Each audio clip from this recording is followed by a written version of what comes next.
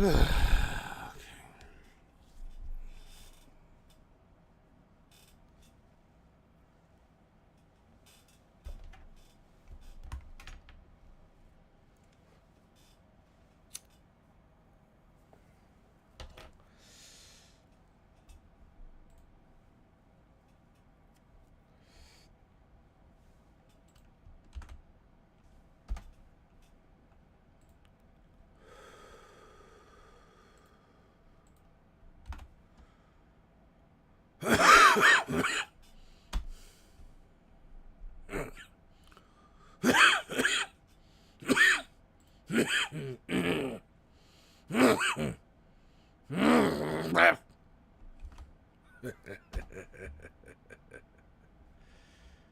is this? Great. This and this. Oh.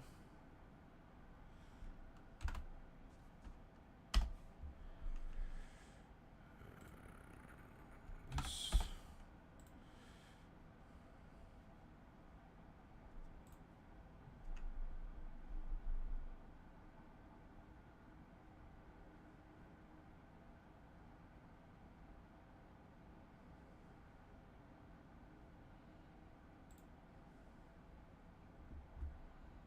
$62 million.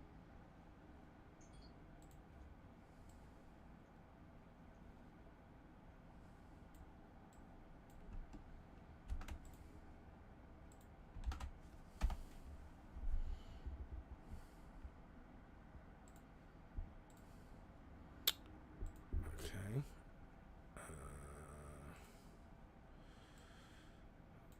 Copy. My content. Paste. Hey, what up, Gupta? What up, Gupta? You always here right on time. I always appreciate it. Watch Devil Wears Prada 2. New York is not some trophy city like it's portrayed. It could be a very bad place for the middle class. Yeah, we're trying to make it more affordable for people like me who've grown up here and watched it get almost priced out, like by the skin of our teeth. We are lucky that I'm still here in New York. But with Mayor Mamdani, hopefully we can get it to where I can have a future here and grow old here, because that's what I want. But hey, welcome in. How you doing? Today we're starting out with something a little different. I'm going to be editing. You're going to watch me edit my review for Daredevil Season 2, Born Again. And you'll get a little extra commentary while I edit this. Oh my god. Oh.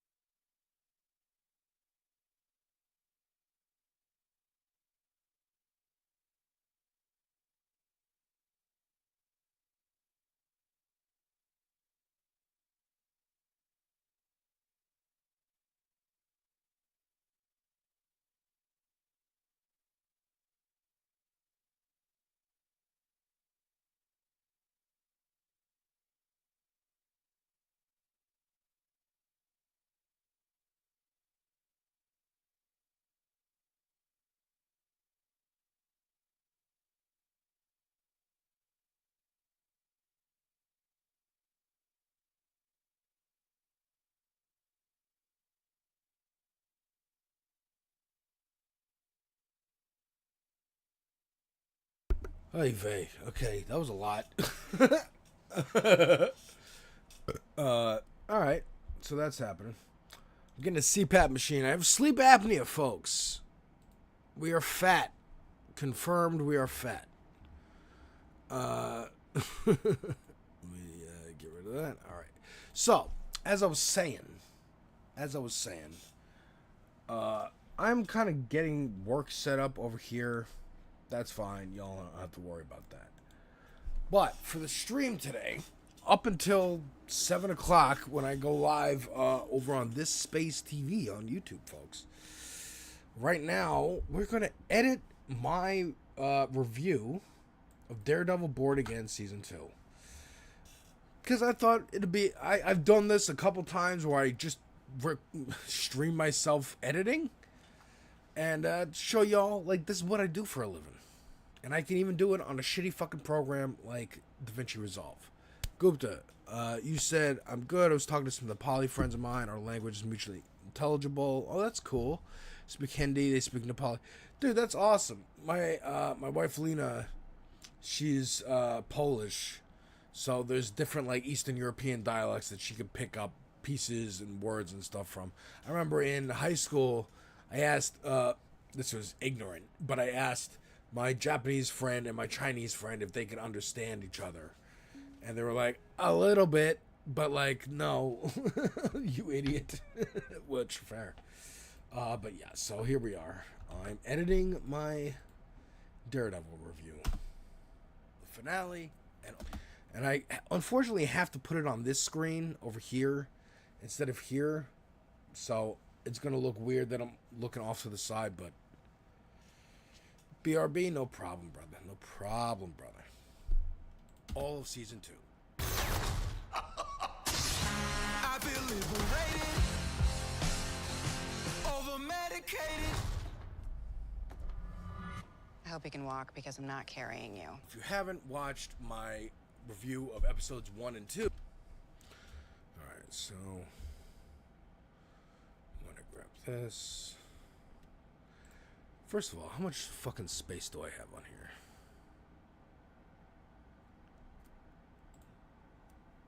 Okay, we have to clean up that drive soon. Soon. Here we go.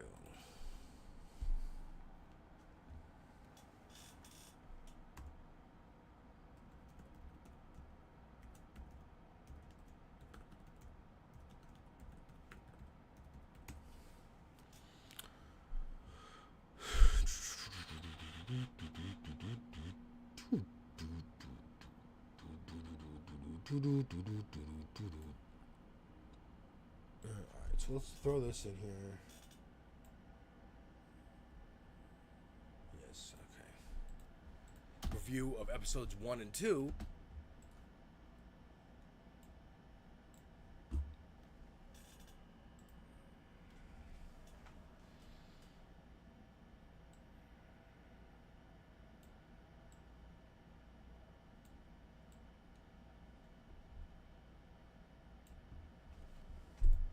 My review of episodes 1 and 2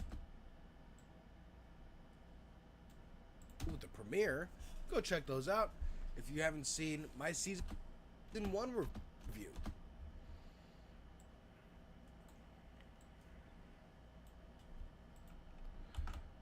Copy, paste attributes. There we go.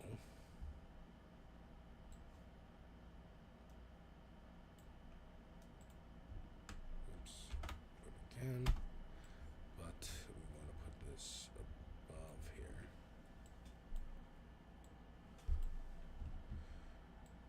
Ooh. Down. There we go. Episodes 1 and 2 with the premiere. Go check those out if you haven't seen my season 1 review of Born Again. Check those out. They're all in a convenient playlist on my channel.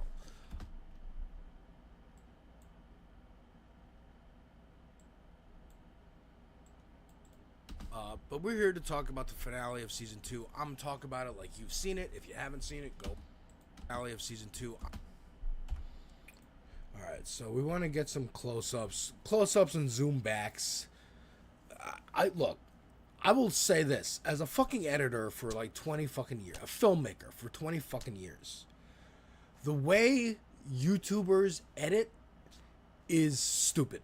It's stupid and bad. And it's due to a lack of discipline, a lack of writing scripts, and I'm just going to edit out all the ums and ahs, and that's why it's janky and jarring. Now, after 20 fucking years of people getting used to that style of editing, I just have to accept that that's what we're doing. Okay. I try not to do it as much in my videos because I still fucking hate it. But I understand that's just what we're doing. Alright.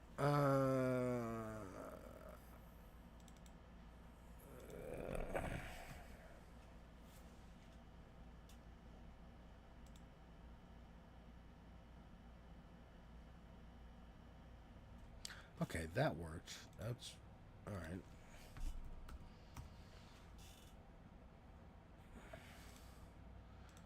Close that, open this. Open that. Should work. Whatever. Alright. I'm talking about it like you've seen it. If you haven't seen it, go watch it. Come back.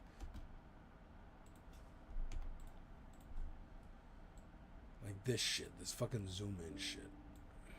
It's bad editing. It's bad editing.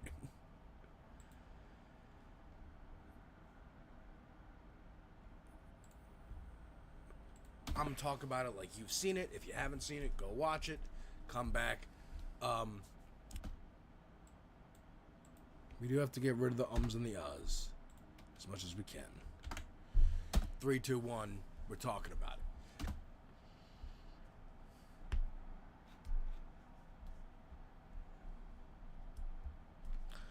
Alright, how's that?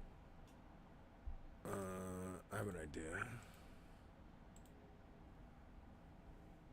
Well, better idea.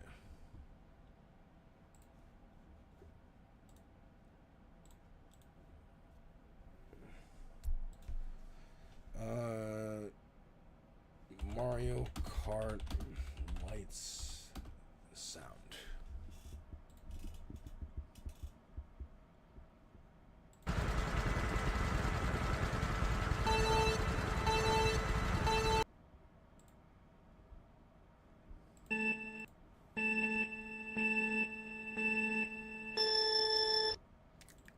It's loud and horrible.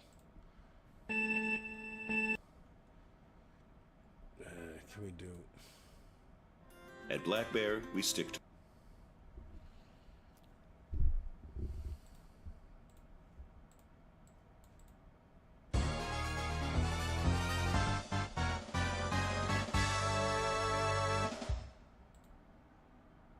Yeah, that's a good one.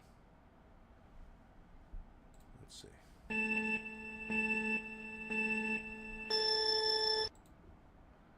It's too high pitched. I don't want that. Wow, is it really that high pitched? Get set.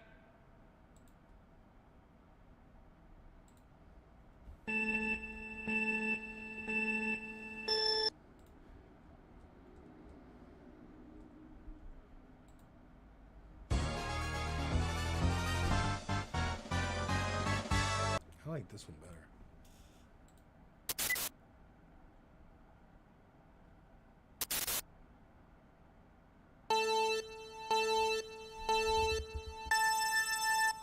I like that. I like that, and I'm gonna keep that. Alright, so we gotta download that shit. Hey, Andre. What up, what up? Welcome, welcome. Channel of Zach. Dude, it's been a while. Hope you're doing alright. Is my day job in cinematography. It is in video editing. So I am highly familiar with this. For 8 months. Holy shit, dude. Thank you. Just got home. Good ass news. Cheers to 8 months. Cheers, brother. Cheers, cheers. Thank you so much. I really appreciate that. Yeah, what the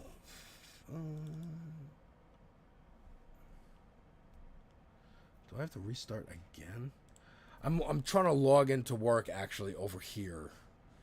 So that's I'm doing that and I'm doing this. My day job is film editing. Yes. So that's why I know that the way YouTubers edit is bad. Is bad and not good. The way they record is bad and not good. But again, we're all used to it, so that's what it's going to be. Okay.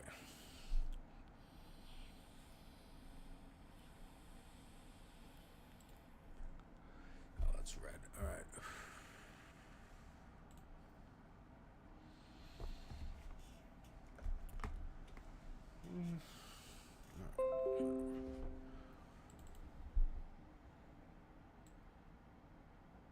Alright, so we're gonna grab this Mario Kart. Yes. Save, download. Great.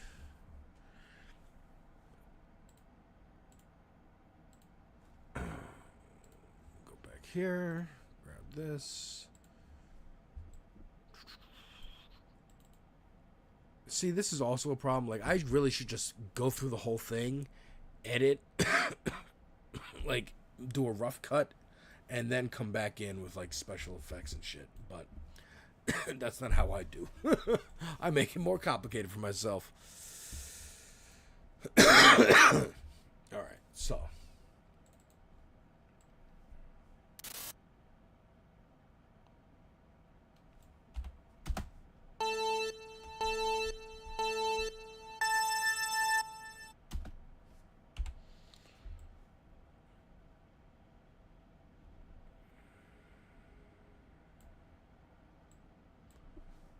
I'm gonna talk about it like you've seen it. If you haven't seen it, go watch it. Come back. 3, 2, 1. We're talking about it. Alright, so what we want to do is bring that down, way down. And for God's sakes, can I learn how to fucking get rid of the color?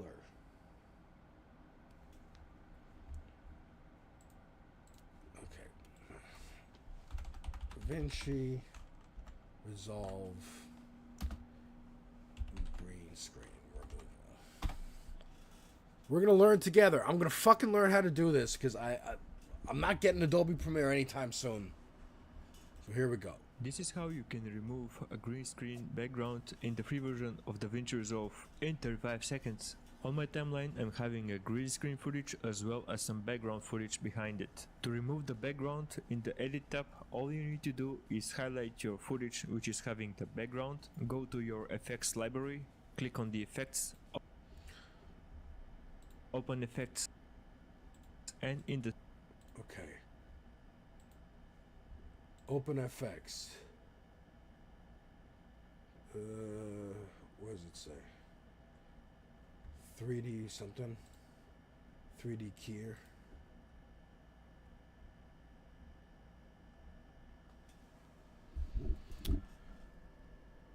Filters? No. Sharpen, revival, refine, light, generate, color.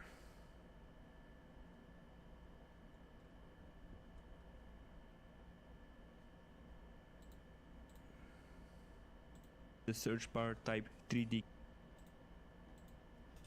Search bar.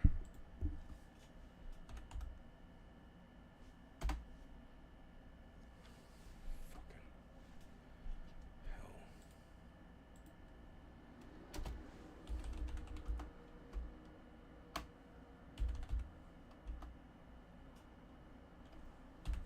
Key, dude.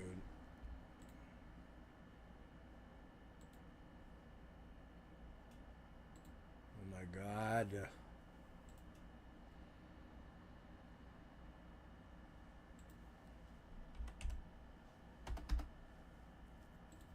Alright, well what if there's no 3D keyer?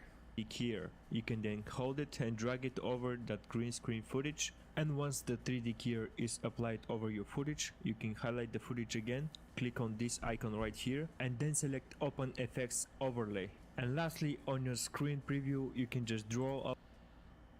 Alright, well, what about that?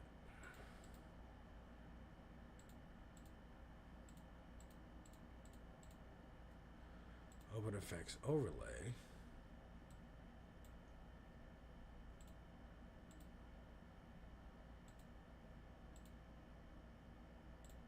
Oh my god, dude. Let's find a different one.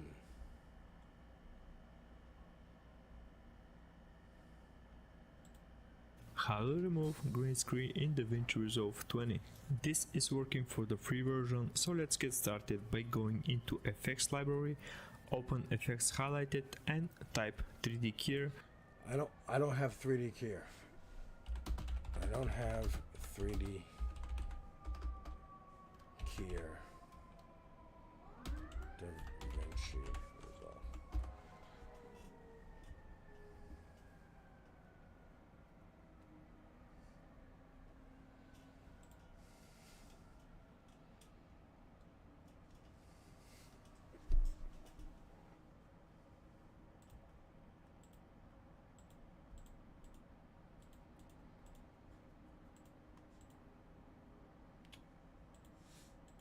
Oh my god.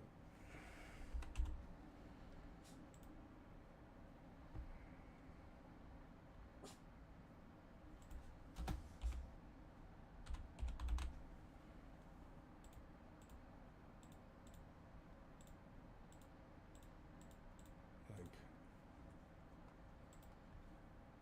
I hate this. I hate this so much.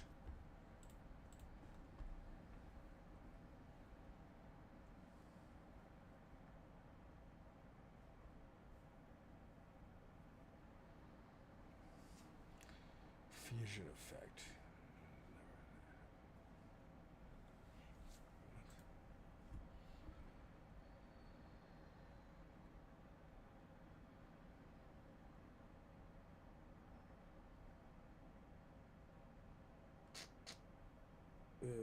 Resolve FX key.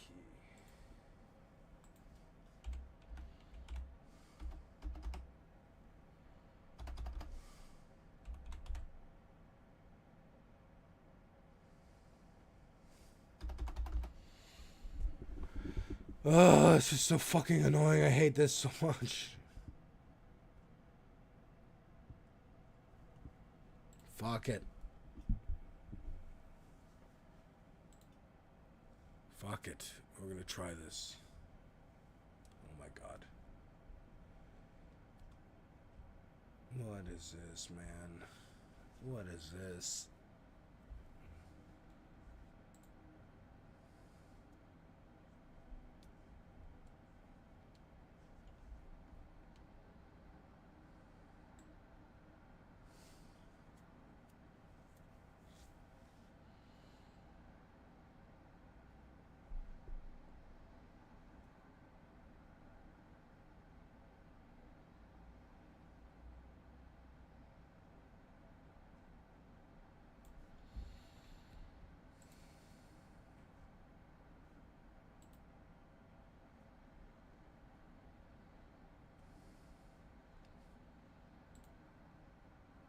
Bro.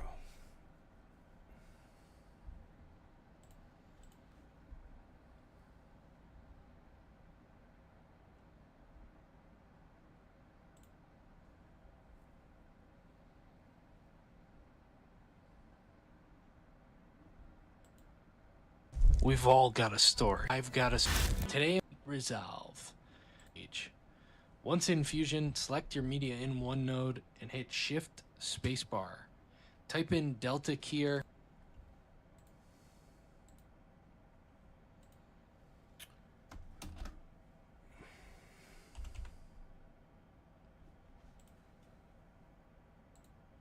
Okay. Then what? Now that you have your Delta Keyer selected, go up and change the background color and reference color of your image. Do this two ways. Select the dropper and bring it into your image. This works well in most cases. pieces. For this image, it doesn't work. Whatever. Fuck off. This is annoying, and I hate this.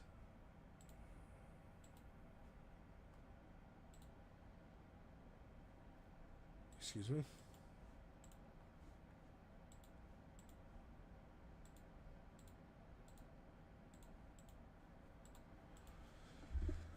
Oh my god. There. Is it done? Am I fucking good? Jesus Christ. That was too complicated. That was too complicated for what that was. Watch it. Come back. 3, 2, 1. We're talking about it.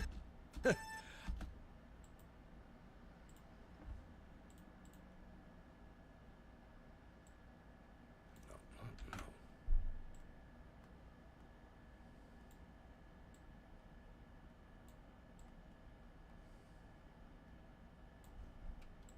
Watch it. Come back. 3, 2, 1. We're talking about it. I thought this season of Daredevil Born Again, Jesus Christ, was pretty good. I think I have the opposite reaction that I had in season 1, where in the beginning I was like hesitant, like it looks alright, you know, there's some seams here and there that I'm seeing, but I hope it turns out great. And then by the end I'm like, oh my god, there's a whole some seams here and there that I'm seeing. Pretty good. I was pretty good.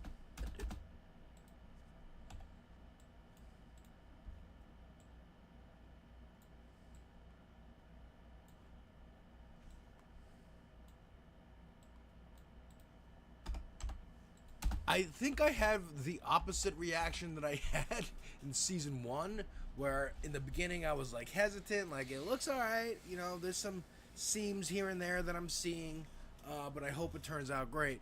And then by the end I'm like, oh my god, there's a whole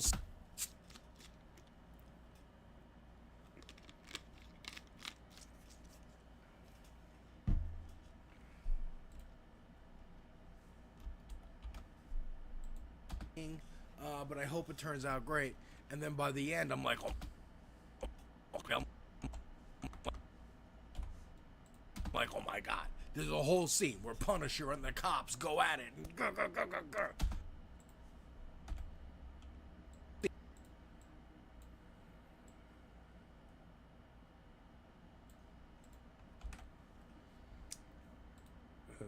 Okay.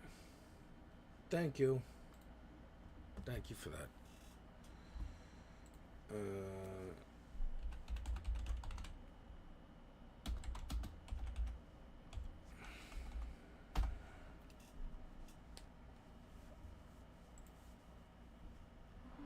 James is a man in love, but he's a man who's been...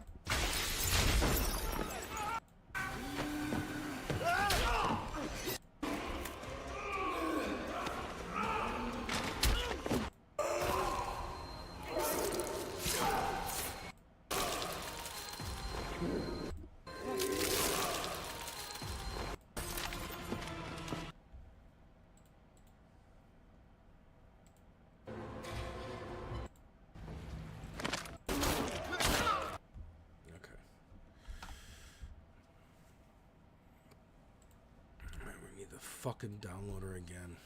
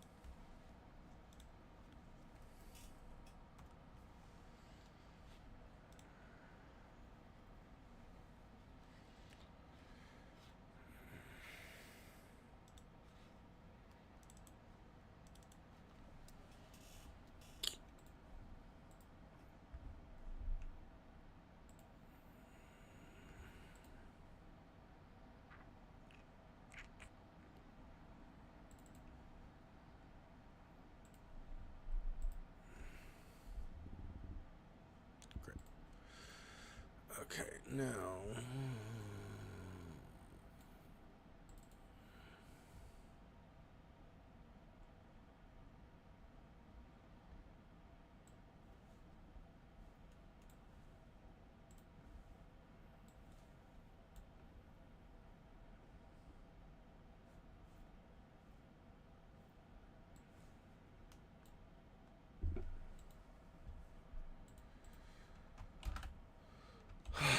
My fucking God.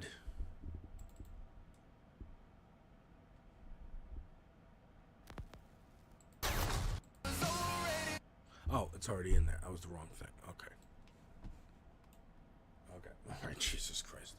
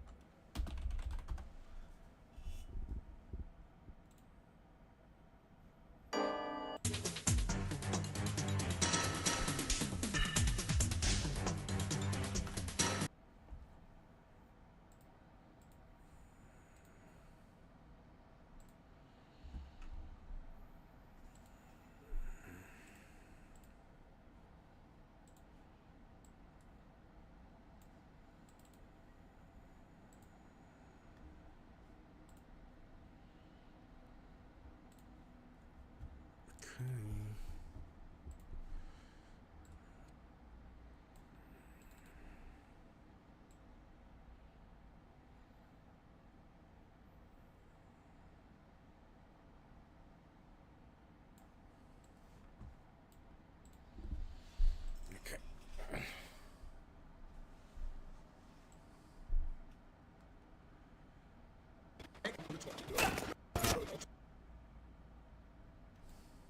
Stay calm. We just want to talk.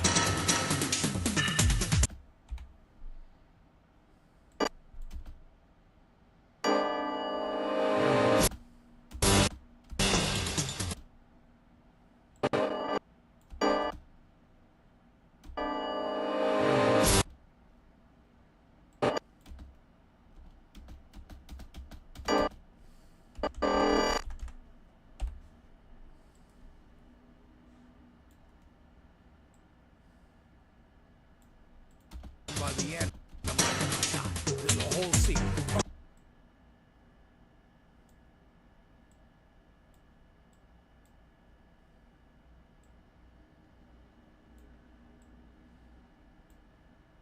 Like, oh my God, there's a whole scene where Punisher and the cops go at it. I loved it. This season came out the gate, and then by the end, I'm like, oh my God, there's a whole scene where Punisher and the cops go at it. I loved it. Okay. This season came out the gate swinging.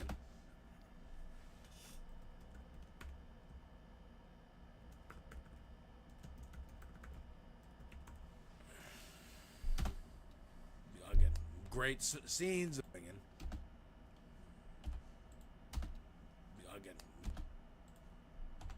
out the gate swinging. Great scenes of Daredevil versus the cops. Pretty much every episode of this season had some version of somebody versus the cops, because the cops are the bad guys in real life, but also in this season. specifically Mayor Fisk's anti-vigilante task force.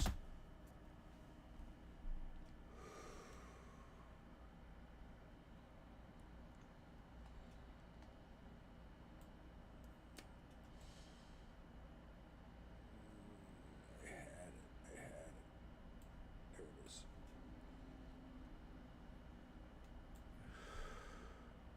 Anti-vigilante. Anti-vigilante.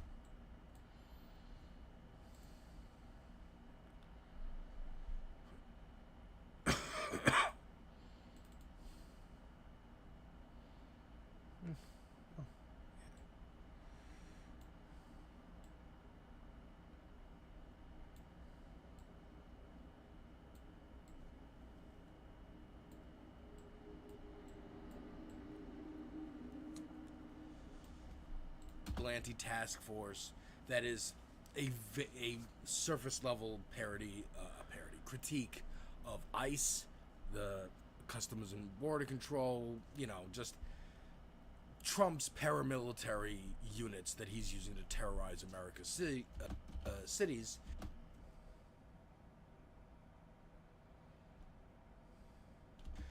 That's what we're doing here in the show with the AV AVTF.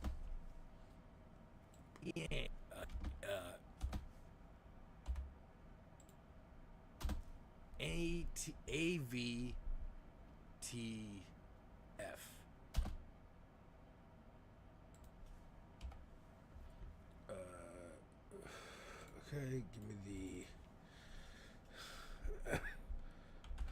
fuse to math main.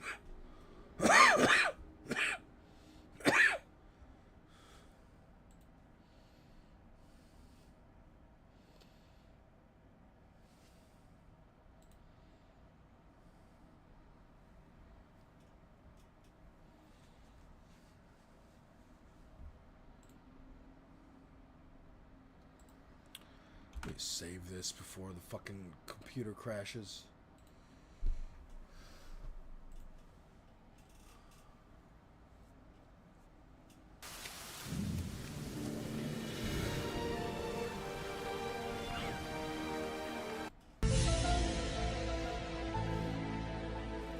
Yeah, let's do that. That's good. Okay.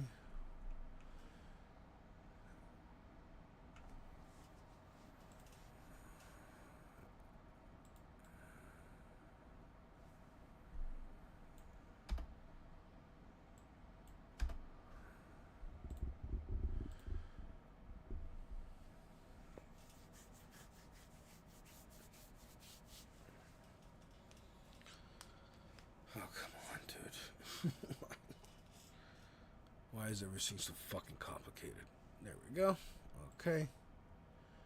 And you should be here. And we'll grab you.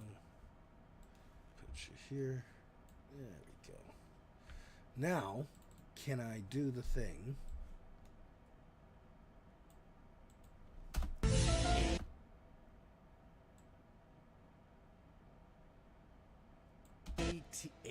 AVTF, right? Anti-Vigilante Task Force.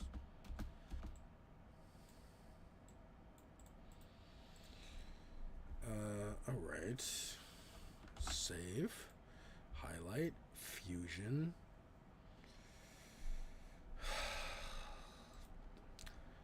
Shift space. Delta keyer. Add. Try to do that, but that doesn't work. So just background color. Green. There you go. Back to edit. Hey, look at that. We figured it out. We figured it out. That's a stupid process and I fucking hate it, but there you go. The show with the AVTF, right? Anti-Vigilante Task Force. It's the NYPD. Now, they've taken the badges off, so they're not wearing NYPD badges. They have Punisher logos on them.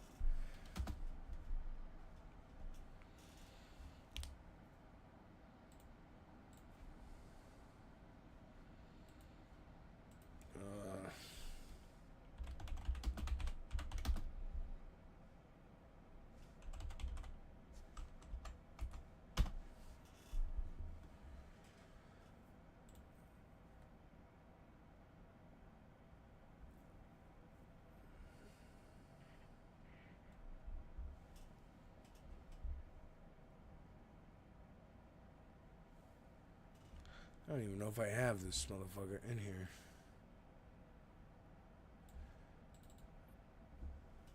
Cole. No, do it. Nope.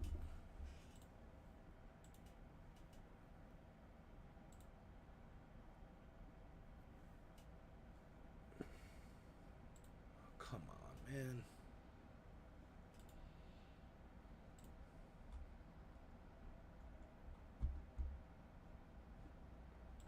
Fucking Cole.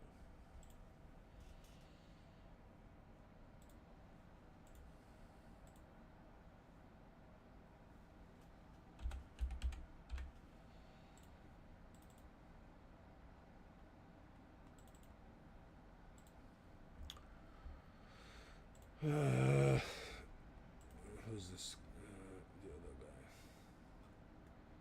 No, not cool. Guy.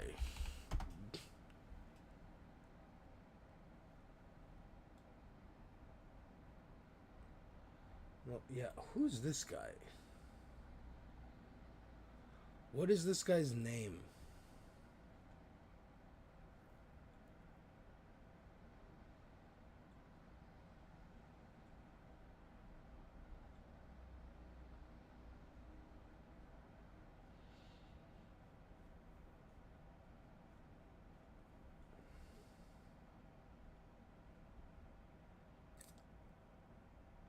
Yeah.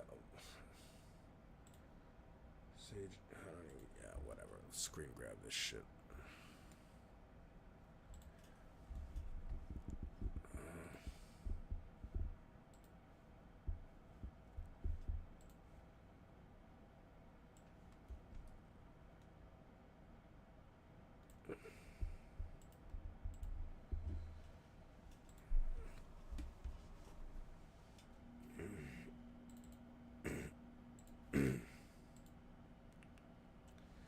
Okay.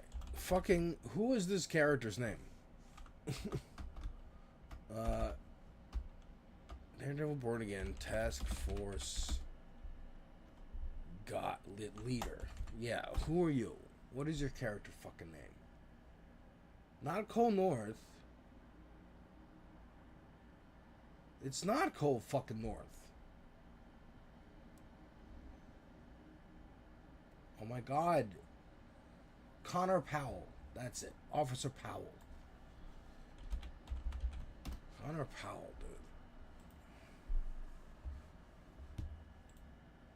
dude. First of all, let's not use this picture. I want to use this picture.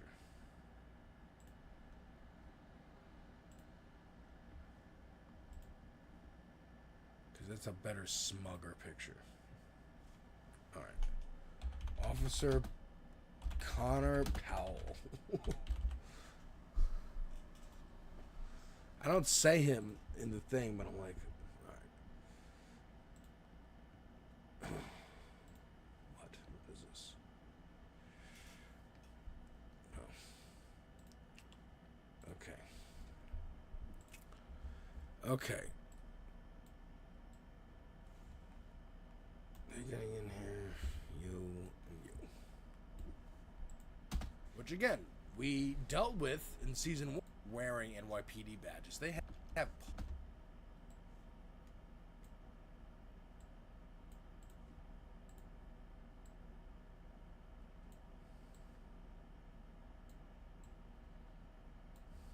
Punisher logos on them. Which again, we... Alright. I think that needs to be a 10. I think this needs to be a 10. I think this needs to be a 10.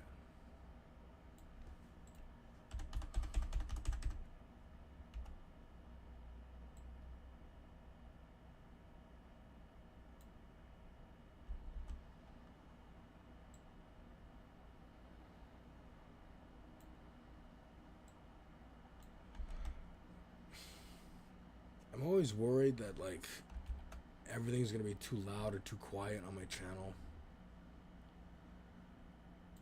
But I don't really care if it's too loud. You can turn it down. If it's too quiet, that's a problem.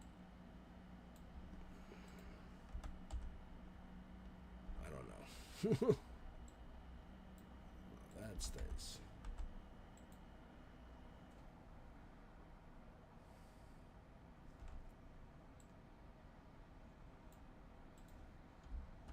Okay. All right.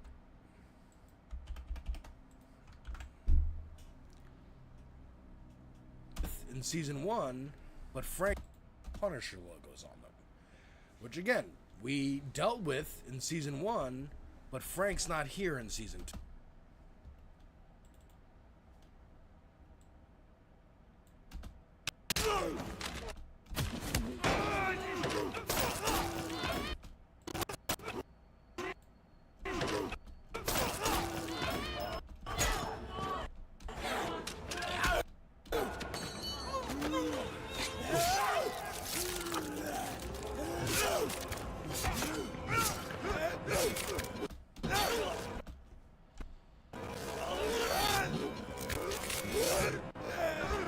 Yeah.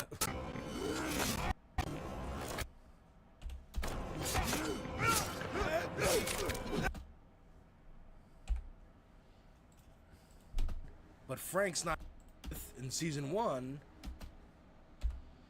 Hard cut to Punisher slaughtering these fucking pigs.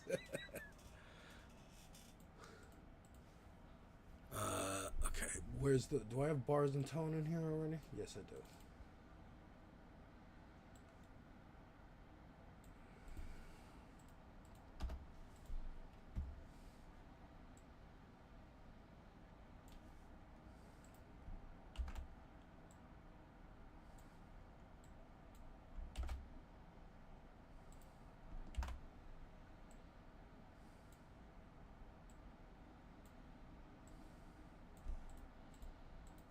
In season 1.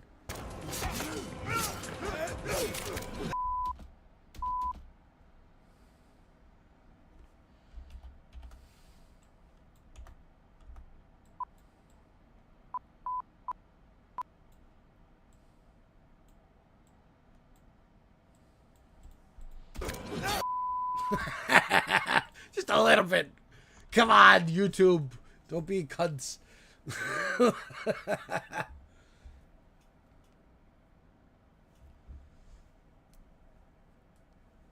Where's my symbol? Can I grab my symbol?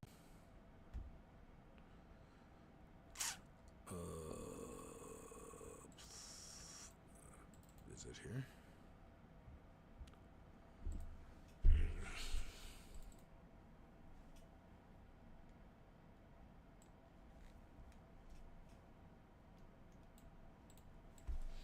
All right, let me hit the bathroom real quick.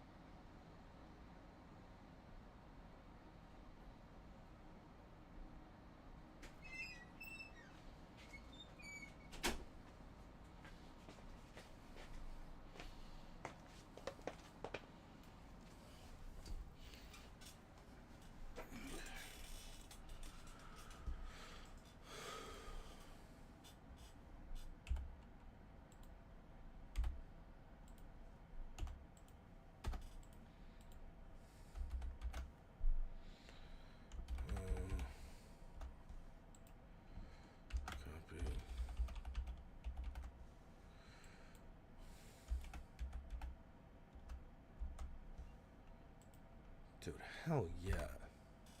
Zach, if you're still here, thank you again so much for that subscription. I really appreciate it.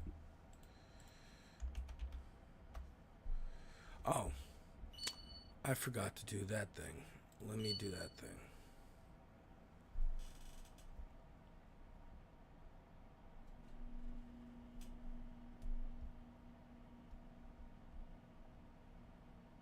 Okay.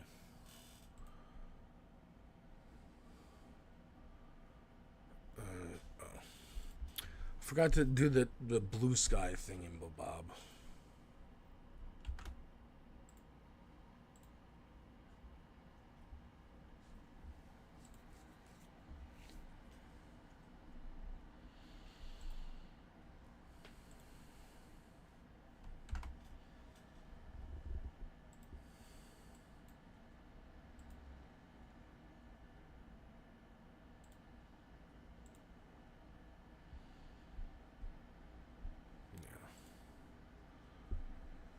Okay. Alright.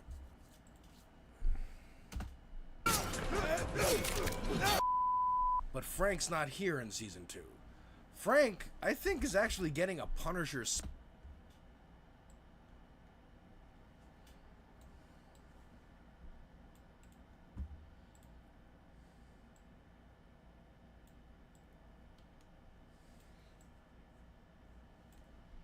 special, like next week or something like that, which I will be checking out and making a review of course. And he's gonna be in Spider-Man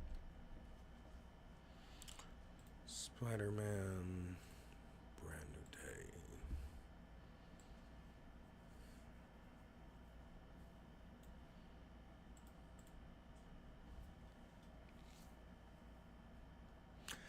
I have a question. Does anybody ever, when you're watching YouTube,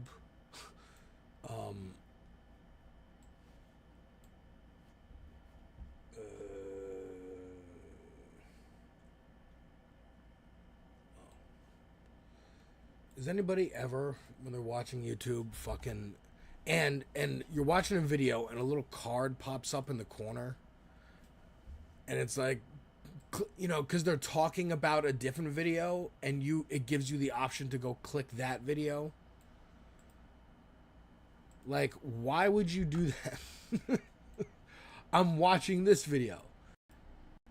I have the attention span of like a gnat, where I have to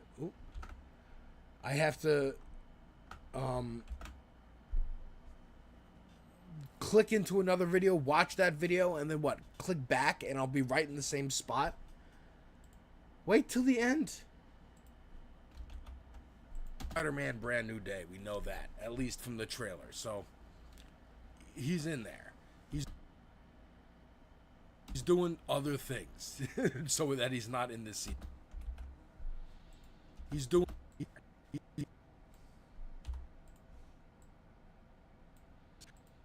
I'm gonna do it again. I'm gonna do it again. First of all, I gotta change this to season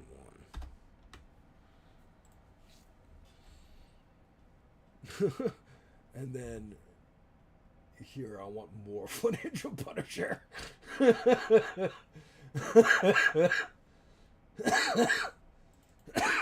That's funny to me.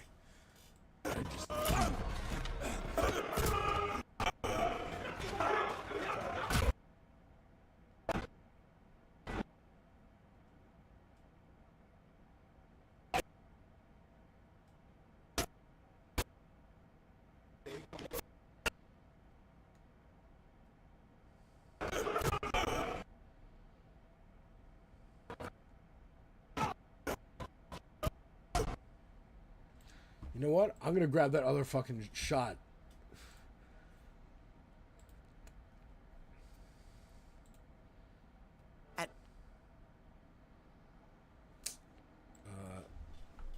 Punisher, yeah. This is the one in the. Fuck it, dude. I don't care. I don't care, dude. I'll do it. I'll do it again. That's that, there. Now, actually, what room are we in? we are. Today's Wednesday. 13. Okay, well, we can't actually get in there yet. But what I can do is put in my time.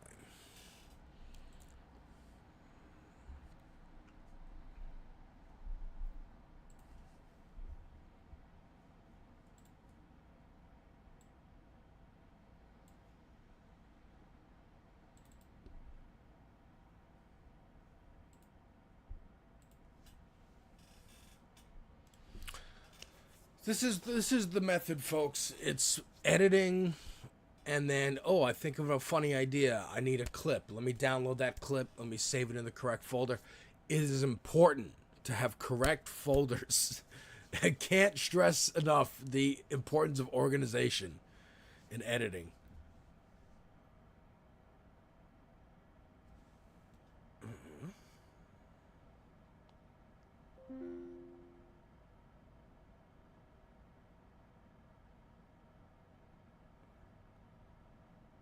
Hold on.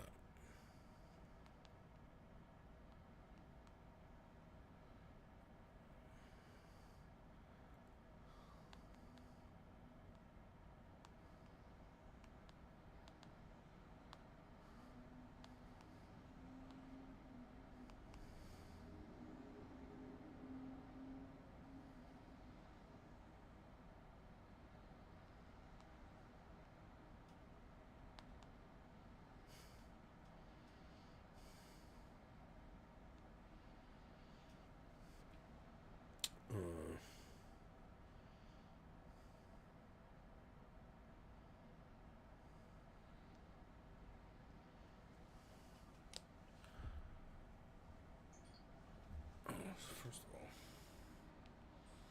let me do that.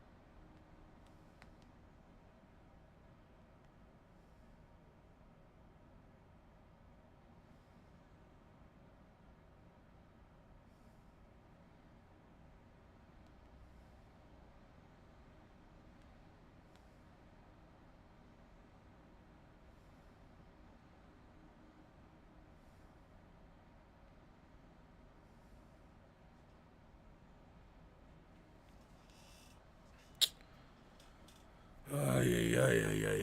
Okay. Fucking Daredevil.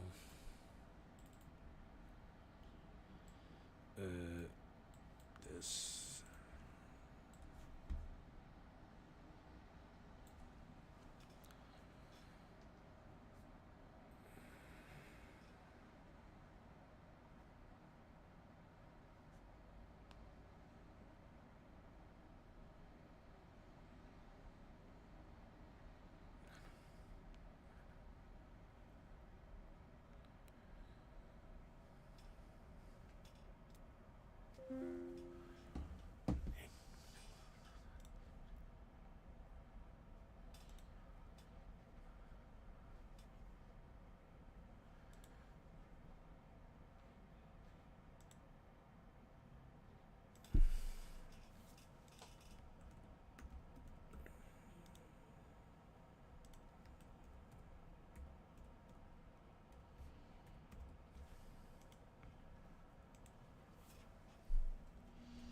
I just thought you and Viz were paranoid. Just like the tech overlords are coming for us. Okay, so that's in. Okay.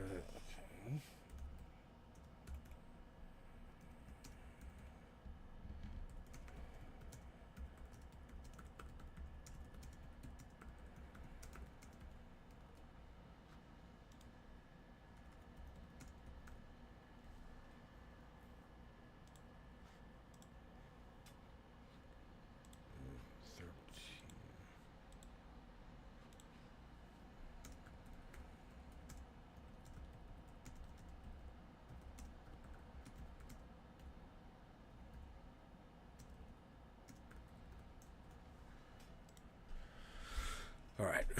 All right. So.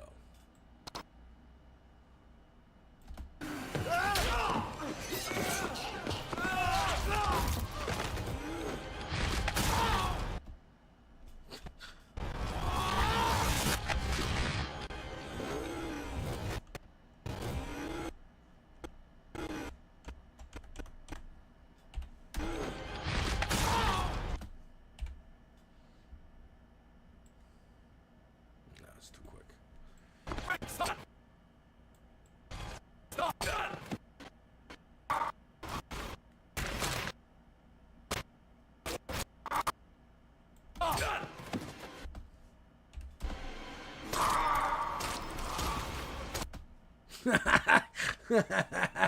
That shot is awesome.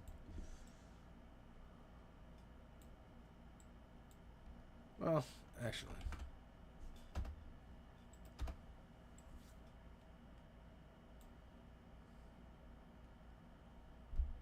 So with that,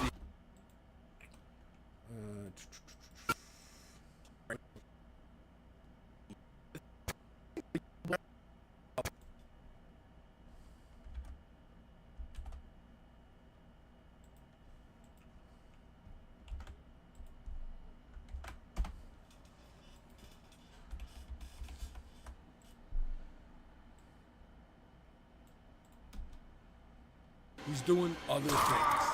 So with that, he's not in this scene. But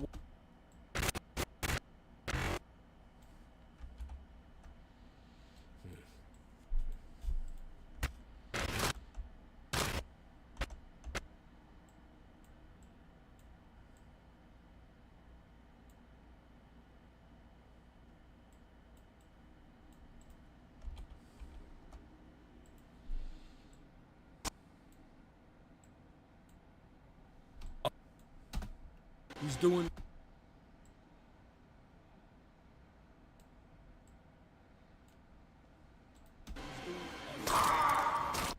Oh.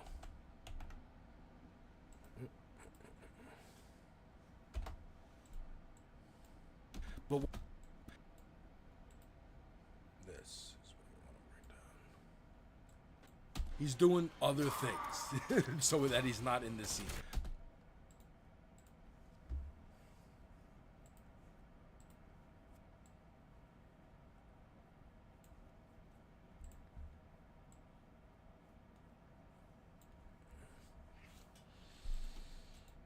He's doing other things. So with that, he's not in this scene. But what we did get a teaser for this season was Jessica Jones. And she does show up, and I thought her... He's doing other things. So with that, he's not in this scene. But what we did get a teaser for this season was Jessica Jones. And she does show up, and I thought her... Jessica Jones, where are you? Right. We want Jessica Jones.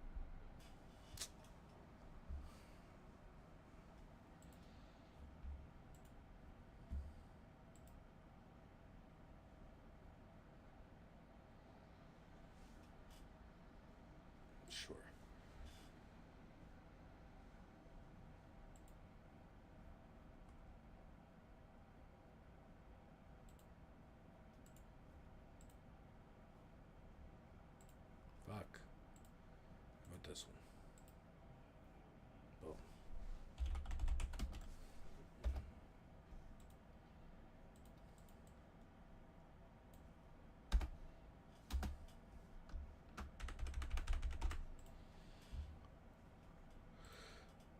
All right. Okay.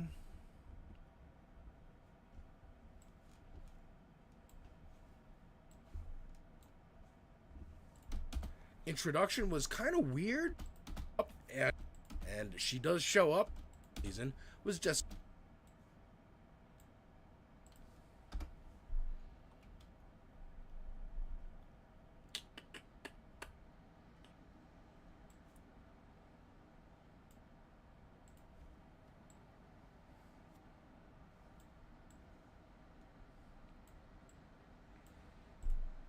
teaser for this season was Jessica Jones, and she does show up, and I thought her introduction was kind of weird because one, she's in the trailer, so why not introduce her earlier in the season, give us more time with her like we did with Frank in season 1. I think he was in like episode 2 or 3, and then, you know, pops up here and there and then comes back full force at the end. Here it's kind of like midway through the season, and by the time we get to her, I'm like, oh yeah, she's supposed to be here. And we start with a scene of her. And it's a cool reveal, I guess, that she has a... Let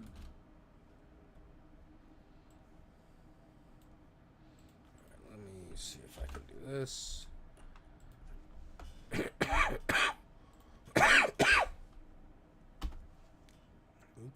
What the fuck? What the fuck? What is that? What? What the fuck?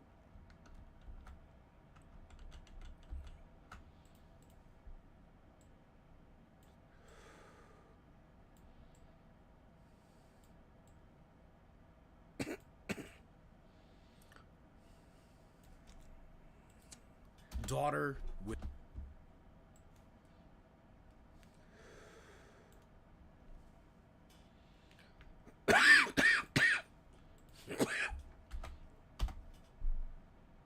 yeah, what the fuck?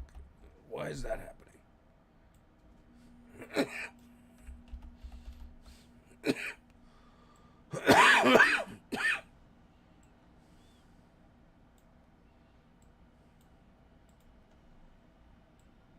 What the fuck? What the fuck? What is happening? This. Okay.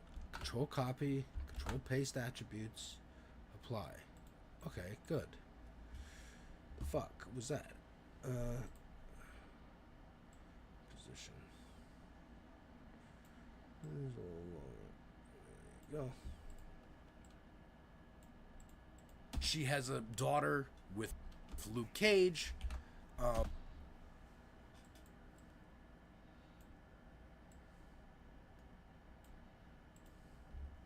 Daughter with Luke.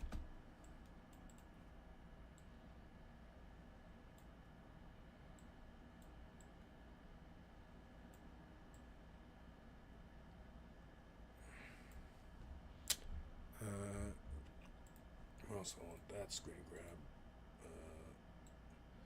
Oh my god, Luke Cage is back. There's still, look, there is still this like, oh shit, a post-credit scene or like a last minute like cameo does get you excited for the next thing, right? But it's become so much. It's become so expected. It was a novelty. It was a surprise.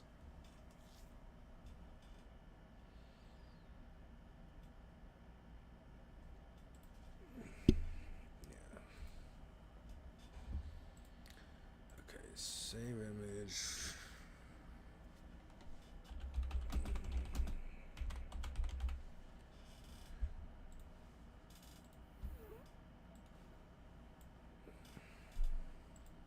Cage. We kind of could.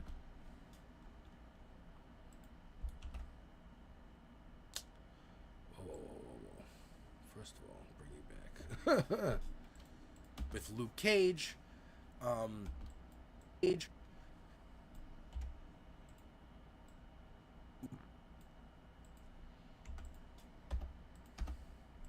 With Luke Cage, we kind of could tell because the daughter's mixed race.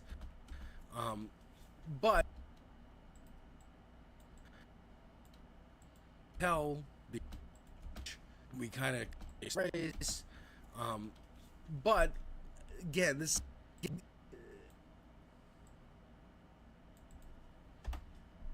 Cage, again, this is a symptom of Marvel and the MCU. Is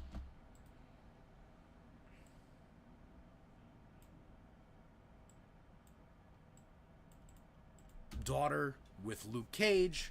Again, this is a symptom of Marvel and the MCU. Is some characters will get tons of development off screen because, you know, the Netflix series ended before her and Luke could like get pregnant and have a kid and be together, or Luke Cage gets taken by the CIA to do missions, presumably. Weirdly reminded me of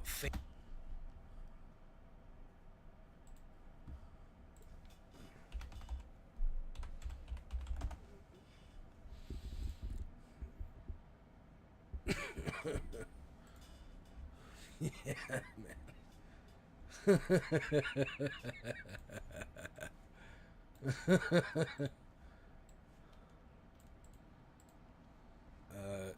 Dude, that sucks. That sucks, dude. Why did they do that?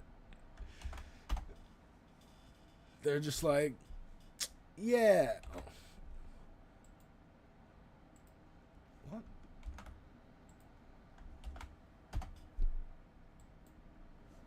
They're just like, yeah, no. Luke Cage is just working for like the government as like an assassin or something. Presumably, weirdly reminded me of Fan 4 Stick, when the Thing is contracted by the government to like go in and do counterterrorism stuff so that they won't go after the rest of the Fantastic Four. That's actually weirdly the plot here.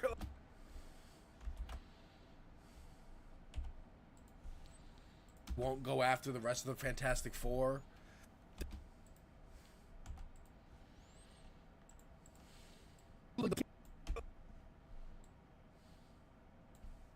That's actually weirdly the plot here. Like, Luke Cage is going to work for the CIA so that they don't come after Jessica Jones and the daughter. But then they do show up. The daughter. I need more of these kind of edits. Like, just fucking moving the screen. Because people are goddamn children and can't fucking watch something. Jessica Jones and the daughter. But then they do show up, right? Well, that's too far.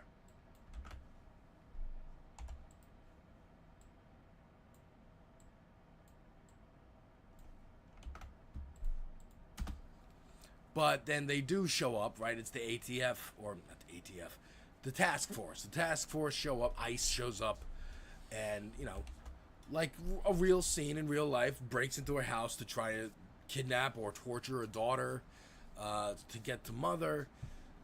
You know, the IDF does this, ICE does this, but it's Jessica Jones, so she beats them all up, and we get a great scene of her beating up the cops. Fantastic.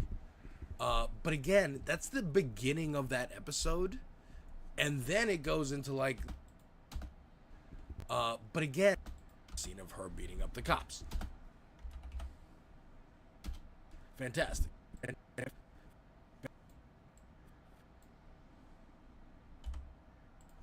Fantastic. The cops. Fantastic.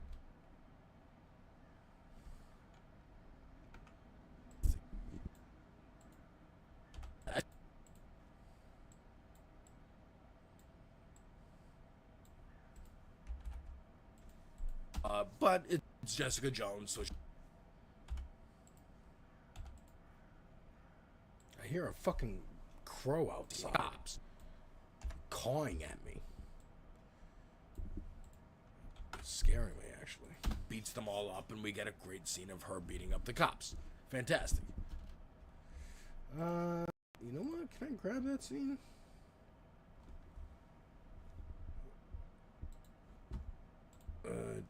Just here. Jessica Jones reveal Daredevil born again.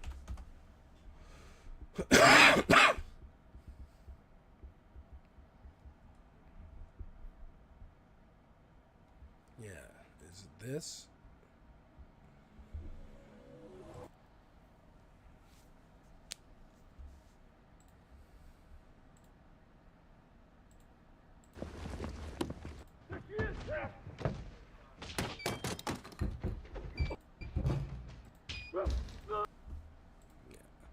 Okay, let's do that.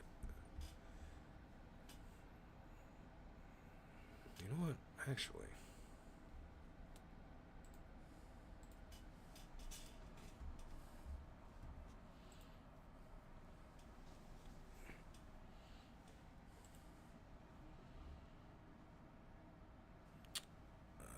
Yes.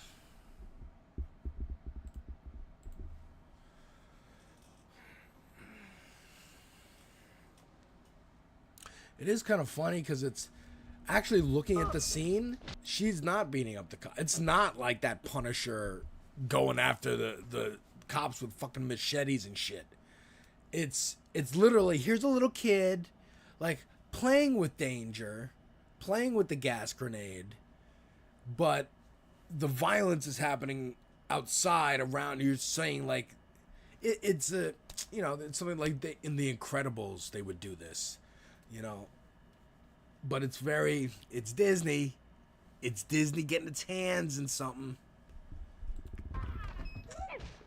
Corporate in suits. Honey, this is not a toy. That was great. That was a great scene.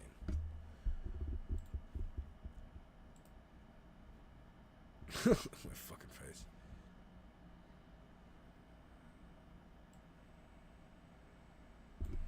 Beating up the cops. Her beating up.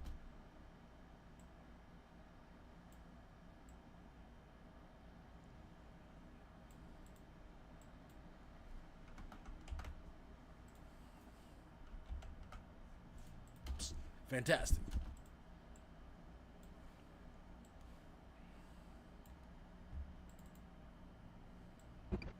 I mean, I guess it is her reveal. So, like, we don't know who this is. Here's just a little child. That was a white woman, and this child's, you know, kind of light-skinned, so... Who could it be? It's Jessica Jones.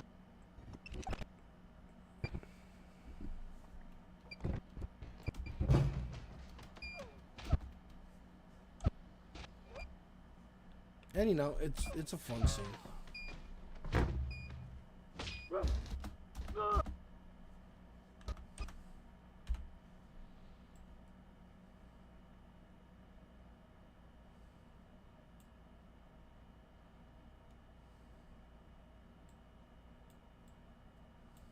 Oops. Beats them all up, and we get a great scene of her beating up the cops. Up, and we get a great scene of her. Yeah, that's not good.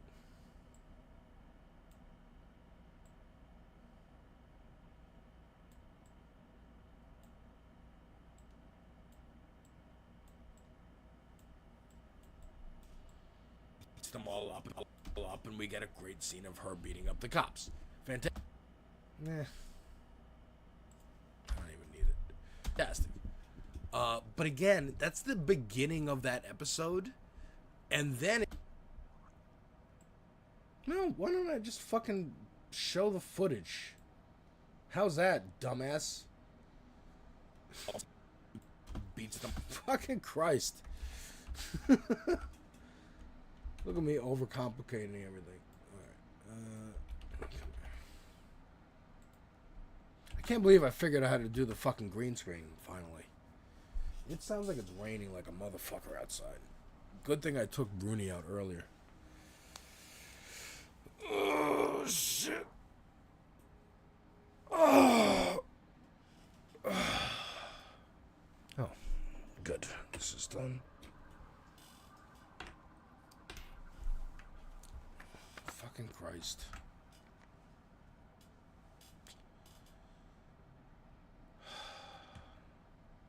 Save the fucking game. Not the game. See, my fucking project. Dude, losing a whole fucking, like, edit. I had that Jackass footage me and my friends would shoot when I was a kid. I was so fucking furious when I lost that shit.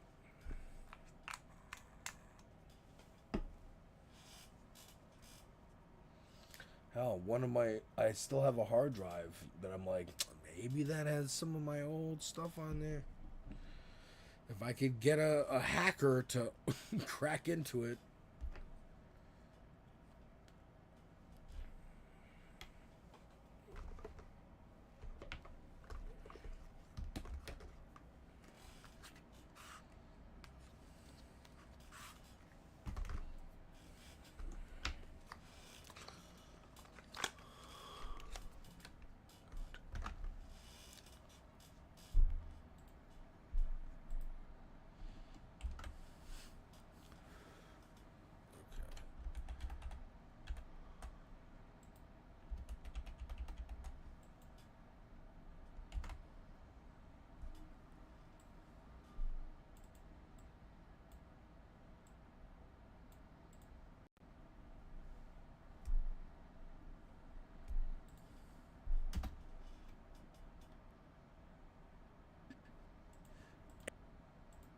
Up the cops. Fantastic.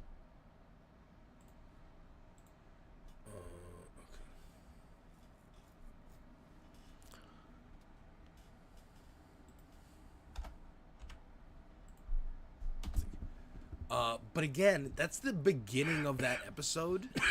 And then it goes into, like, the plot with Matt and Wilson and blah, blah, blah. And then comes back to her show.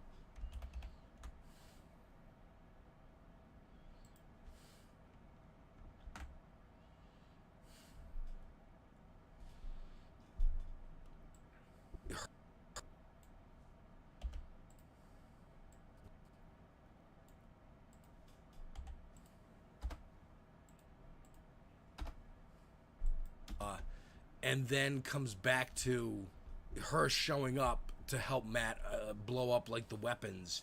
And it's like, yeah, this is not like a big, like, it would be better if that was the reveal. She comes out and it's like, hey, they came after me and my kid. Other than us seeing it, and that, I don't know. The reveal felt a little weird to me, like it was underwhelming. And a lot of this season kind of got underwhelming. That's what I mean. Like, it's the opposite of season 1, where I was hyped and I was nervous in the beginning, but hyped by the end. Now I was hyped.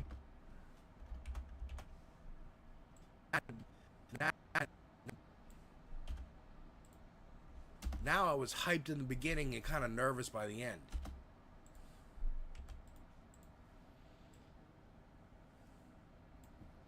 And kind of nervous by the end. This season felt like a bridge to season 3, which we've already gotten images from. Has Luke Cage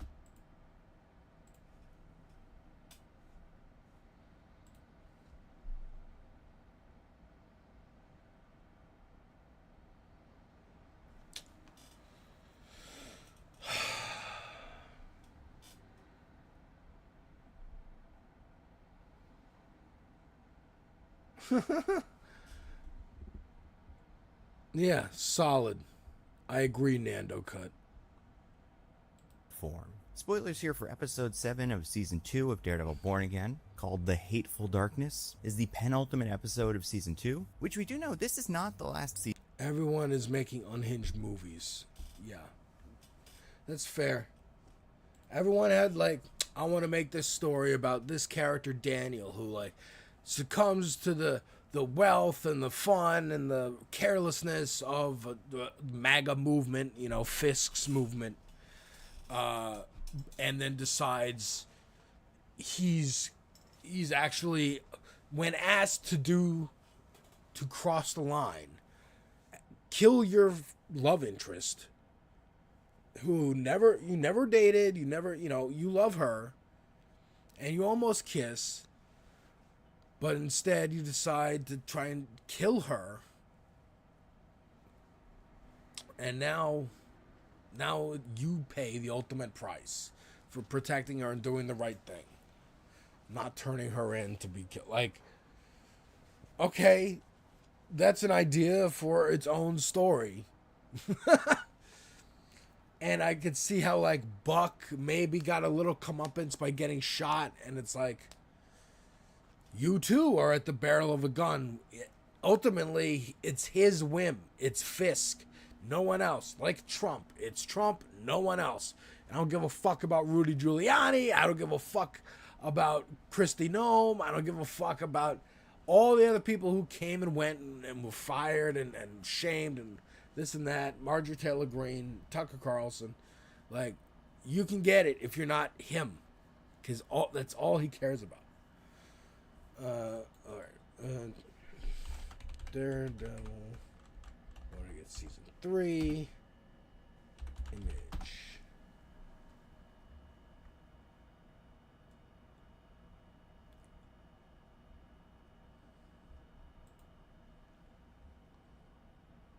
Yeah.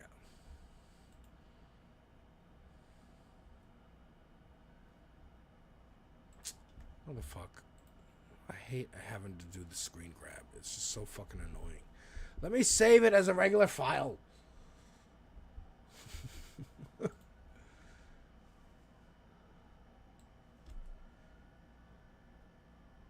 How long is this going to take me to fucking cut, dude? I don't even know how long I'm in to the edit.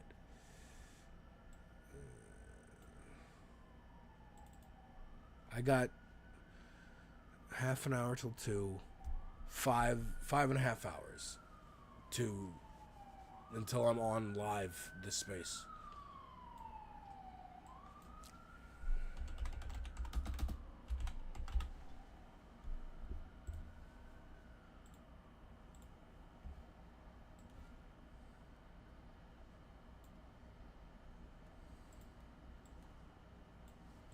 As Luke Cage gotten images, which we've already gotten images from.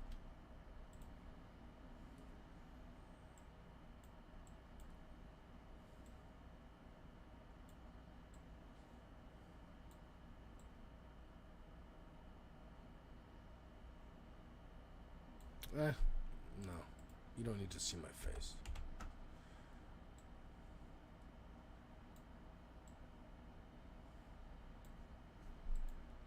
Which we've already gotten. Which we've already gotten image from, has Luke Cage in it and Iron Fist. I would love Spider-Man to, like, dude, here's a smart move for Disney. Look, there might be 2 people watching me right now. If either one of you is a producer or executive at Disney, here's a free idea for you. If you want to boost your streaming service fucking numbers, sign a big old fucking check over to Tom motherfucking Holland. Say, hey bro, for the next 10 years, we want to do a Spider-Man TV series. Live action, that's where Spider-Man is. Spider-Man's on Disney motherfucking Plus. And then he'll show up in the movies. Have a long running series. Build excitement. That's what all these studios are fucking missing. They're trying to like manufacture a marketing campaign of excitement for something. Dune, fucking any reboot, any like big launch of Dark Universe is the one I always point to. the monster universe with the Mummy and Frankenstein and Dr. Jekyll and Mr. Hyde and Wolfman. Don't do that. You have to build good movies. Put out good movies. Good product. And then people like it and want it, and over time build nostalgia. You cannot just inject nostalgia into this thing. It just doesn't work. Especially a series like things like Battleship or like He-Man even. How many die-hard He-Man fans are there? In comparison to Star Wars or Star Trek or comic books, like comic books have been around 100 fucking years. Star Wars, what's the 70s, late 70s? So almost 60 years, dude. Getting close on 60 years to Star Wars.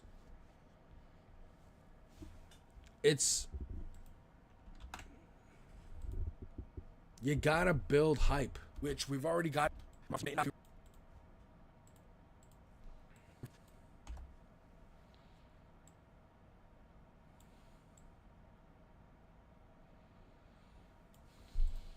Which we've already gotten images from, has Luke Cage in it and Iron Fist.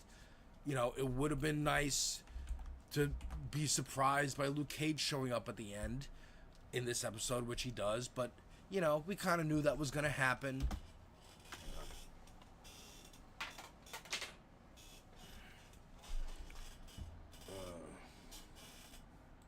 Surprised by Luke Cage showing up.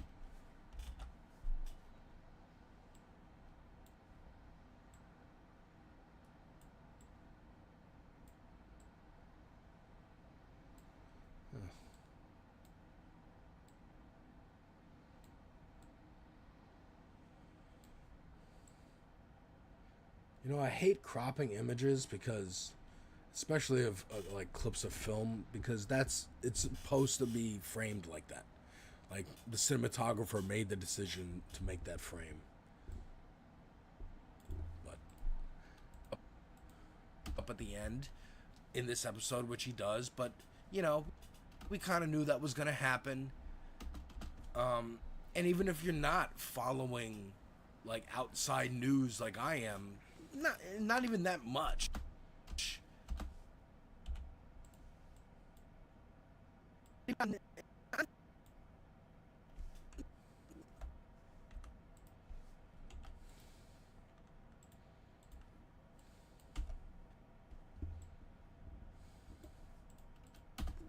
Not even that much.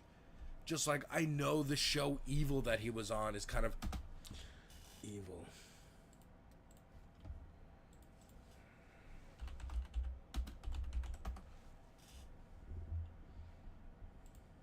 This was a cool show, by the way. This was a cool show. Fuck, dude.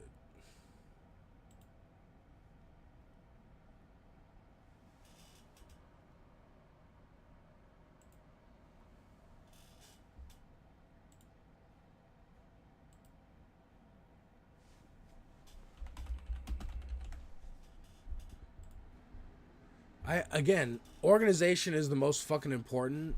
So eventually, I'm gonna have to like organize all my actual folders and go through everything and just categorize. Here's movie posters. Here's TV show posters.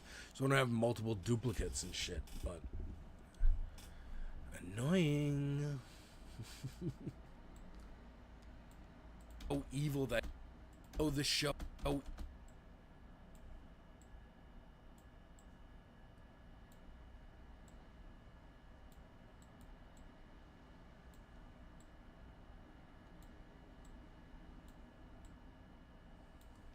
Evil that he was on is kind of either taking a hiatus or was canceled.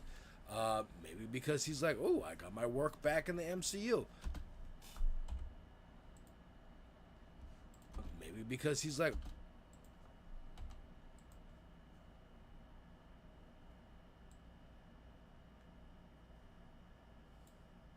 oh,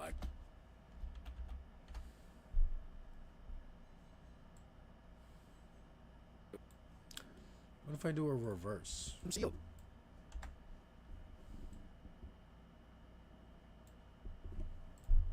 Because he's like, oh, I got my work back in the MCU. Felt like Evil was the show that Mike Coulter did while waiting for Luke Cage to be brought back to the MCU.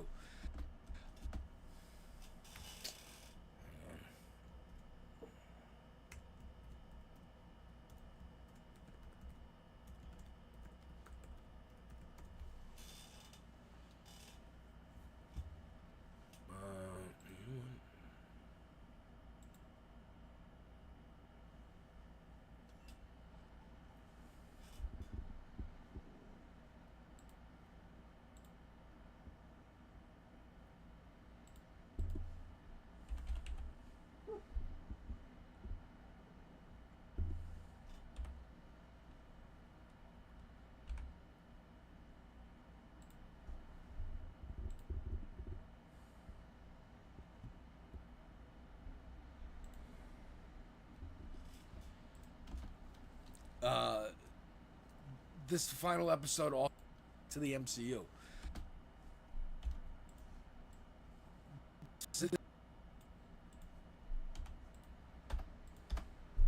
Cage to be brought back to the MCU. This final episode also gave us, well, actually, no, it didn't. Felt like Evil was the show that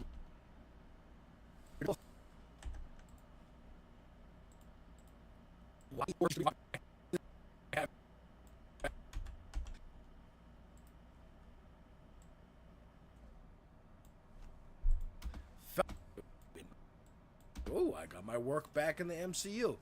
Felt like Evil was the show that Mike Coulter did while waiting for Luke Cage to be brought back to the MCU. This final episode also gave us, well, actually, no, it didn't. We had a showdown between Daredevil and Kingpin in like the last episode, I think, 7 or 6 even. After Vanessa dies, again, Vanessa's dead.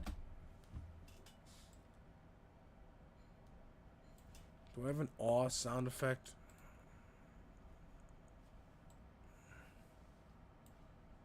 I need an awe sound effect.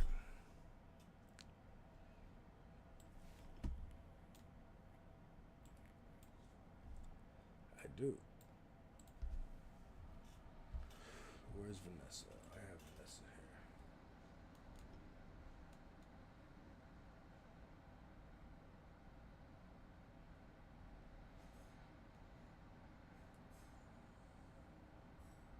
No? Okay. Alright, but I have Vanessa here.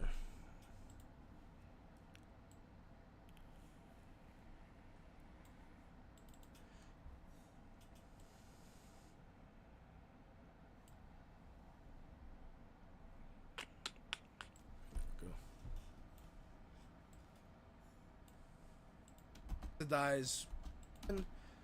After Vanessa dies, again, Vanessa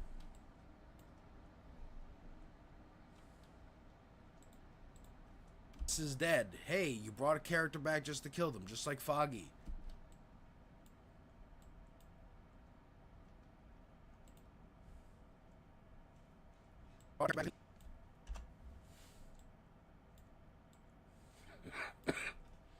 This is dead. Hey.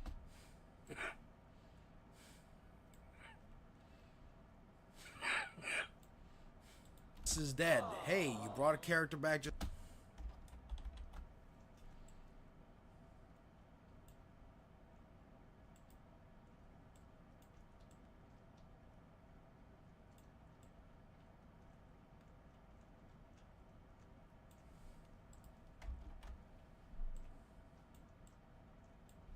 This is dead. Hey, you brought a...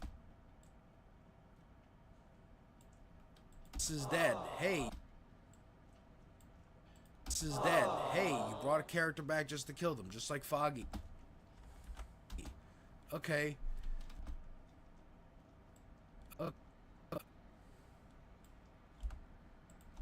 Okay.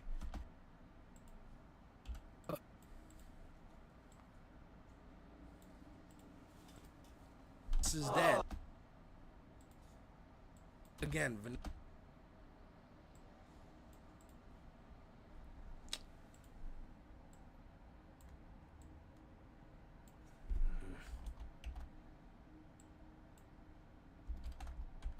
Vanessa's dead. Hey, you brought a character back.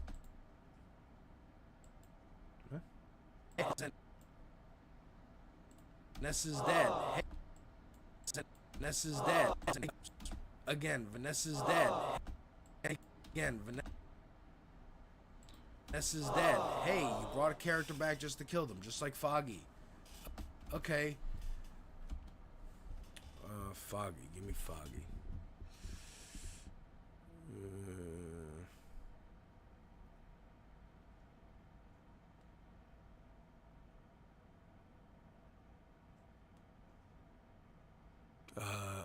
Do I not have a fucking picture of Foggy?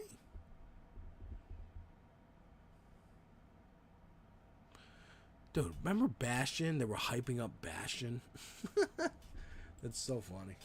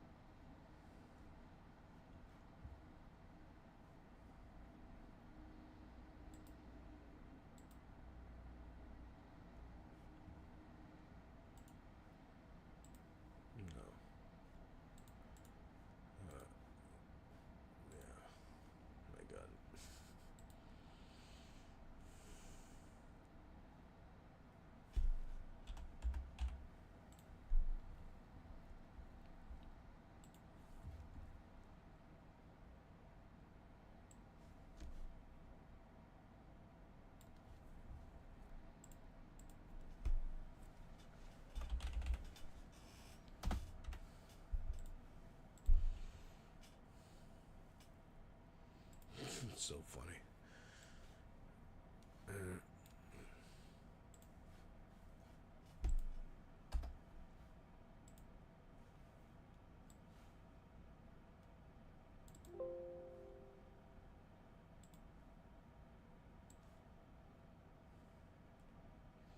Yeah, I just want to like stick it over the whole thing. Ooh. To kill them, just like Foggy. Yeah. I'll do the awe again.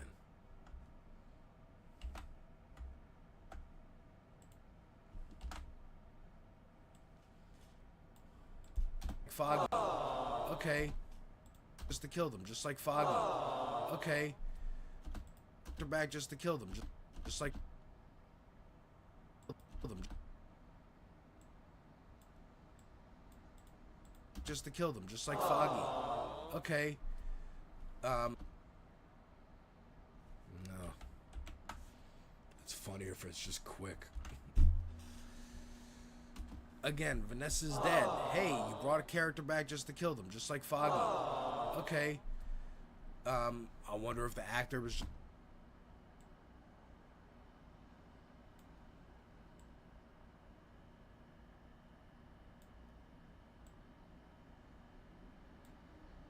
Vanessa's dead. Hey, you brought a character back just to kill them, just like Foggy. Okay. Yeah. I don't think it works twice. It's too quick. Again, Vanessa's dead. Hey, you brought a character back just to kill them, just like Foggy. Okay. I wonder if the actor...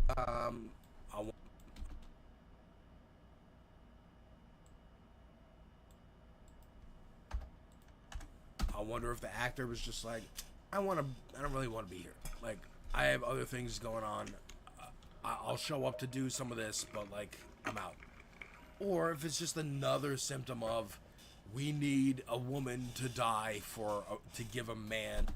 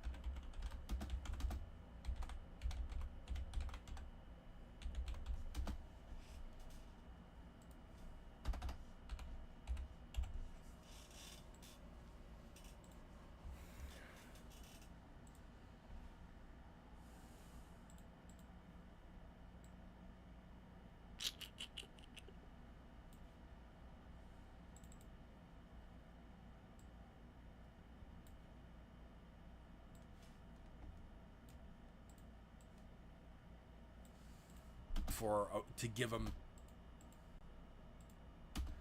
or if it's just another symptom of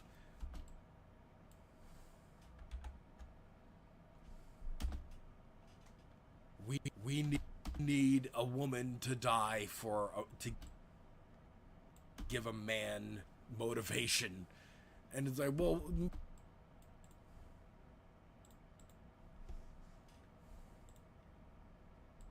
motivation.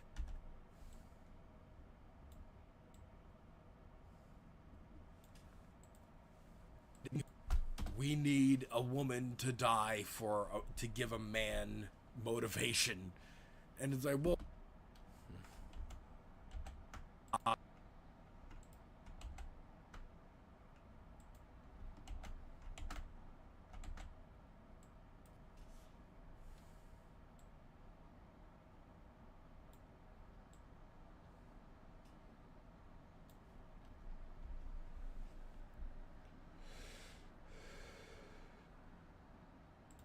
a woman to die to give a man motivation, and it's like, well, already had motivation. This season reminds me of, like, I'm currently watching The Boys.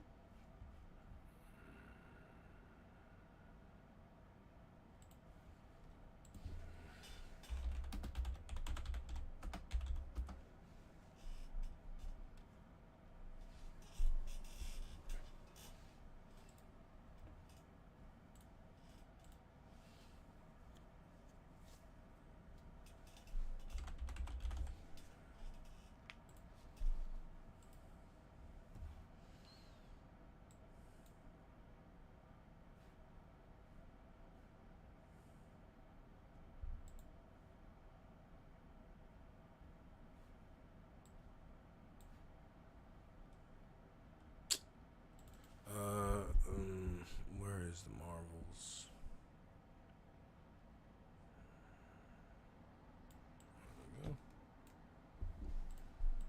I'm currently watching The Boys season 5. I remember watching Stranger Things. Boys season 5. remember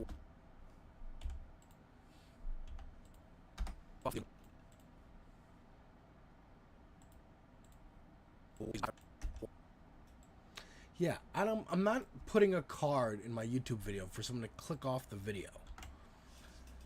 I will put a thumbnail of myself so you know, oh, he made a video about this, so I can go check that out and find it myself, like a fucking adult or someone who knows how to use YouTube.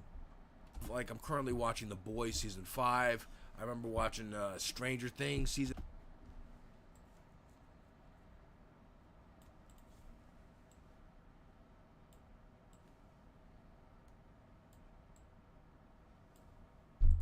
Season 5, and someone pointed out the Marvels.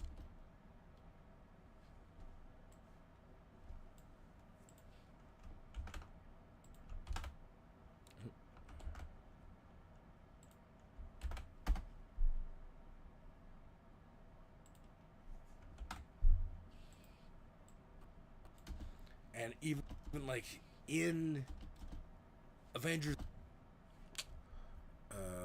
Endgame,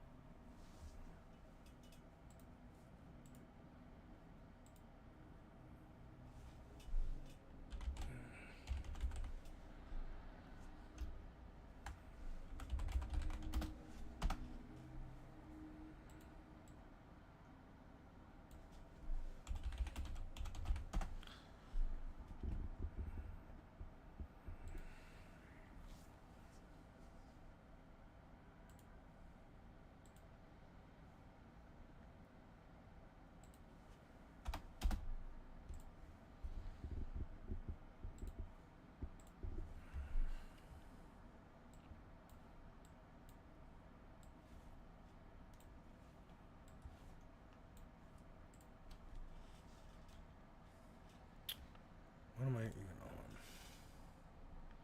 Oh, okay.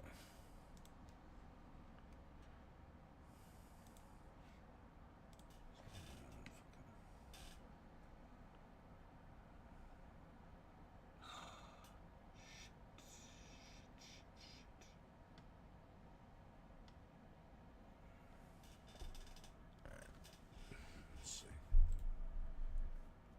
The Endgame. Avengers.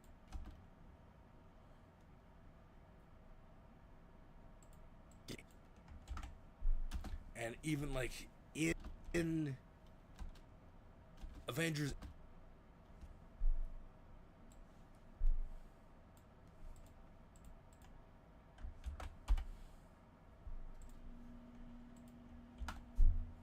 Endgame, I'm remembering, like, there's a lot of flashbacks to early MCU projects in Endgame. Hell, the plot of the movie is we're going in hell. Endgame.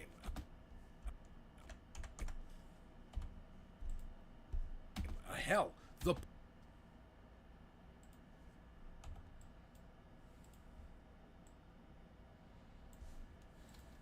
new projects in Endgame. Hell, the plot of the movie is we're going into the past, into like the Avengers movie, to like Back to the Future, that, right? Nostalgia. In The Boys, we're getting... What up, Gupta? How you doing, brother? Getting a lot of flashbacks to season 1 and 2. Welcome back. Like, hey, remember this? Hey. What up, Pinker? I know, it's very meta. You can see my process of how I make videos. And then when we're done with this and we upload this, I'm gonna do the same to the Logical Leftist interview from yesterday. But all I have to do there is just put the little symbol at the beginning and the end and make sure the audio's okay, and then export that. And we're gonna play some ball pit and watch clips and shit until 7 when we're gonna watch clips over on this space. You know? So that's what we're doing today. How you doing?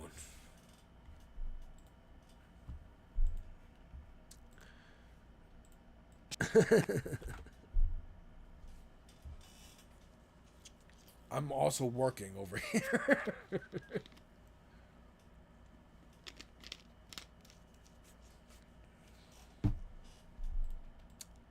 To the future that, right? Nostalgia. In The Boys, we're getting a lot. Also, spoilers for Daredevil Season 2. Daredevil Born Again Season 2. A lot of flashbacks to Season 1 and 2. And like, hey, remember this? And like, hey, remember this? Remember how much you care about these characters? And maybe how you don't as much now, but like you should. I'm good, knee deep in outdoor project that seems to be growing. Ooh, nice. Growing and growing. Nice. I got a friend who is getting into like gardening and you know, he's got a new house for the last year or two. So he's like, okay, I want to do my garden all up nice and like, you know, nest. They've got a nest. I would like a nest too. I need Mom Donnie to make it affordable to have a nest. But yeah, I'm glad you're just hanging out. Cool. Yeah, I got some clips that I'm gonna talk about. You know, when I'm done. But yes, spoilers for Daredevil Born Again Season 2 if you have not seen it. I'm gonna hit the bathroom real quick.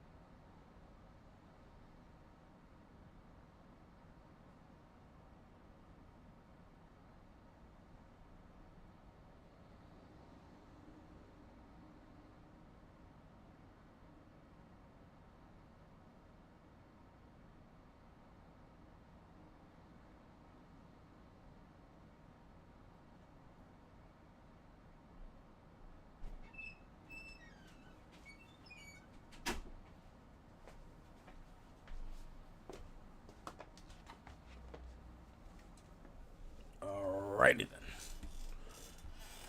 We're back.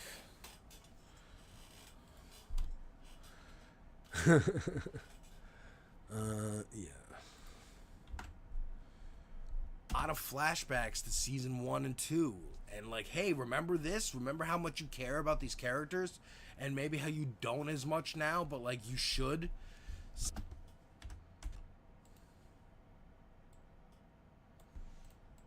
Hey, remember this? Remember how much you care about these characters? And maybe how you don't as much now, but like you should.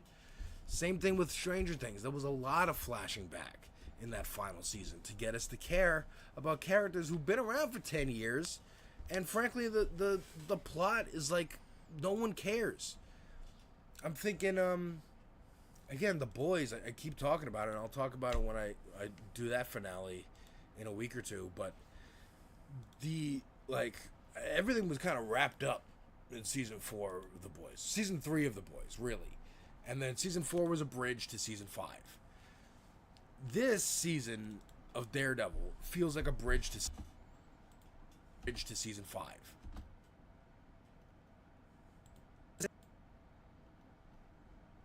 Cares. I'm thinking, again, the boys. I'm trying to make more moves in my edits so that I guess it retains people's fucking attention. Or the boys. Season 3 of the boys, really. And then season 4 was a bridge to season 5. Alright.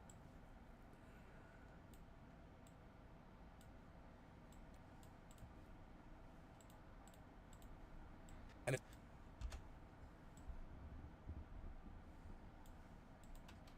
again, the boys, I keep talking about it, and I'll talk about it when I do that finale in a week or two, but everything was kind of wrapped up in season 4 of the boys. Season 3 of the boys, really. And then season 4 was a bridge to season 5.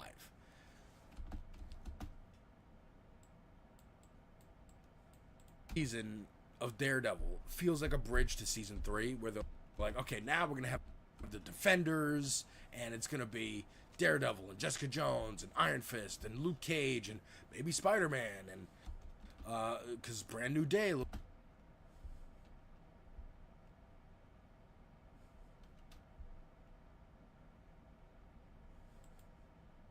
a bridge to season 5. This season of Daredevil feels like a bridge to season 3, where they're like, okay, now we're gonna have the Defender. Day looks like street level, and looks like the Hand is involved, so we gotta get them and Daredevil team up. Now we're gonna have the Defenders, and it's gonna be Daredevil and Jessica Jones and Iron Fist and Luke Cage and maybe Spider-Man, and because Brand New Day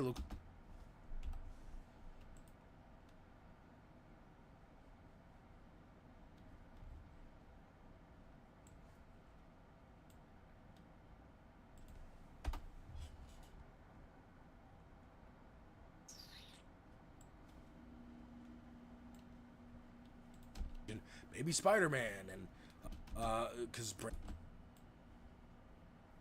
New Day looks like street level, and looks like the Hand is involved.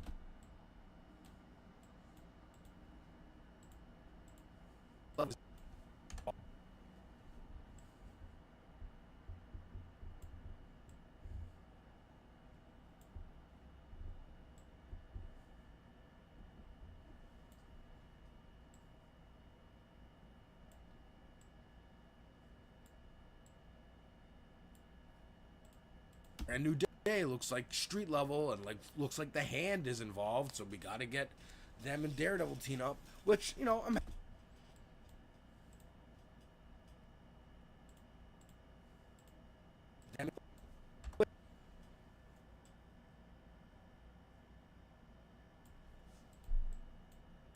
now we're gonna have the Defenders, and it's gonna be Daredevil and Jessica Jones and Iron Fist and Luke Cage and maybe Spider-Man, and because Brand New Day looks like street level, and looks like the Hand is involved, so we gotta get them and Daredevil team. I don't want to do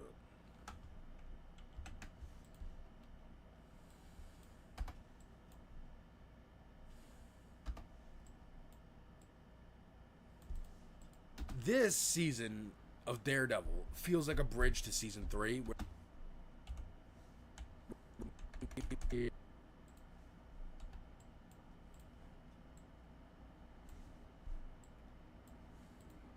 Yeah, I put a lot more effort. Oh, hey, sorry. Is America the greatest nation on earth? I don't think so. I think New York's the best city on earth. I don't see anything that makes it great except for hot women. Women is the only plus point of America. It's a fair take. It's a fair take. I'm not gonna disagree.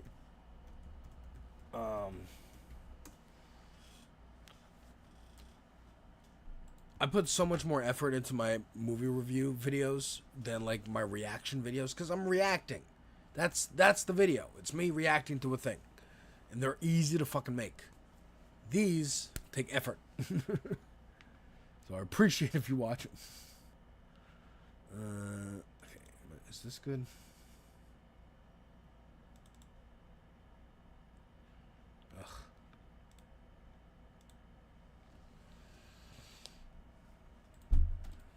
feels like a bridge to season 3, where they're like, okay, now we're gonna have the Defenders, and it's gonna be Daredevil and Jessica Jones and Iron Fist and Luke Cage and maybe Spider-Man, and because Brand New Day looks like street level, and like looks like the Hand is involved, so we gotta get them and Daredevil team up, which, you know, I'm happy with. Maybe Daredevil is just the show that's street level characters. Instead of doing a Daredevil show, a Moon Knight show, a Luke Cage show, a Jessica Jones show, they're all just gonna be on the Daredevil show. And again, like I said before, much like the Hulk gets his character development off screen and like within other people's movies, these characters might do the same, where you're not going to get a dedicated Luke Cage show or Jessica Jones show or Iron Fist show anymore, but they will get character development through plot lines that happen on Daredevil.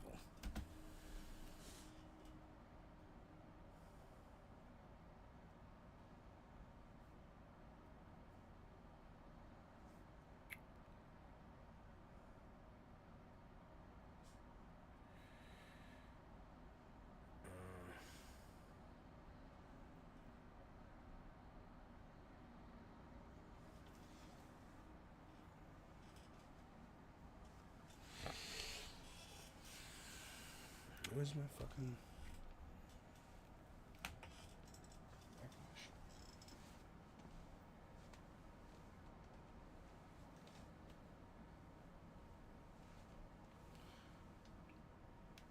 What the fuck?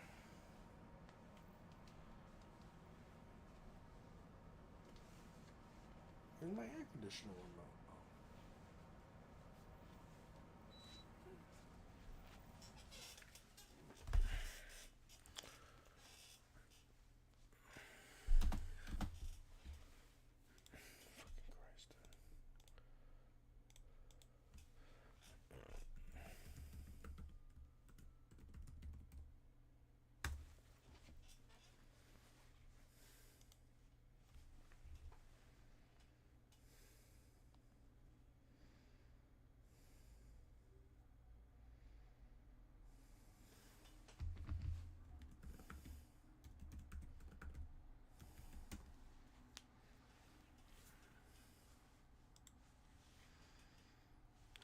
Well, I'm logging into work. Okay, that's done. This shit. Also, I gotta order lunch. Lunch/dinner.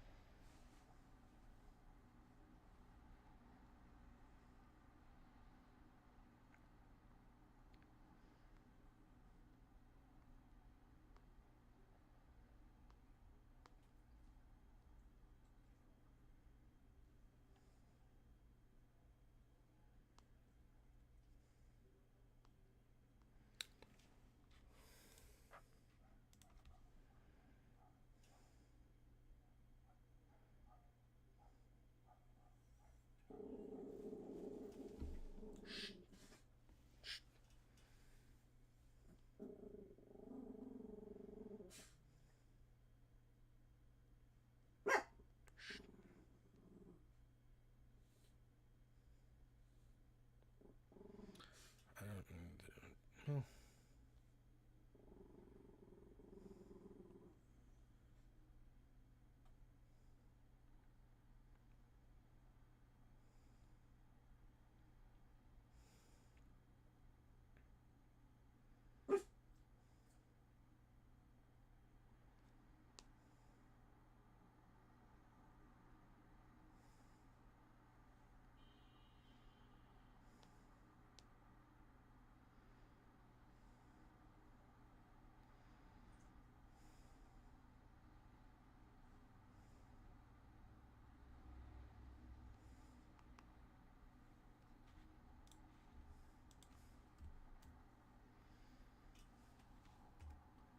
I'm doing all the things.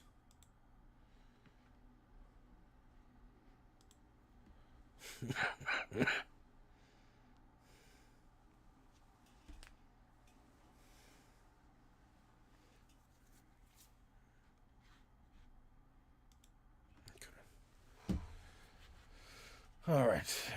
So now, what is this?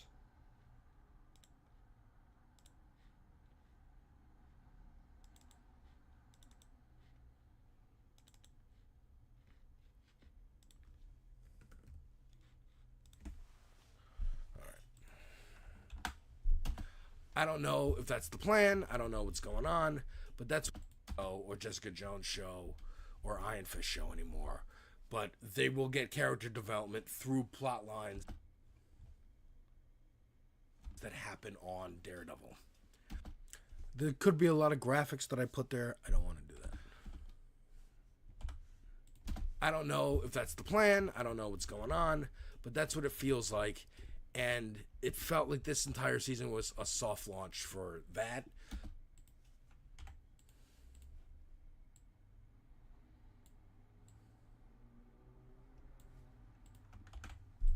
I don't know if that's the plan. I don't know what's going on, but that's what it feels like. And it felt like this entire season was a soft launch for that. Especially because, like, look, season 1 felt a little off kilter because half of it was shot.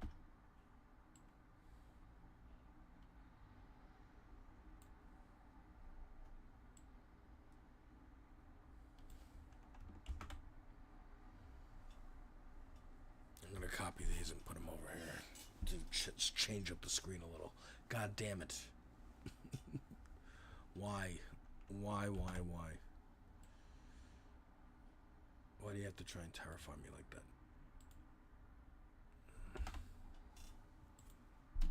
that? Especially because, like, look, season 1 felt a little off kilter because half of it was shot, I don't know, some of it was shot just by Disney being like, we don't even know if we want to. Gotta get back to the yard, but I'll leave this up for the one. Oh, thank you so much, Picker. I appreciate you. I appreciate you being in the background. That's what this is for. You know, like I literally could have been like, hey, I'm just gonna edit this and then I'll stream, or I won't stream, but I wanted to stream and I wanted to chit chat with whoever felt like chit chatting. So, you know, and see my process, my artistic process. I'm happy to paint. I'll be painting while you're doing your painting, your gardening. I'm also going to be working as I need to log in here.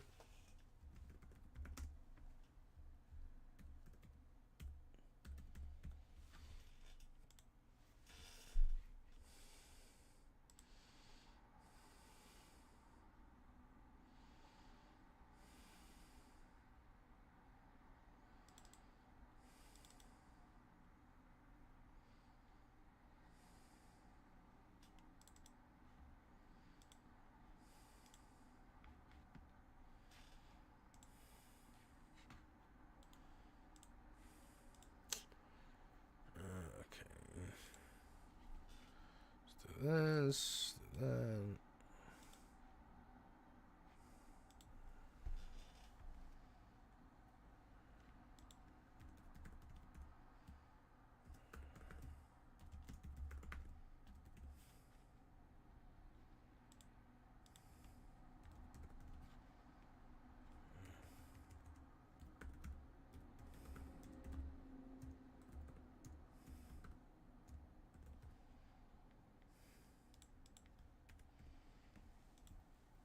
New York is great, but only if you can afford it. Yeah. I don't even have the money to go there. Yeah, we're trying to, this is what we want. That's why we voted for Mamdani, to helpfully make the city more affordable.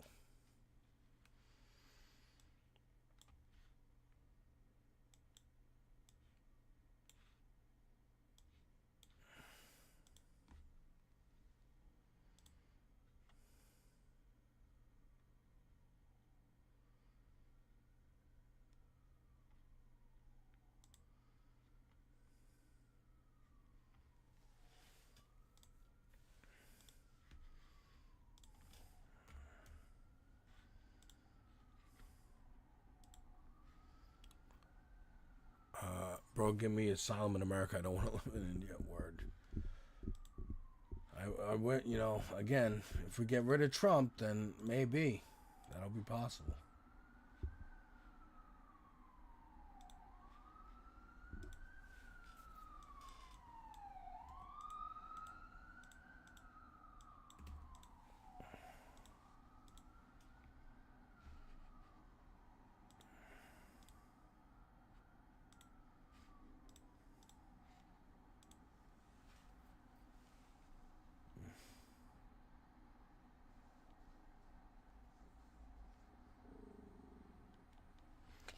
Yeah, okay.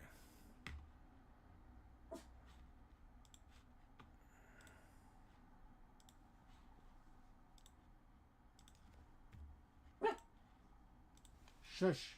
Shush.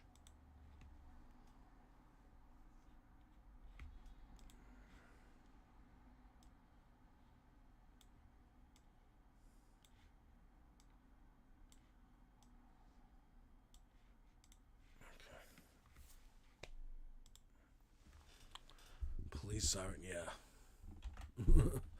I got a lot of sirens and shit around me. Bring back Charlie Cox and Vincent D'Onofrio. And if we do, fine, we brought him back. Dude, I'm like halfway done.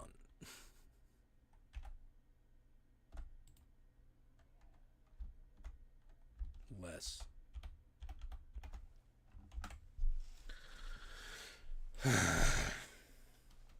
But like, forget everything that happened on Netflix, doesn't matter. We're doing our own thing. And then halfway through, decided, actually, people want the Netflix stuff, so let's bring in some of the team, let's reshoot some things, restructure the story, and you can feel it. I feel like they did a pretty good job.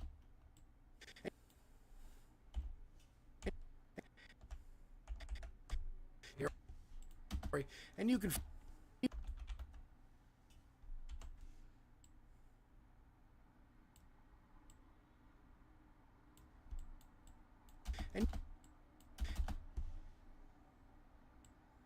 and you can feel it.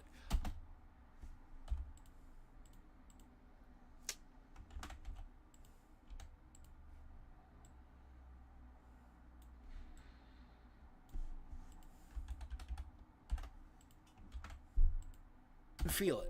I feel like they did a pretty good job balancing it, but some things suffered, obviously, like Muse and like some of the newer characters didn't feel as fleshed out and whatnot.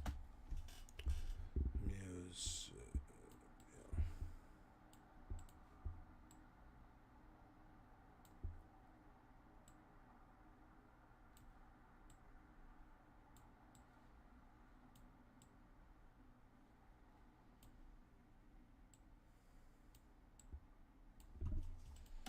Here, those newer characters, obviously, like Muse,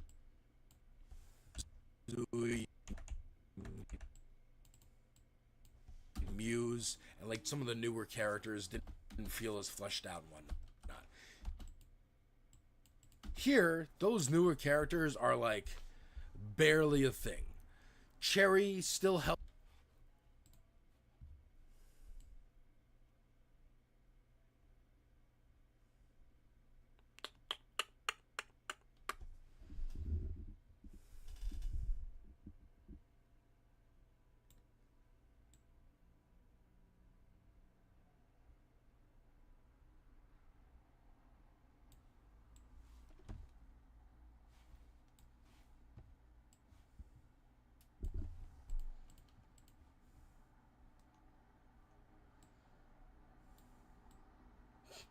It's a funny picture.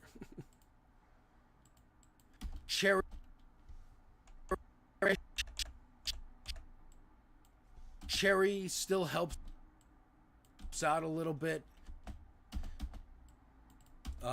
His old like detective friend, who I think in season 1 review should have been Brett Mahoney.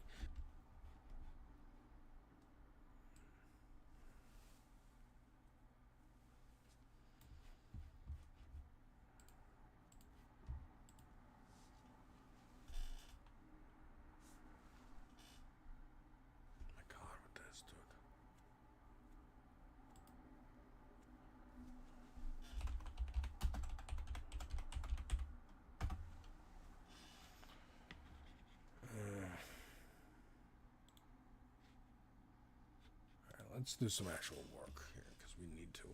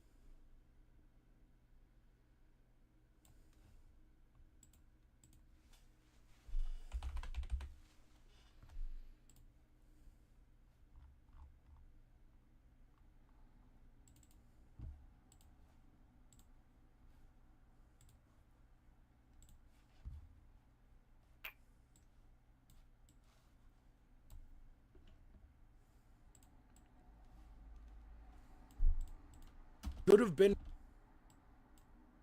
been Brett Mahoney. Could have been Brett Mahoney. Brett Mahoney does show up in this show. Oh, and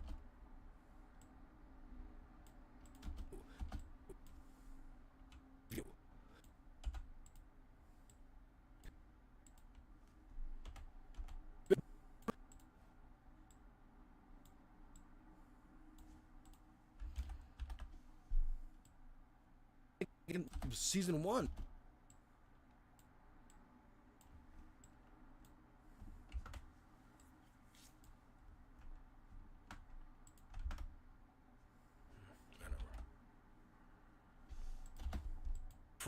Friend, who I think in season. Wow, that was fast. I got it.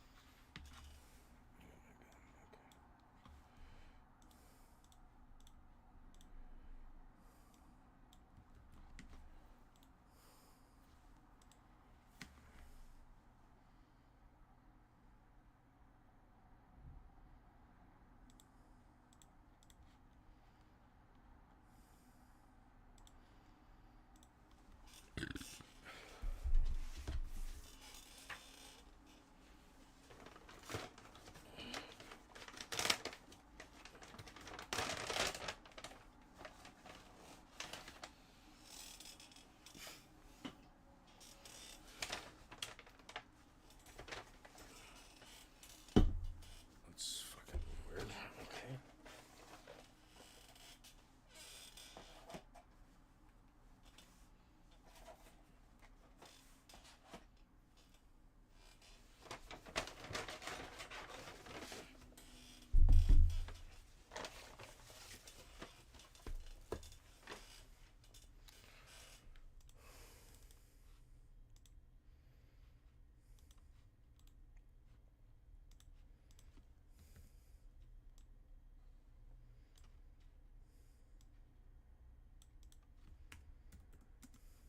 Ebony and Ivory. Thank you. Nicely done.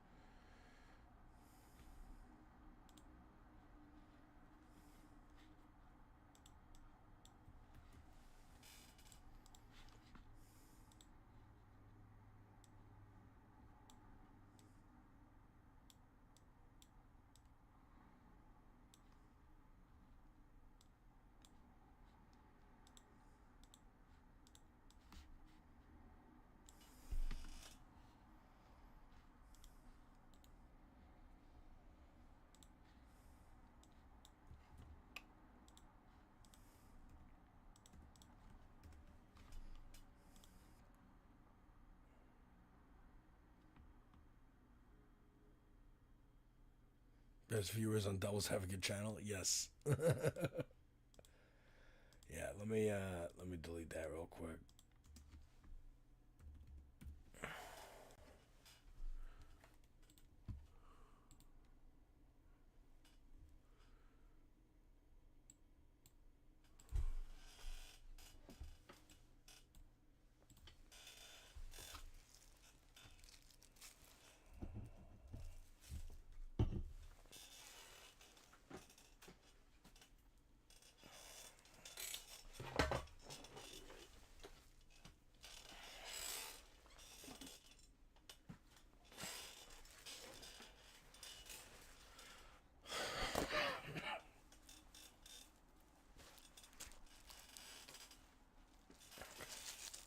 I have plans to buy some drinks on the 21st. Nice.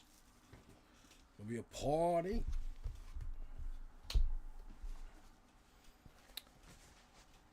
That is close to my birthday.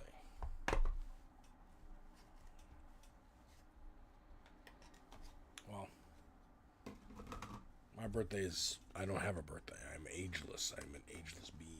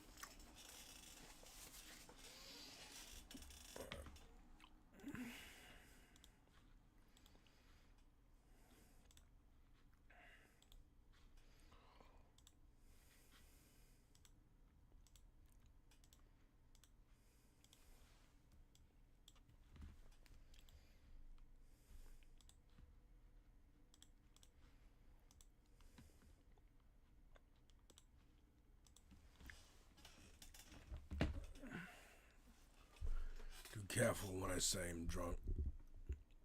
I say a lot of MAGA shit. That's fine. But if you want to immigrate to the United States, you're going to want policies that are not MAGA policies. It's the MAGA policies that keep you out, dude. What if we had a world with no borders? Where everyone could just go where they want. It would be like, you drive down the road, and you're in another country, and you're in another state, you're in another whatever.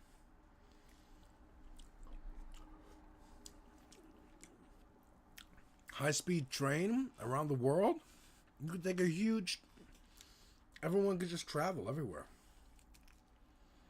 It's our planet, dude. We're all together.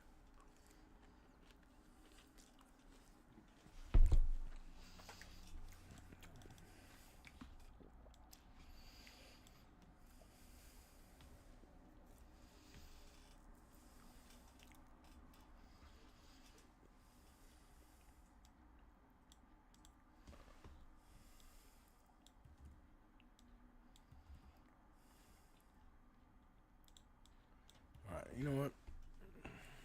Let's take a fucking momentary pause here. Just watch something.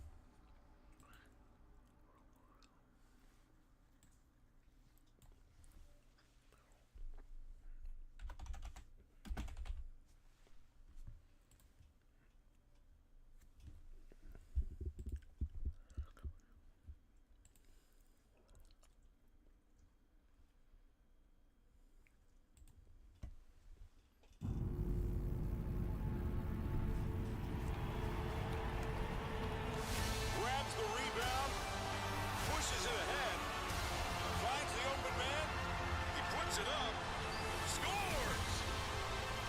We got some new juicy tea spilled on the subject of AOC and Shoykat Chakrabarty's bizarre relationship. They're split up a couple years back in 2019, more than a couple years back. But we finally got some tea spilled on the situation. We've discussed it before. But there's this article published. We're going to take a look at it here. And then we're going to get into Ryan Grimm's response to this because he has some additional insight to share from his reporting that's quite valuable. But this article came out. I think it could definitely be interpreted as a hit piece, as you're about to see on Shoycott. This is in the San Franciscoist, I think, the SFIST, the San Franciscoist, I'm going to guess. Either way, former Pelosi staffer says Shoycott Chakrabarti was fired from AOC's staff. So we speculated a lot about, why Shoycott left AOC's team as her chief of staff back in 2019. We speculated, was he fired? Did he resign? Was there drama? Is there still bad blood? What's going on? We've had these conversations. This article begins to illuminate some of the situation. And then again, we're going to take a look at some additional insight and some corrections from Ryan Grimm regarding this debacle. But yeah, it kind of sets up the context here. AOC's lack of an endorsement for her former chief of staff in the San Francisco House race was already playing an outsized role in the primary season. But now we get a bit more to the story. While Shoycott has been quick to drop AOC's name on his TV spots and during door-knocking sessions, AOC has not been so quick to offer an endorsement to her one-time chief of staff and campaign manager. And this has raised questions about what the status of their relationship is exactly, and that is 100% accurate. I think it's created quite an awkward situation, frankly, with Shoycott running these ads, name-dropping AOC, putting her likeness on his campaign material. Meanwhile, AOC doesn't seem quite as enthusiastic about him as he seems about her, so it's definitely created an awkward situation. Let's get into some more details, again, in this, what I would consider to be a hit piece against Shoycott. While Shoycott Chakrabarti may indeed still have a friendly relationship with AOC, as he says he does, he may have pissed off too many of the wrong people in Congress during his brief stint as her chief of staff in 2019, as the Chronicle reports today, citing people who would know, including House Speaker Emeritus then Chief of Staff Drew Hamill. Chakrabarti was likely fired from AOC's staff for mouthing off on Twitter too much about their more moderate Democratic colleagues in the House. Thus, his tenure in that role was only about 7 months long. Quote unquote, as a staffer. Honestly, based. If he was like shitting on centrists and they were like, dude, cool it. And he was like, nah, fuck these motherfuckers. That's kind of based. You're supposed to be seen and not heard, Hamill tells the Chronicle. If other members don't want to work with your chief of staff, that's a problem. And that's an interesting tidbit. I feel like a lot of people don't really think too much about it, but a lot of the politicking and, sort of inside baseball shit is probably carried out by these chief of staffs interacting with each other. And there's probably a bunch of crazy, high school drama kind of situations going on there with personalities clashing, stuff like that, different, people from political factions and their proxy wars and stuff like that. So, you already get a taste of that drama going on in the House. Yeah, I think that what's really interesting about this right off of the bat is that it kind of confirms, or I guess it doesn't confirm, but it speculates something that we talked about a lot, which is that it may not have been drama between AOC and Shoycott, but rather Shoycott taking a far more radical position on issues than AOC was willing to publicly do, given the fact that she was trying to survive her freshman period in Congress. Mm-hmm, exactly. And it says here that Hamill would not confirm or deny whether Pelosi herself had suggested to AOC that Chakrabarti needed to go, but Hamill tells the Chronicle that it was made very clear to AOC a number of different ways that there is behavior here that is not in your interest, implying that Dumbo is a place to watch. Oh, yeah, actually, yes. That's under the Brooklyn Bridge. It's a whole, neighborhood area now. The AOC was pressured to fire Chakrabarti by Pelosi, seemingly. That would be the implication of this August 2019 article from The Hill, in which Representative Ocasio-Cortez sought to distance herself from Chakrabarti, specifically one of his tweets from a month earlier. At the time, July 2019, Pelosi was squabbling with some of the younger progressives in her party, including the so-called Squad, who had recently joined the House and was attempting to get them in line. And Chakrabarti posted a since-deleted tweet that only inflamed matters. And I had completely forgotten about this tweet drama, this deleted tweet drama, but now it's coming back to me, right? I had no idea it was that big of a deal. I had no idea it was such a big deal that it may have led to him getting fired or leaving AOC's team. Either way, in this tweet, he accused Blue Dog and New Democrat coalitions of being segregationists or even racist. They certainly seem hell-bent, they certainly seem hell-bent to do to black and brown people today what the old Southern Democrats did in the 40s. And this tweet enraged Pelosi so much that she held a closed-door meeting shortly after the tweet was posted in order to scold members, including AOC, for airing their inter-party grievances publicly instead of bringing their concerns to her, per The Hill. And in a public statement, Pelosi even addressed the Chakrabarty tweet, saying, "Our members took offense to that. I addressed that." So imagine your AOC just in this closed-door meeting. You're not even a year into Congress, and all of a sudden, Mama Yeah, Bear Nancy Pelosi's- fucking Pelosi is yelling at you, dude.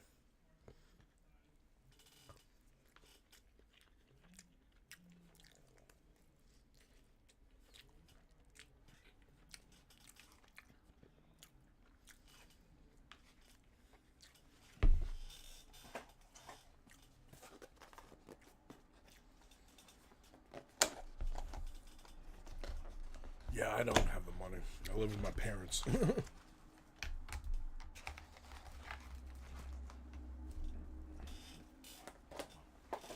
And they bought this, well, they got this apartment back when it was like not a good neighborhood. It got gentrified over time. But nobody wanted to live here when they moved here.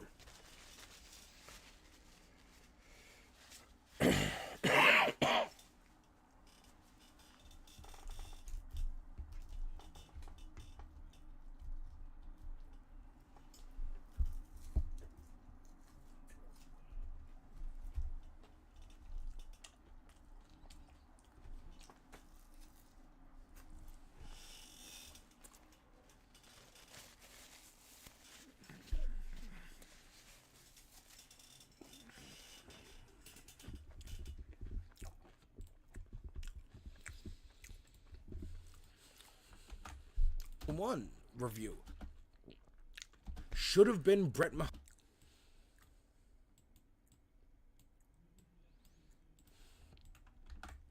Mahoney. Brett Mahoney does show up in this show, and I'm like,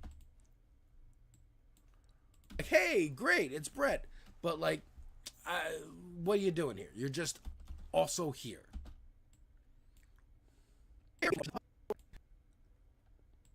Just also here. What are you doing here? You're just also here.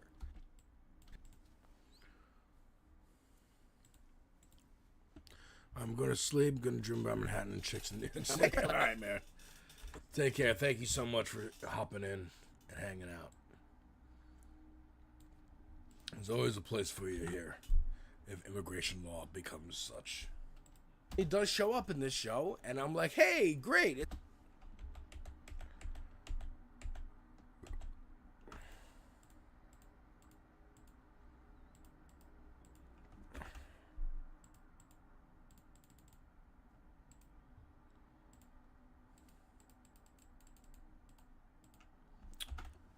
My God. All right. Let's quit out and start again.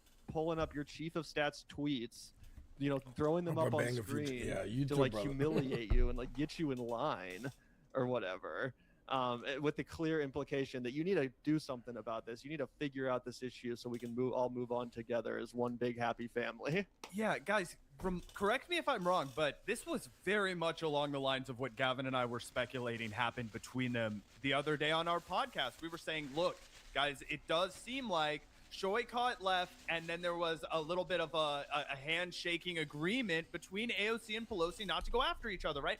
Before Shoykot left, you have AOC and Nancy Pelosi's office saying we're not going to fucking leave until the Green New Deal gets voted on on the floor of Congress, right? And then you have no, that's Mama Bear. You have a completely different tenor that's being taken. You have her saying, I do support Nancy Pelosi to be Speaker of the House. I'm not going to oppose her. I'm not going to try and extract anything from her in order to get that vote. I'm just going to, shake hands in a dark room and then kind of move forward. Now, I think there's an argument that could be made that AOC had to do that to survive, blah, blah, blah. That could be your perspective. But I do think it is crazy that Nancy Pelosi had so much power that she was able to do all of this and then be like, hey, I fucking hate this guy, Shoykot Chakrabarti. And then, one thing leads to another, and he's no longer with AOC's team, whether he was fired or not. Obviously, we'll continue to get into. But the fact that Nancy Pelosi was like, I fucking hate that guy, and, less than 12 months later, he's gone for one reason or another, that shows you how fucking powerful this lady was. And that was the far left flank of the Democratic Party, not anybody that was just desperate to cuddle up to her off the bat. Yeah, 100%. It's crazy that this one tweet from a random Congresswoman's chief of staff enraged Pelosi and her ilk so much. I mean, it's not something that most mainstream voters would ever even hear about or know about. Some random chief of staff tweeting out some shit. Like, who cares? It's such a niche thing to get upset about in the grand scheme of things. Either way, Ocasio-Cortez denied at the time that the tweet was the reason for Shoykot's departure, saying we had been discussing this transition before that whole incident happened. The timing certainly points to the tweet being a pretty big problem. I mean, that makes sense, dude. She was the fucking front, dude. She was the vanguard. Not to make a pun, but Cori Bush, Ilhan Omar, sure, all around the same time. But she was the focus. She was got the most right-wing hate, right-wing attention, was propelled into being a celebrity after being a fucking law school student.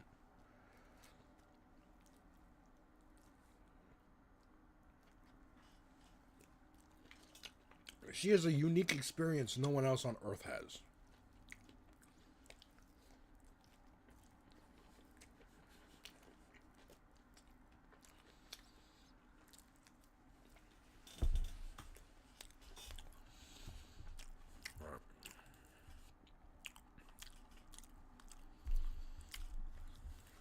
Though, and is sort of the straw that broke the camel's back for Speaker Pelosi.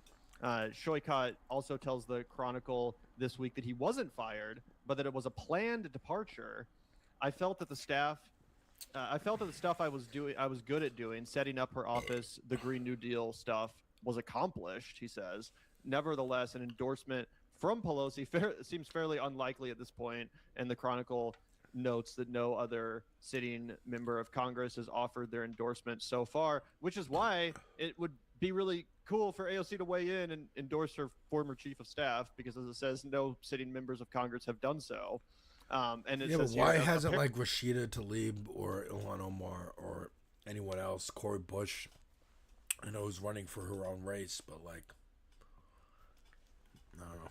Apparently in the most recent poll, Scott Wiener is up with a solid lead. There's 400 of these to motherfuckers. Shoykot's 26%. We've taken a look at other polls that have it a little bit closer than that, but still, this article is clearly being written with more of a pro Scott Wiener perspective. So of course they're going to cherry pick the poll that has him up solidly.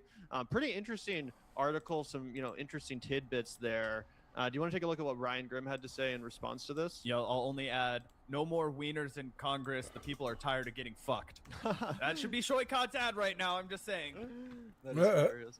But yeah, either way, Ryan Grimm weighs in, and he says this is a pretty wild headline, referencing the headline that says Shoykot was fired. And the Pelosi staffer cited, Drew Hamill, does not say that Chakrabarti was fired, and it is simply untrue. Shoykot Chakrabarti had been trying to leave AOC's When I tried, never mind, I couldn't sleep. Nice. I tried corn chowder and chicken noodle soup for the first time. They tasted ass. You guys do not. Yeah, I agree. Office for some time, which I know because he was telling me in real time. The whole thing is covered in my book, which Drew is quoted in too. It is absolutely the case that Shoykot made enemies among House Dems and they do not want to see him come back.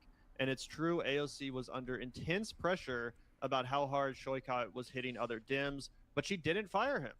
I suspect they will soon update this headline. As of now, they have not updated the headline. It remains the same. Former Pelosi staffer says Shoykot was fired from AOC's staff. So it's pretty interesting that Ryan is disputing this notion that he was fired, and also, pretty much confirming that, Shoykot would genuinely represent an enemy of the Democratic establishment, and he could potentially bring the ruckus that some people were hoping AOC would bring to Congress. Not that AOC's done a terrible job as a representative, obviously far from it, but it is true that she hasn't exactly stayed true to the hostile takeover notion that Justice Democrats. There was 4 of them. There was 4 of them. What are you gonna do with 4?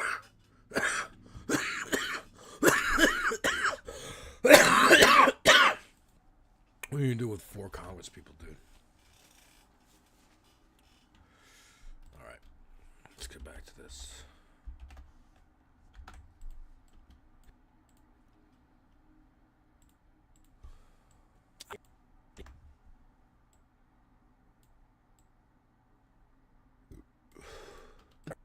Brett Mahoney does show up in there. You're just also here. At the end of this episode, we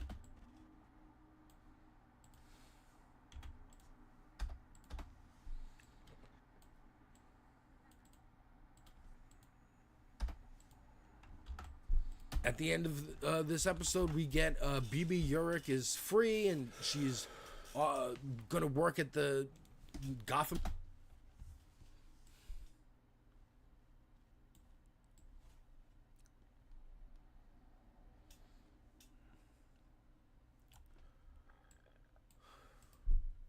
Gazette.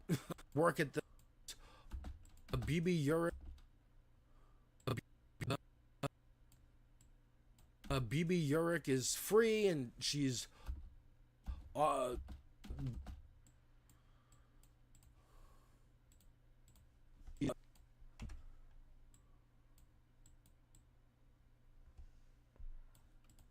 BB Urich is free.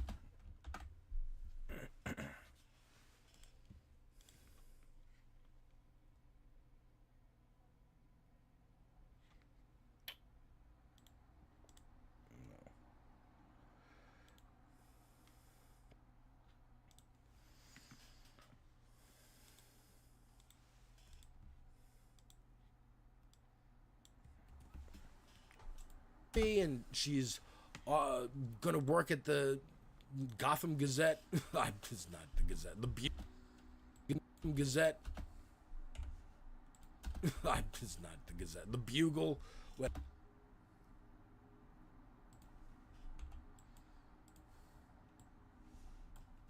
not the Gazette. The Bugle.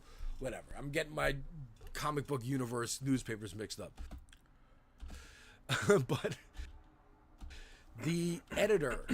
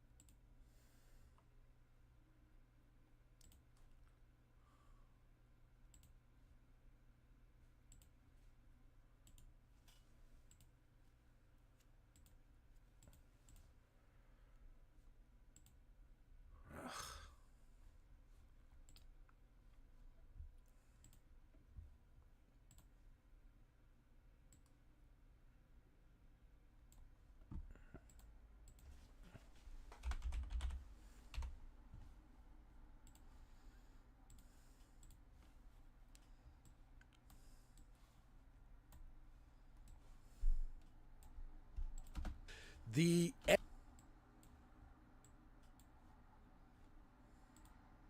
editor shows up from Daredevil, the Netflix series.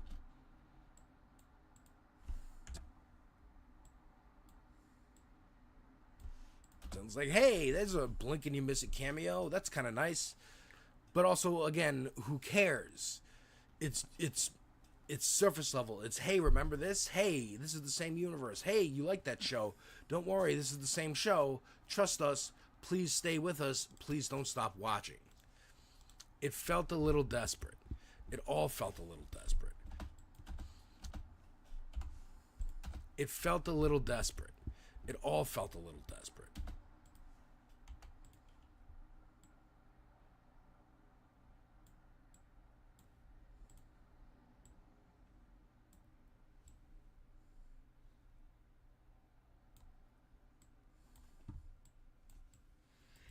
I'm gonna put a clip of the Punisher there.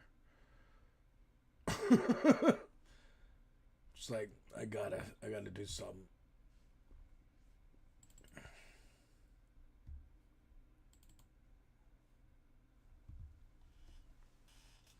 Dude, I try,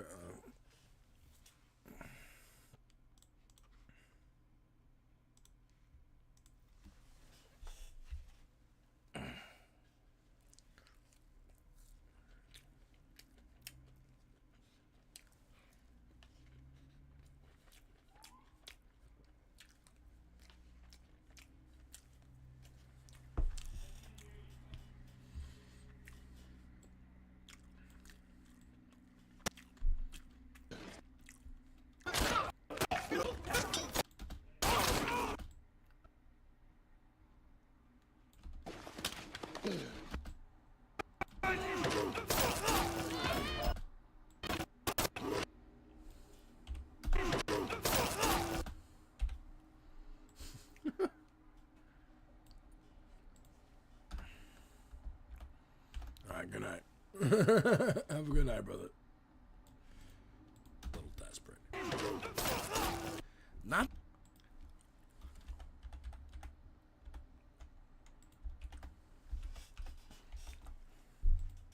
watching. It felt a little desperate. It all felt a little desperate. Not that I didn't like it. Again, like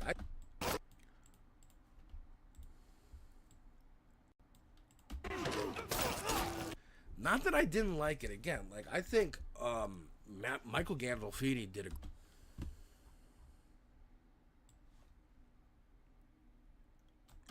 great job in this season. BB Urich's actress did a fantastic job.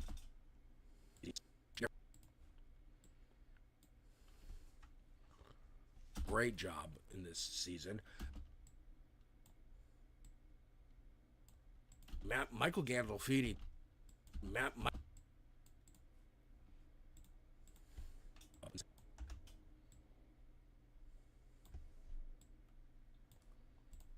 Michael Gandolfini did a great job in this season. BB Urich's actress did a fantastic job in this season. I didn't expect Michael Gandolfini to get offed last episode, but it also feels like, okay, then what was the point of this character?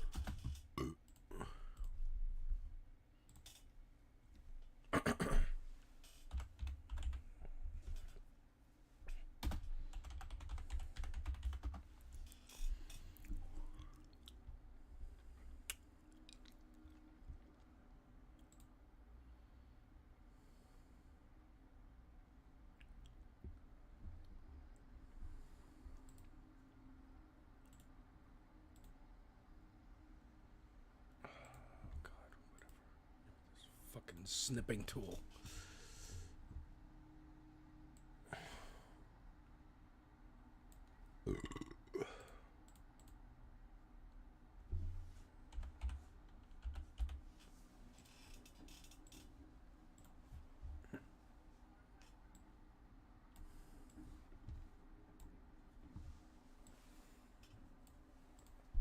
Point of this character.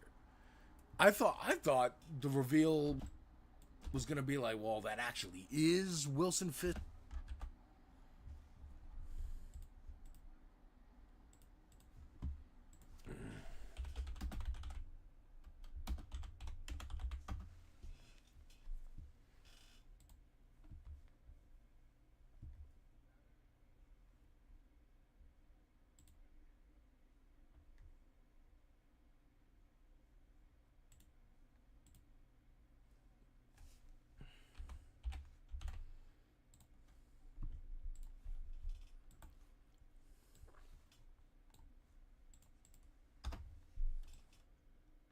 his son, and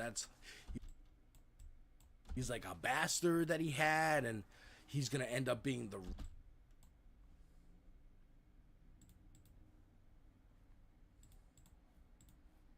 Rose, because I know the Rose is like a character in Marvel Comics.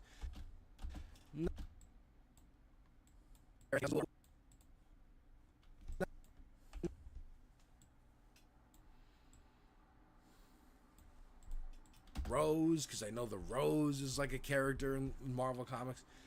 No, he's just like, he's like an example of a Trumper who like was okay with everything until it personally affected them, and they were asked to like bring in a friend to be murdered, and they were like, nah, that's the line for me, and I'm gonna be murdered instead.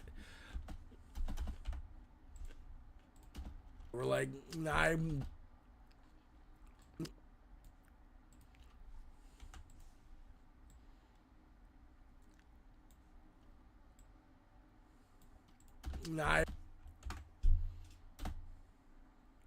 that's the line for me. Okay, I mean, it's very true to life. A lot of Trumpers don't realize or don't give a crap about what is happening to other people, but once it starts to affect them, then they have a problem with it. Like Marjorie Taylor Greene or Tucker Carlson or Candace Owens or these losers. So I didn't feel bad for I was more just like, I kind of liked your character and wanted to see more of your character. There's a whole plot with the governor and like, we're gonna murder the governor and then replace it with a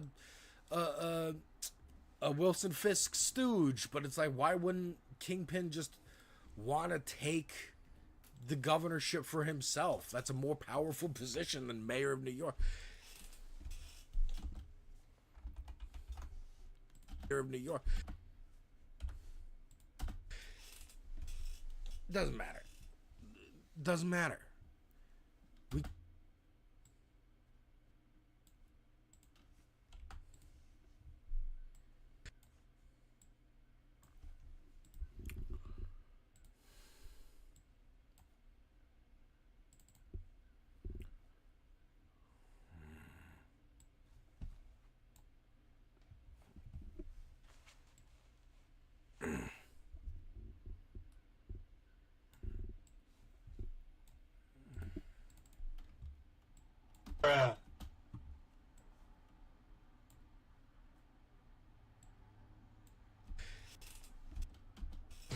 doesn't matter.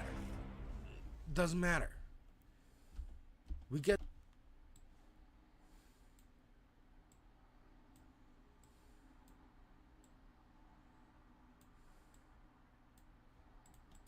of New York. Doesn't matter. Doesn't matter. We get like the whole like this trial, this court. I mean, I do like that this last episode had a court scene.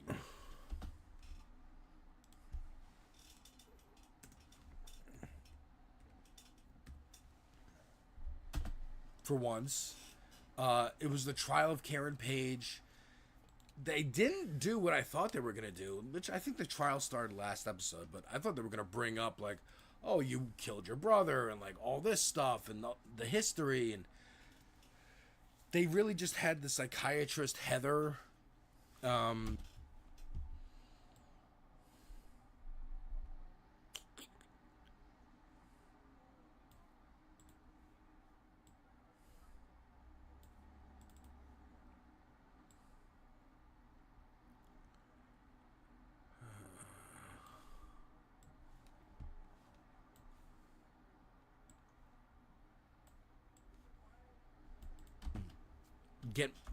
be a catty.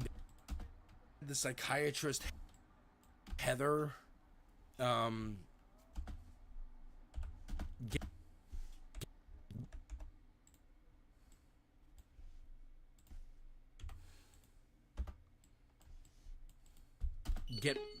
be a catty bitch.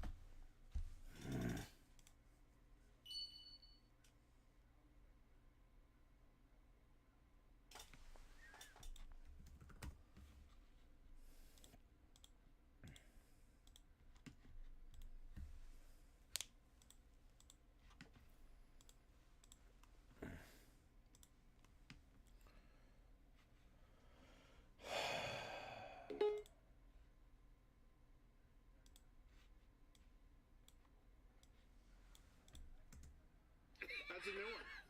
Haven't had that one. Thank you.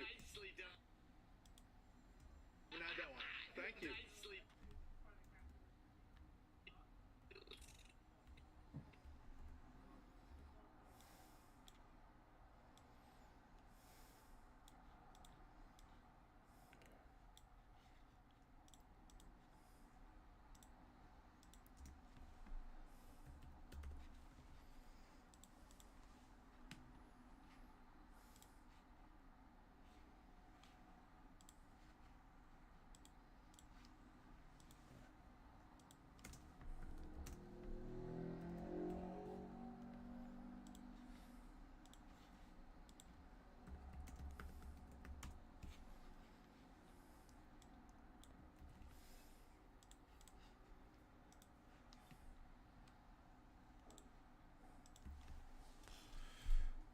And like mad at Karen.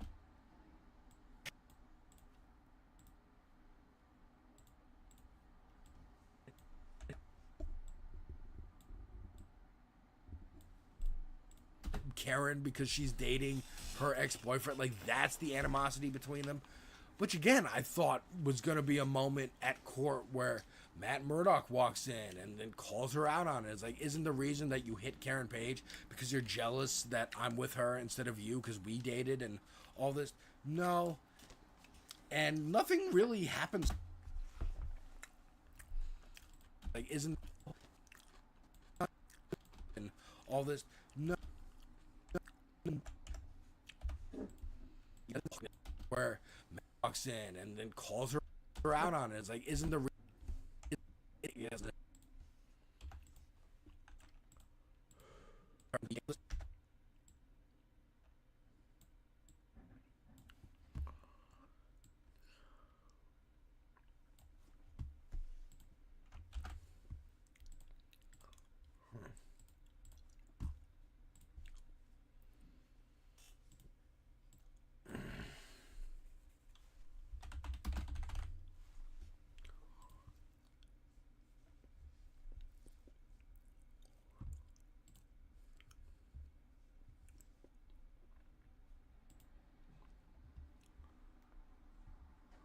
Got the late night munchies. But this is all we have. Avoid this. In the criminal justice system, sexually the dedicated sexual victims.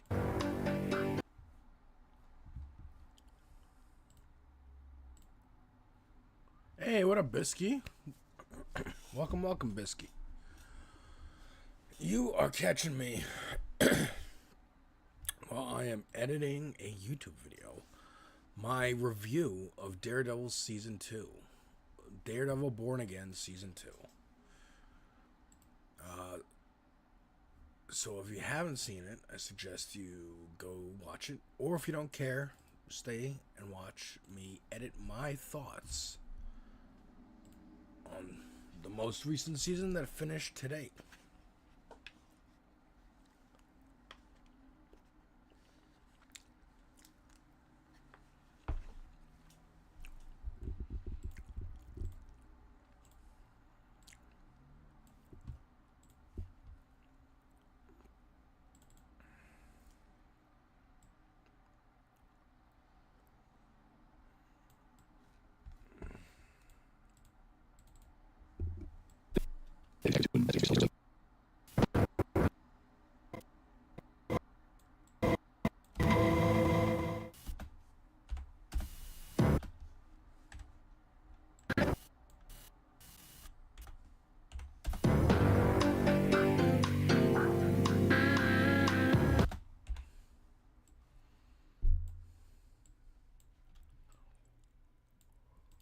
It's like, isn't the reason that you hit Karen Page because you're jealous that I'm with her instead of you because we dated and all this? No. Okay. That works. And nothing really happens to her either.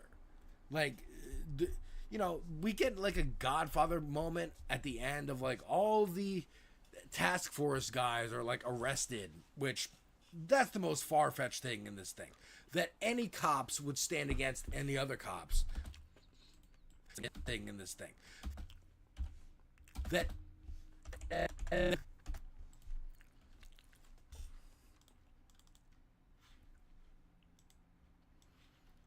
2 edits. I'm actually doing work and I'm making my own thing over here.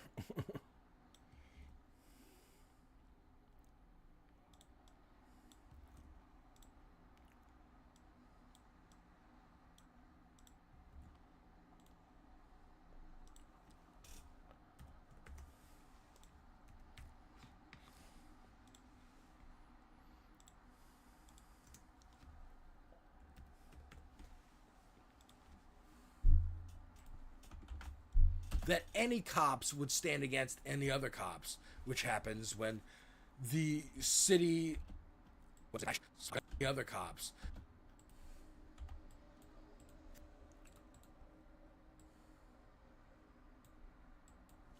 against any other cops, which happens when the city chooses sides, and some people are in favor of Fisk, and some people are in favor of Daredevil, and people dress up like Daredevil, like Antifa, to go storm the courthouse where Fisk and Murdoch are locked up in different areas of the building.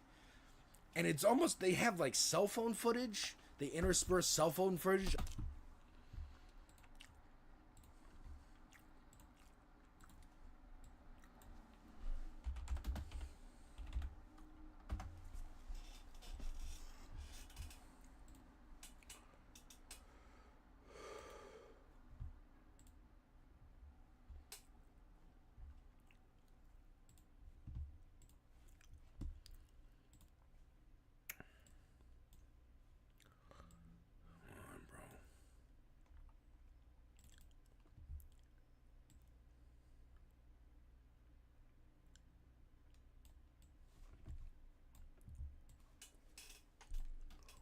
And it's almost, they have like cell phone footage. They intersperse cell phone footage of these people breaking in, possibly to evoke locked up in different areas of the building. And it's almost, they have like cell phone footage, like possibly to evoke January 6th, where I'm like, you are really getting your messages mixed up.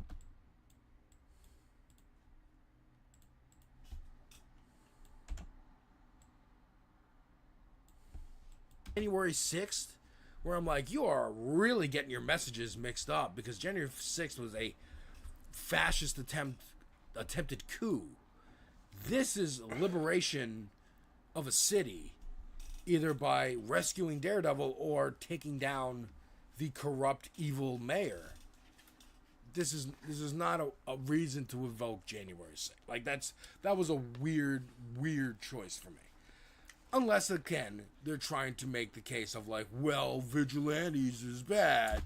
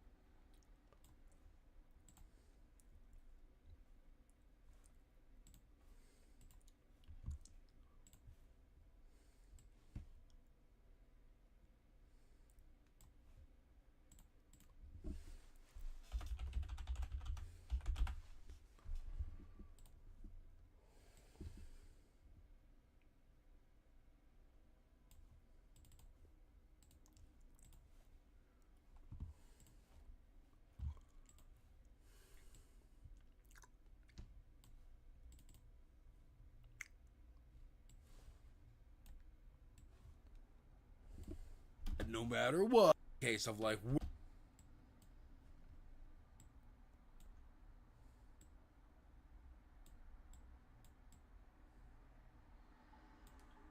well, vigilantes is bad no matter what, or breaking into a government building is bad no matter what, no matter the justification for it. Like,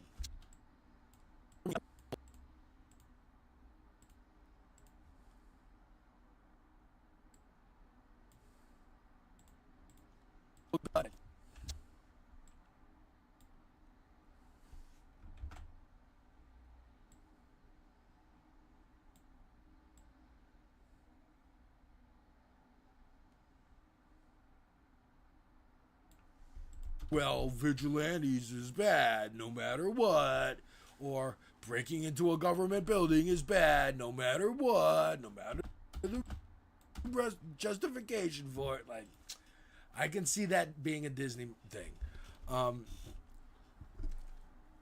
We do get a showdown. All right, we should be most of the way through this by now. Thing.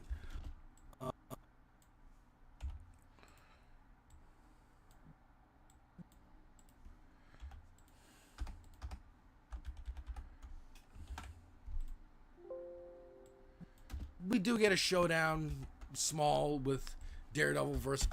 Come on, please. Okay, we're closer to the end, folks. Yay! This is Fisk. Again, the fight they had in the other episode felt so surface level, because it was like, oh, this big build up to this confrontation, but we had the big confrontation in season 3 of Daredevil.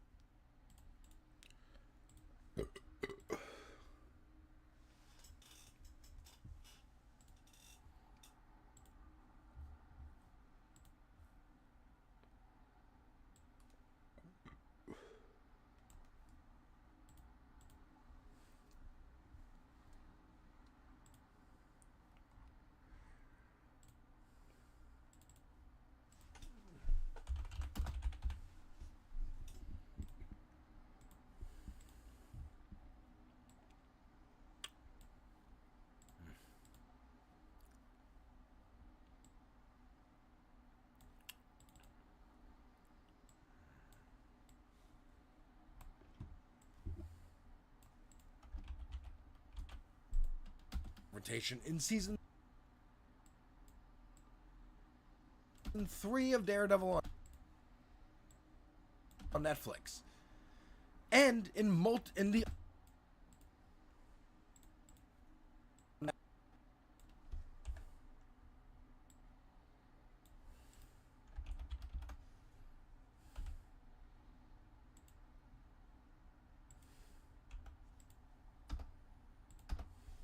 Netflix, and in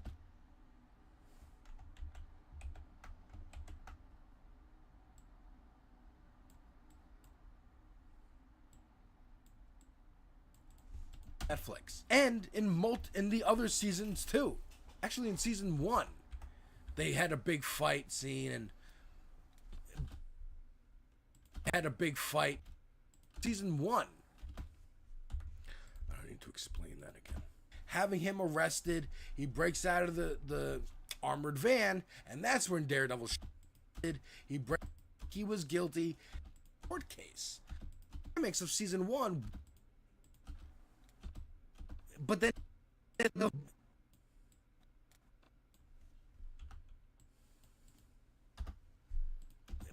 the big climax of season 1 was the court case. Was proving that he was guilty, having him arrested. He breaks out of the armored van, and that's when Daredevil shows up in full costume to beat him down and put him back in the van. Okay, fine. That was a fight scene, but the real climax was the legal system working. Now, in this season, in this series, the whole thing is like the legal system doesn't necessarily work, and you have to maybe push it and stress it and bend the rules and here and there. But we're still on this like no killing and no blah blah blah. The people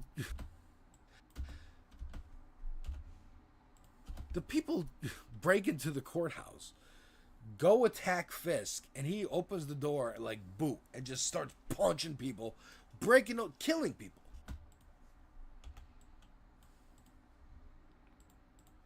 He opens the door like boot and starts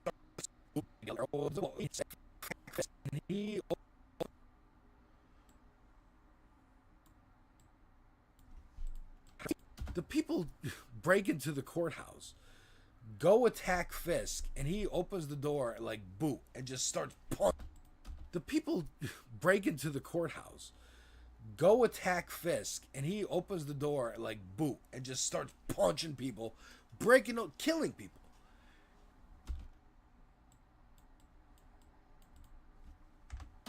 And eventually,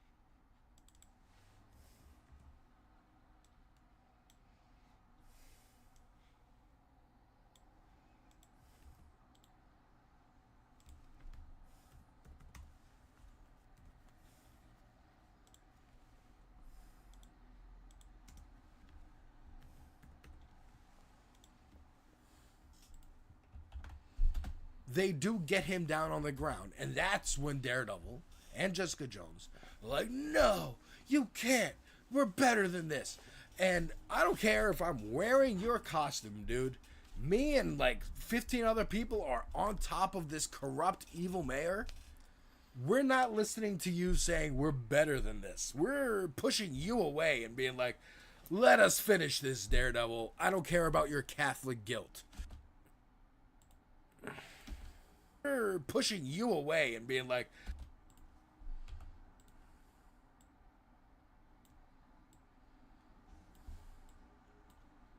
let us finish this, Daredevil. I don't care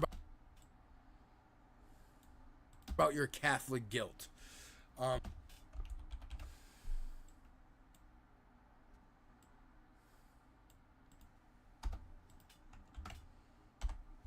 We get this, the court scene is great, and we get like Matt Murdock revealing that he's Daredevil. This is a thing that he does in the comics several times, much like Spider-Man. Alright, I just have to say it out loud. I have 3.5 hours. More than enough time to finish and upload before the show.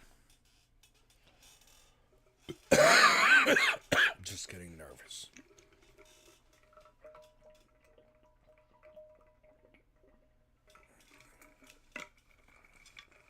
Because we have like 8 minutes of footage left.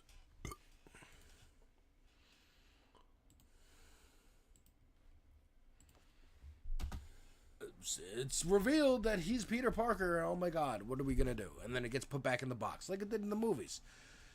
I'm sure it'll get put back in the box here at some point as well. But for now, is She-Hulk in here? Yes, it is.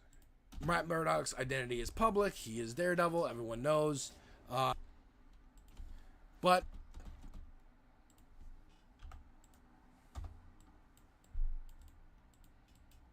some point as well. For now, Matt Murdock's identity is public. He is Daredevil. Everyone knows. And despite, like, the mayor makes a deal with the attorney general and goes, you can go into exile and renounce your citizenship and leave New York. Which I'm like, is that a deal? Or just arrest him? Because as powerful as the task force is, there's tens of thousands more New York City Police Department people that can go fucking arrest him.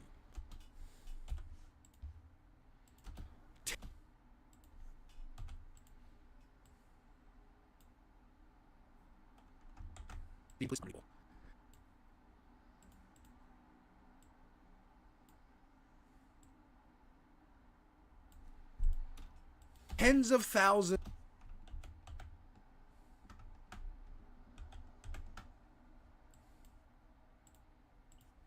or people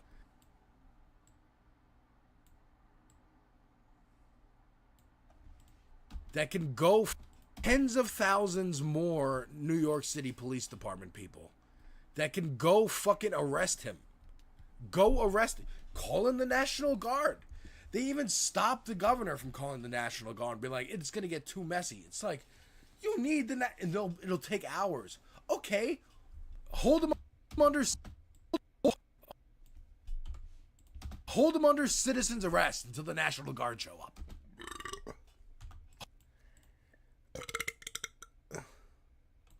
Hold him under citizen's arrest until the National Guard show up.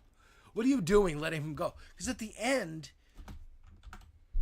Murdock is arrested for the activities of Daredevil and being, and okay, so he goes to prison.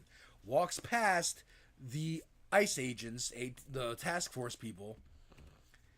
You know, Agent Cole, like, had his arc and is like, oh, I did the right thing.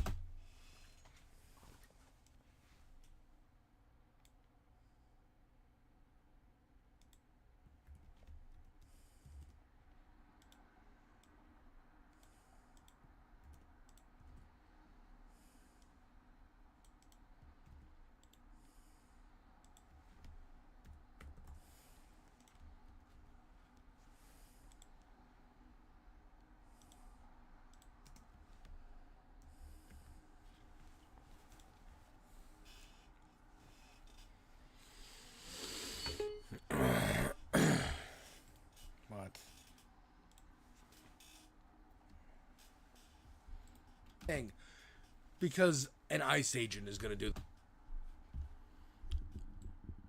Cool.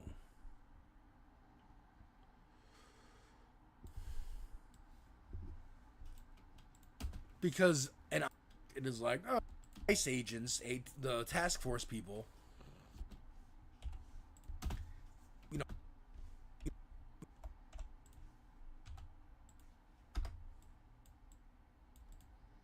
Agent Cole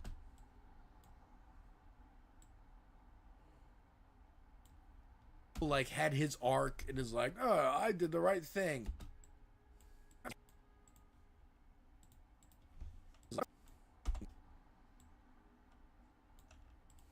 Like had his arc and is like, oh, I did the right thing. Because an ICE agent is going to do the right thing and fucking knock out the commanding officer and be like, actually,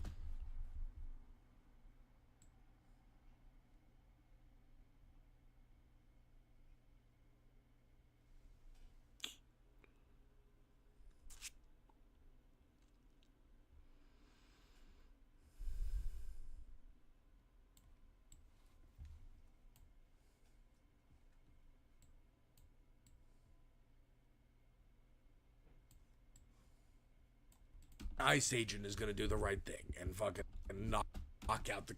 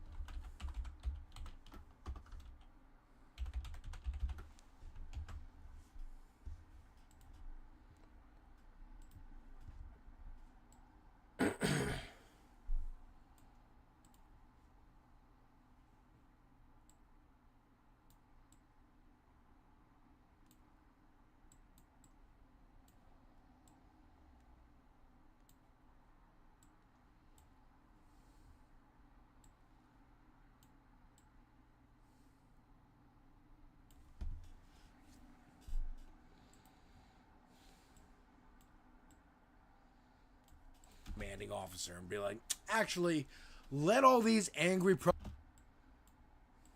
protesters into this government building.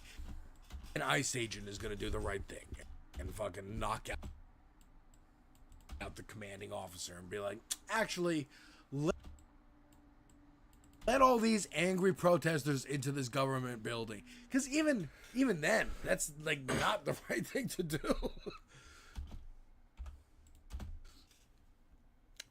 Very weird. Very weird choice.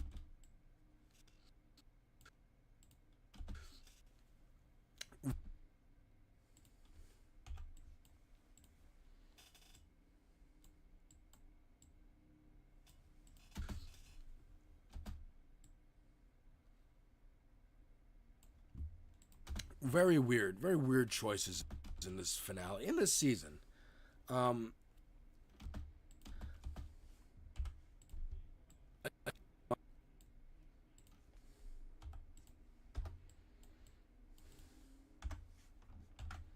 Again, like, we get the death of Vanessa, we get the death of Michael Gandolfini's character, Daniel.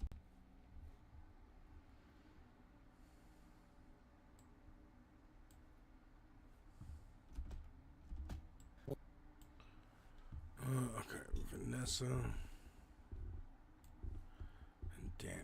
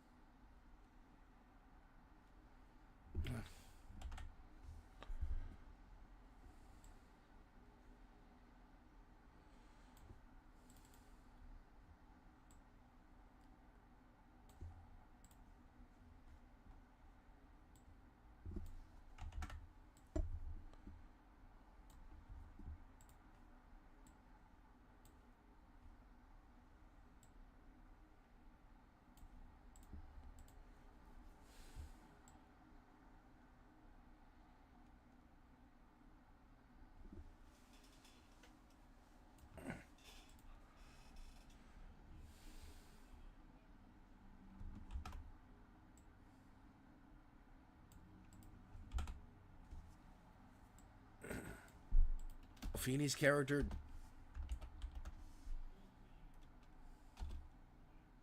Daniel, BB Urich. I was like, what happened to her? Like, she just ran away. Well, I guess she's safe now because Fisk is arrested, so she's at the Bugle. Okay, okay.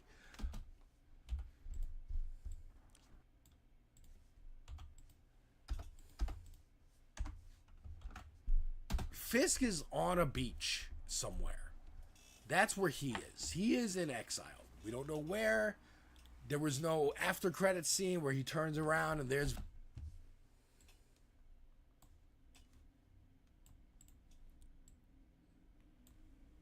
Valentina, you know, being like, welcome to the new Avengers. We get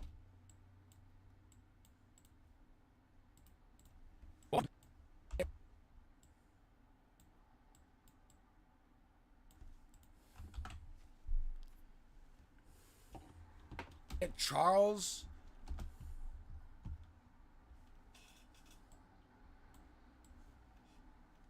Mr. Charles from the CIA, who, by the way, that plot was like nothing. Why get mad?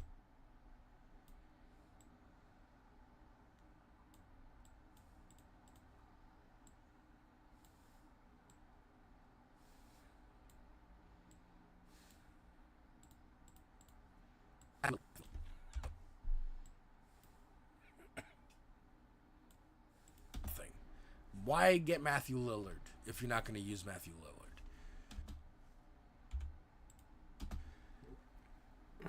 Luke Cage comes.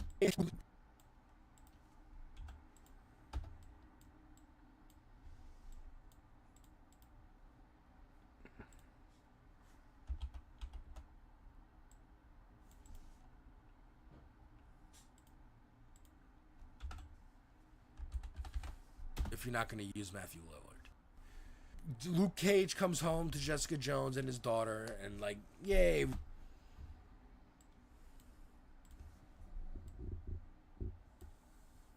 Shush.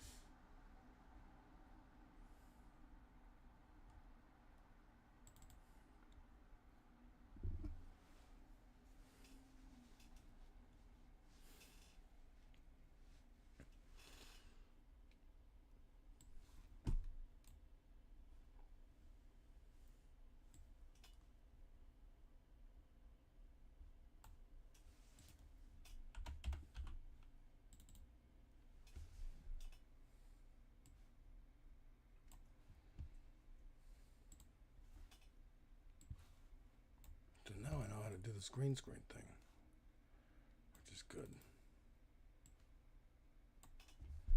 United, but no explanation. Daughter and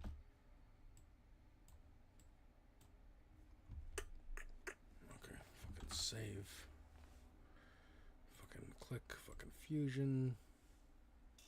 I hate this. I hate this. Why can't it just be a fucking effect?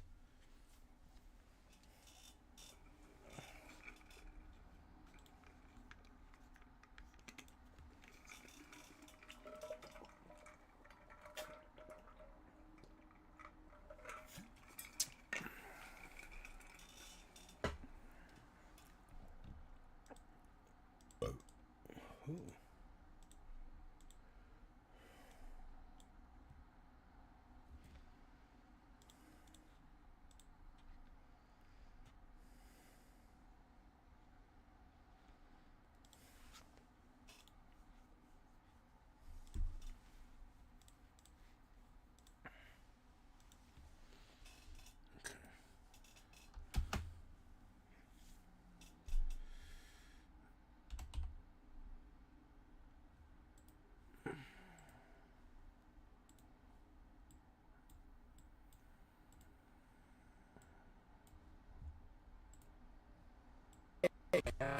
And like, yay, reunited, but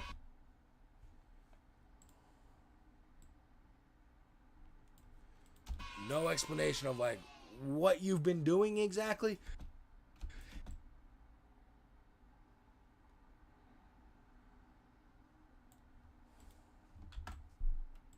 And his daughter, and like, yay, reunited, but no explanation of like what you've been doing exactly. Last time we saw you, Luke Cage, you were gonna.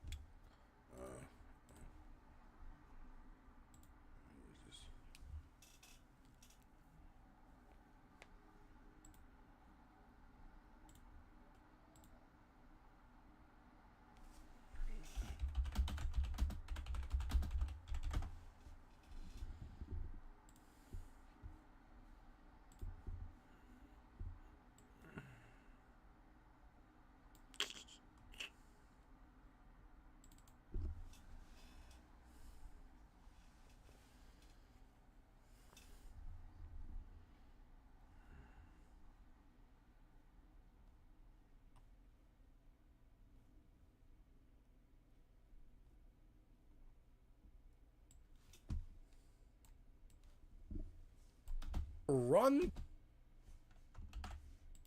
Cage. You were gonna run crime in Harlem. What happened to that?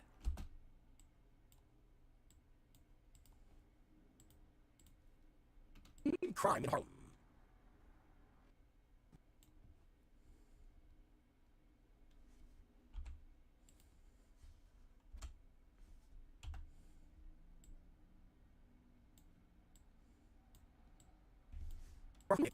Luke Cage, you were gonna run crime in Harlem. What happened?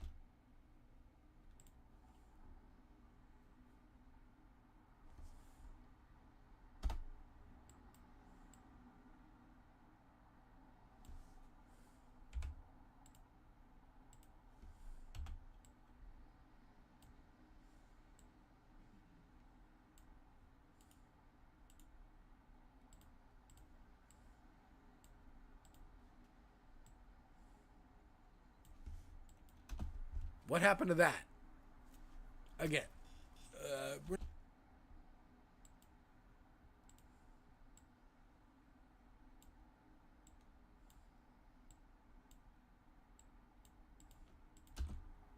What happened to that?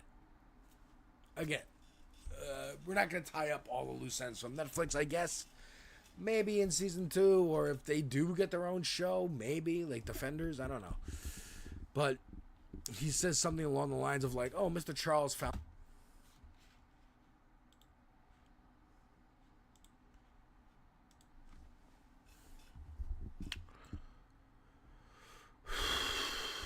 Okay.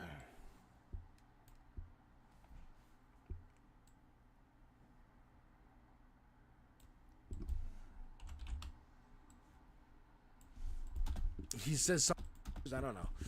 Defenders show, maybe, like Defenders,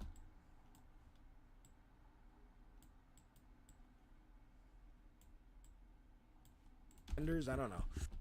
Own show, maybe, like Defenders, I don't know. But he says something along the lines of like, oh, Mr. Charles found somebody else to go do that dirty work.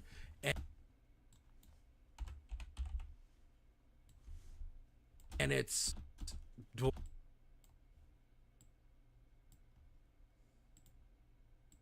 Bullseye. And I'm like, oh, that's cool.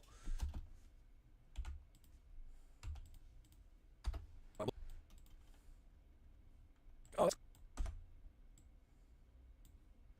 Bullseye.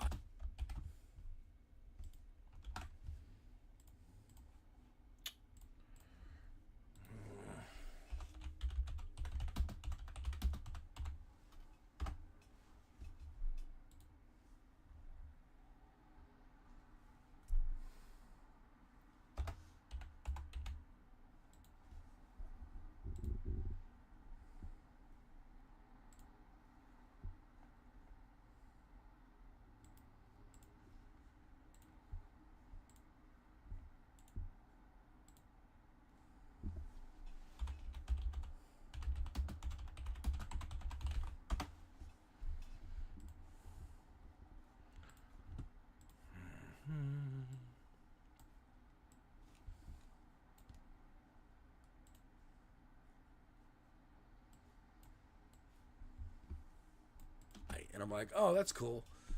Again, we got a sweet scene of Bullseye killing some cops. I was like, you know, cool. Cool. A lot of cool stuff. But I don't know what it really amounts to. This season kind of left me. Again, I was hyped in the beginning. I'm a little bit like lukewarm on it now. But I am excited for season 3 because I know we're going to get Luke Cage and Iron Fist and the Defenders, and I'm hoping Spider-Man. I'm hoping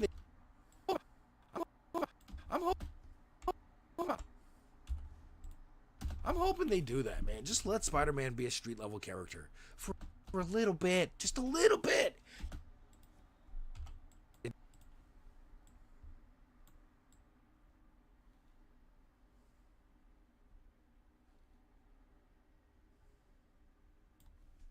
A street level character for a little bit, just a little bit.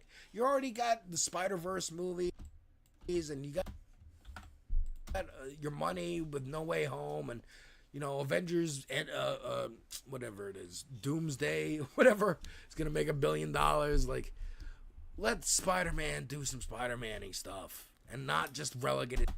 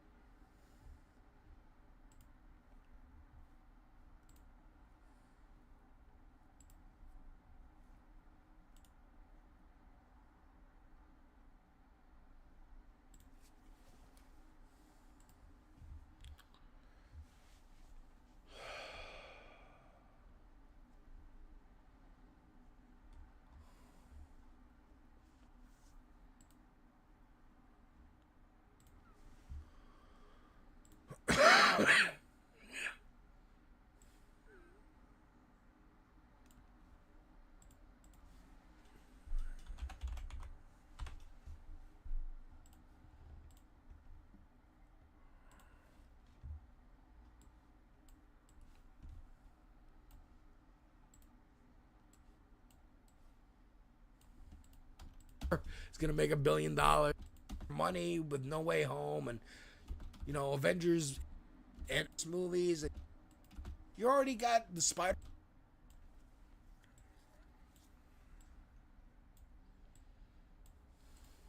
movies, and you got your money with No Way Home and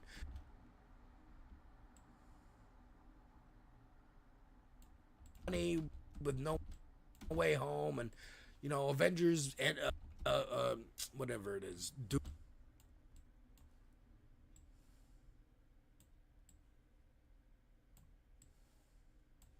Doomsday, whatever. It's gonna make $1 billion.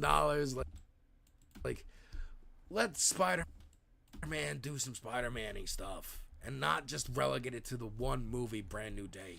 Let him show up on Daredevil season 3 or She-Hulk or whatever it is. Like, man, I would like to get some She-Hulk back. She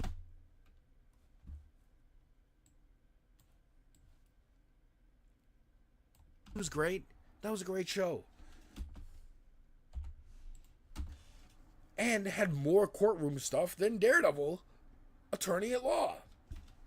Avocados at Law. Anyways, folks, get some She-Hulk back or whatever it is. Like, man,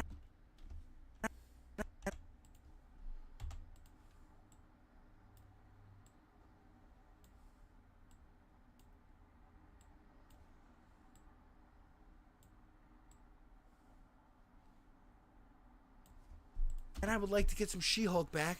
She was great. That was a great show. And had more courtroom stuff than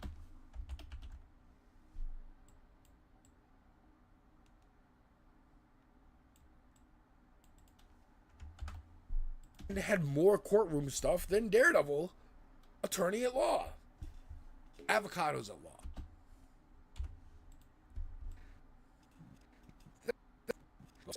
Anyways, folks, that's my quick.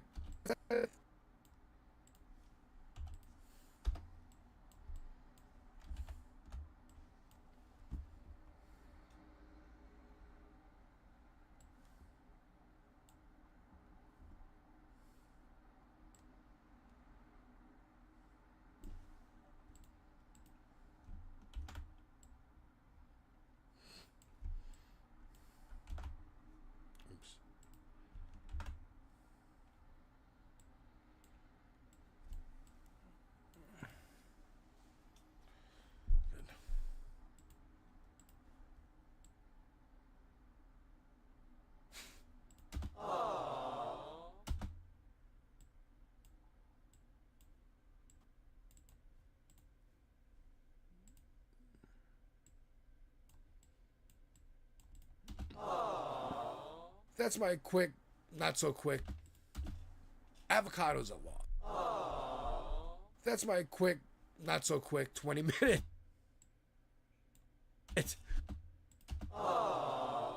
That's my quick, not so quick 20-minute rant about Daredevil Season 2. Let me know what you thought in the comments. Did you find a little lackluster?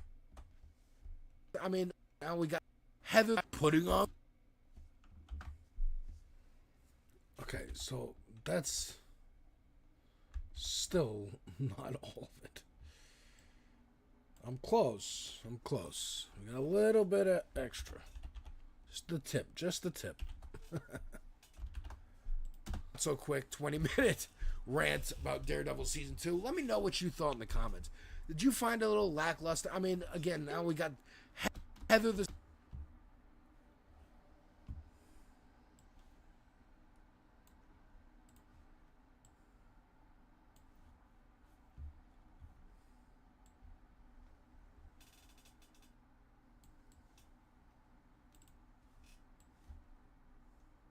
the psychiatrist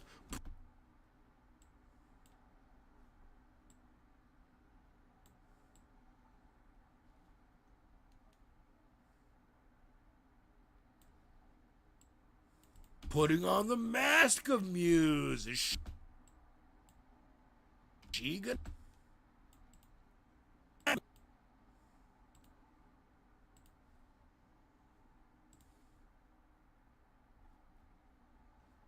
mask of...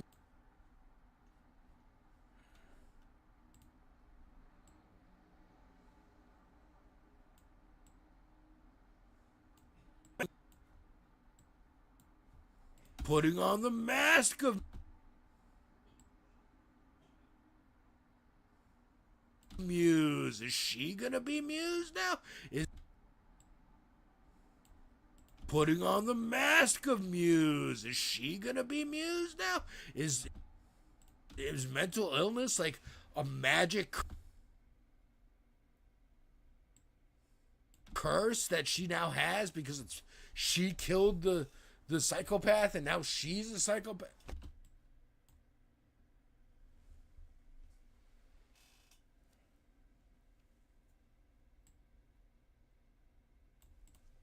Muse putting...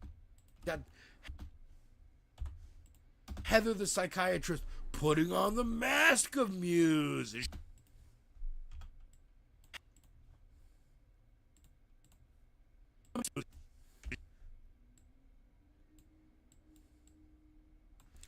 I'm pretty proud of this one. I think this one came out pretty... Now we got Heather the psychiatrist putting on the mask of Muse. Is she gonna be Muse now? Is mental illness like a magic curse that she now has because it's she killed the psychopath and now she's a psychopath? What are we doing here? What do we do? We didn't even get like Kristen, Matt's law partner, who he created this new law firm with after Foggy died in season 1.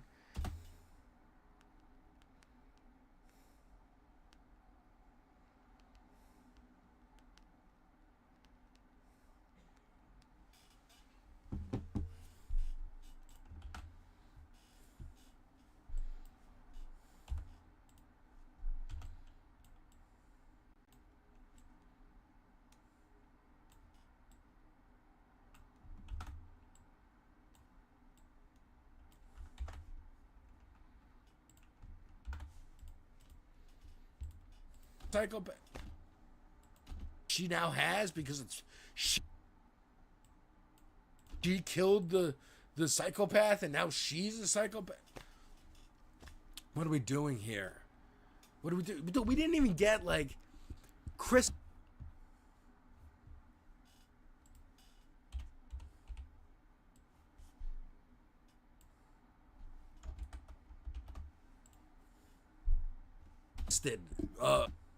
Matt's law partner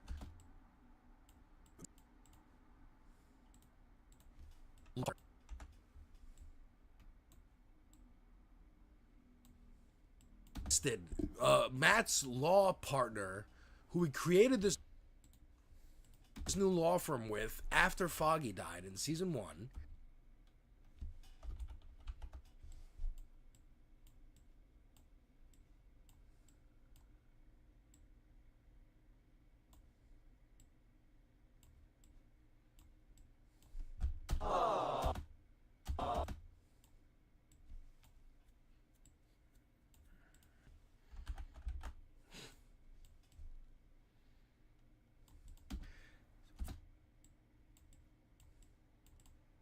In season 1 for all of season 1 was like, where's you going all the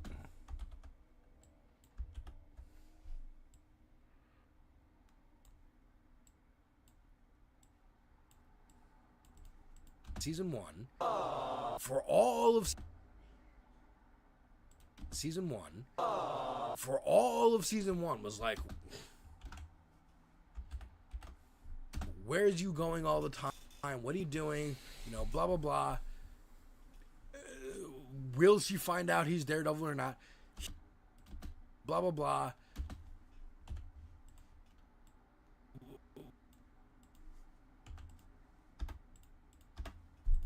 Blah, blah, blah. Will she find out he's Daredevil or not? He reveals that he's Daredevil in the courtroom in this last episode. Reveals that he or not. He in this last episode.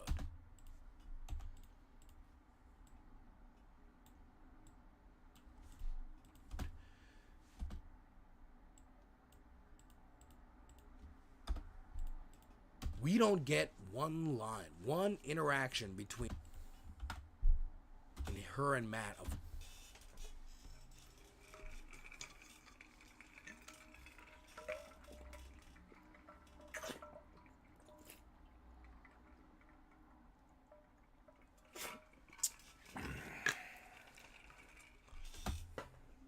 like, oh, this is where you've been all this time. I can't believe you lied to me.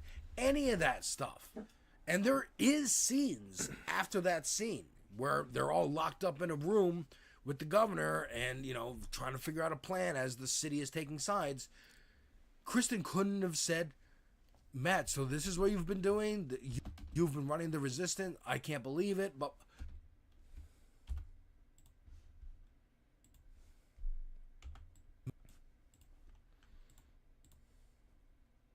Even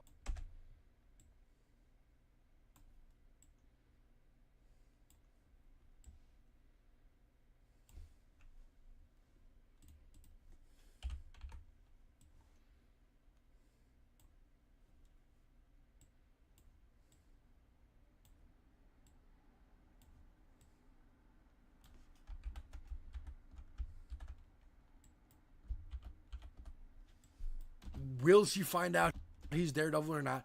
He reveals that he's Daredevil. We don't get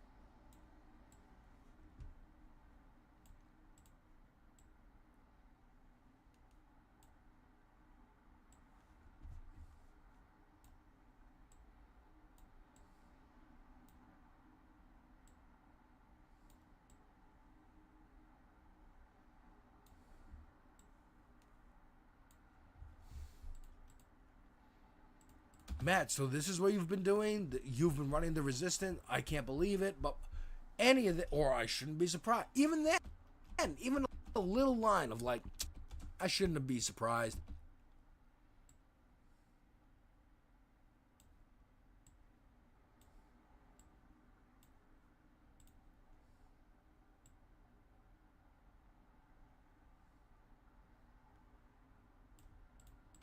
Matt, so this is what you've been doing? You've been running the resistance? I can't believe it, but any of it, or I shouldn't be surprised. Even then, even a little line of like, I shouldn't be surprised, and he winks and blah blah blah, but like nothing Like, again, the side characters are nothing. By the way, Asian cop lady?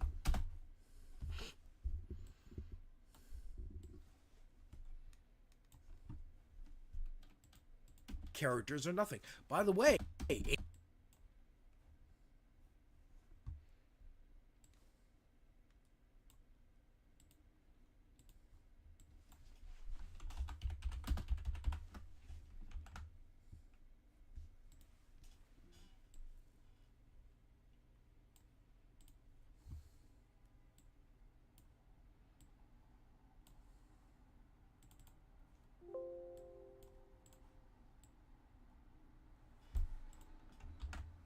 Asian cop lady?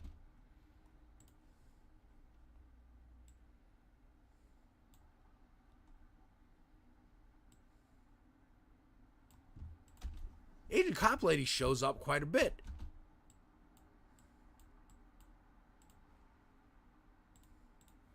Let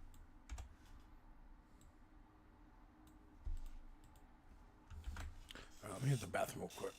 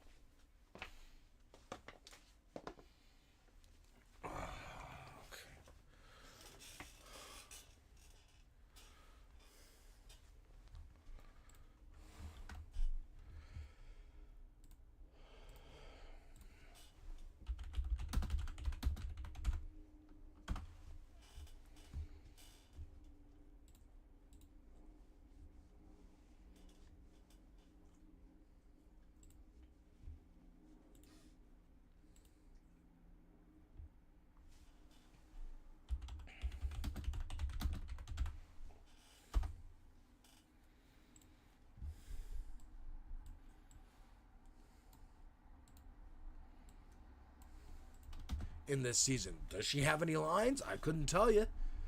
It was Cherry's like ex-partner from the department. She had a role in that bank robbery episode in season 1, but here in season 2, she's just kind of there. Kind of like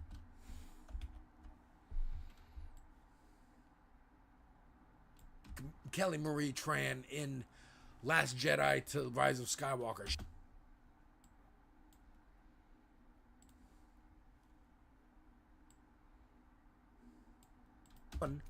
But here in season 2, she's just kind of there.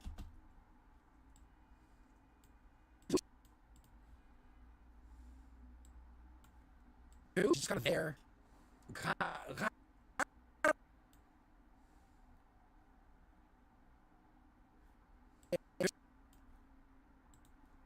There.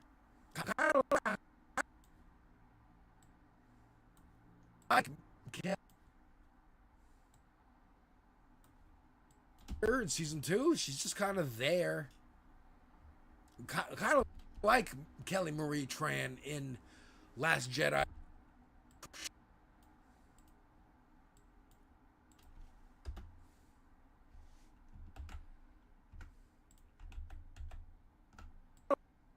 Kind of like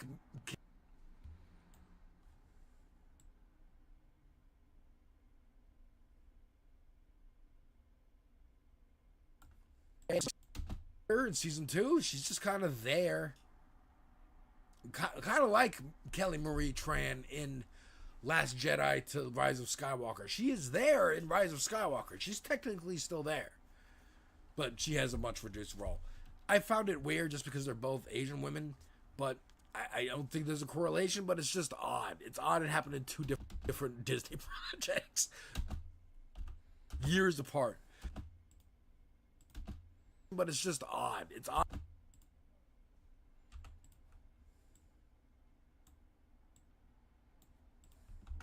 Odd it happened in two different Disney projects, but it's just odd. It's odd it happened in two different Disney projects years apart. But again, folks, let me know what you thought of Daredevil Season 2, Daredevil Born Again Season 2. Are you excited? Are you lukewarm? Are you excited for the Punisher special? I think that's next week. Last Kill. Is that the send-off for the Punisher? Are we bringing back these characters from Netflix to get rid of them? Because they want to go in a different direction with the MCU. They want to go younger. After Doomsday, it's going to be the... I don't know, folks. I don't know. The future's looking a little odd for a lot of these projects.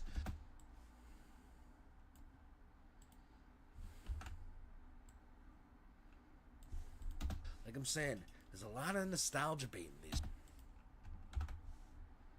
The Mandalorian and Grogu odd for a lot of these projects.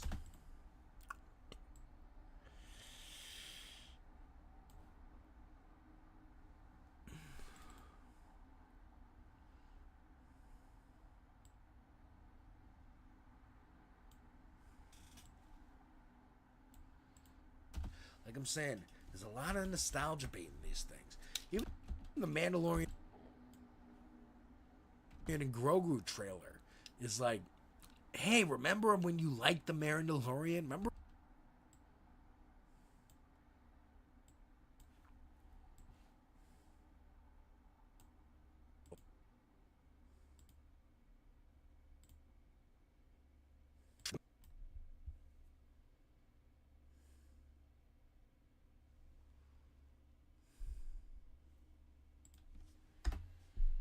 Even the Mandalorian and Grogu trailer is, hey, remember?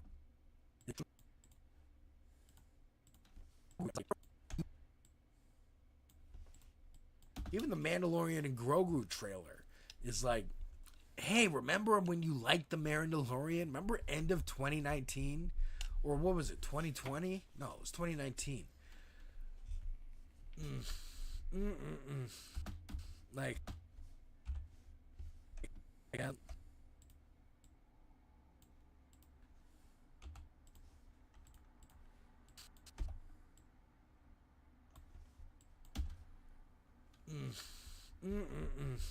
Like, I look, all the mergers are happening. Paramount and Warner Brothers and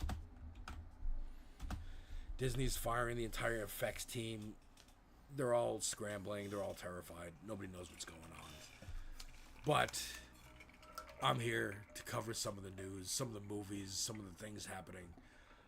Maybe this weekend I'll talk about Hokum and Undertone. I wanted to do that this week at some point, but hey, I'm gonna keep making stuff so long as you keep watching, folks. So thank you very much. This is the third time I've signed off. Thank you very much. Let me know what you thought.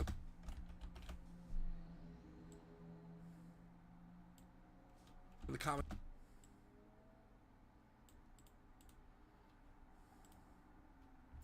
Finally, we fucking did it. Jesus Christ. We made it. All right. Yay.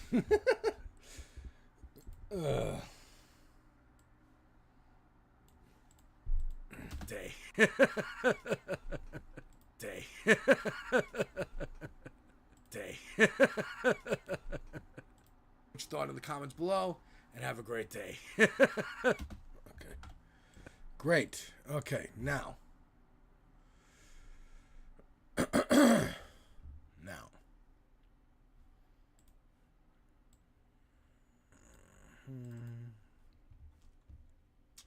Let's move this over here. you out.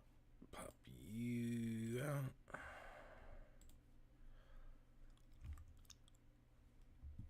Alright, I'm trying not to fucking fuck all this up.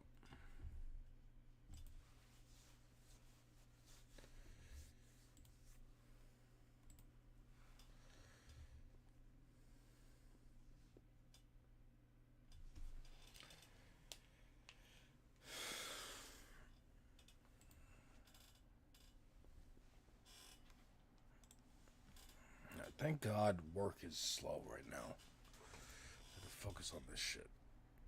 Alright.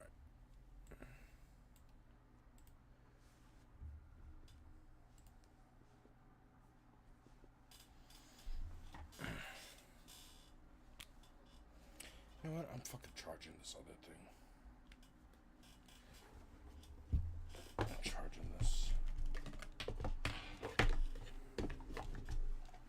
Ugh.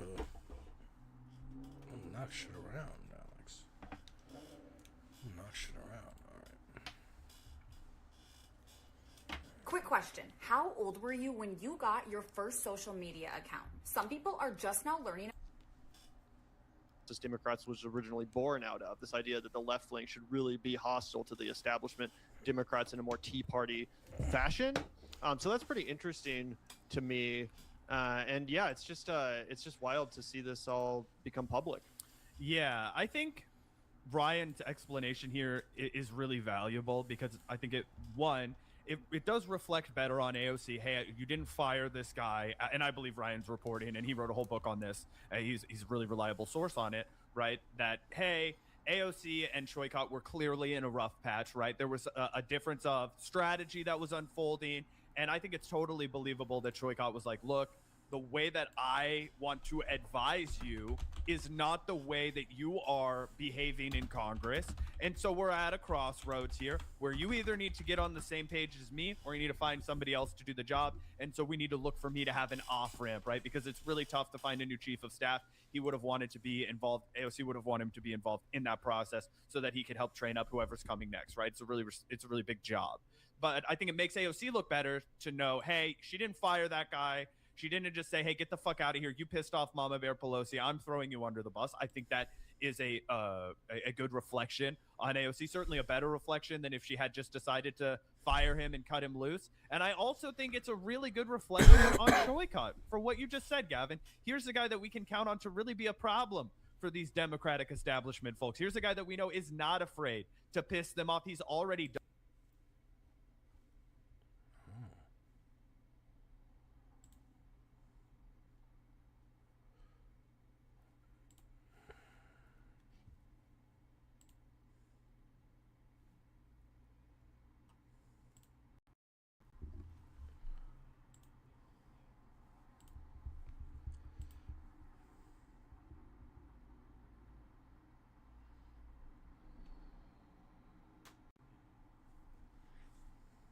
Interesting. How's biz, Ash? Great, especially with the help of zero accounting software. I can keep my cash flow flowing by giving customers more ways to pay. Yeehaw! Search zero with an X.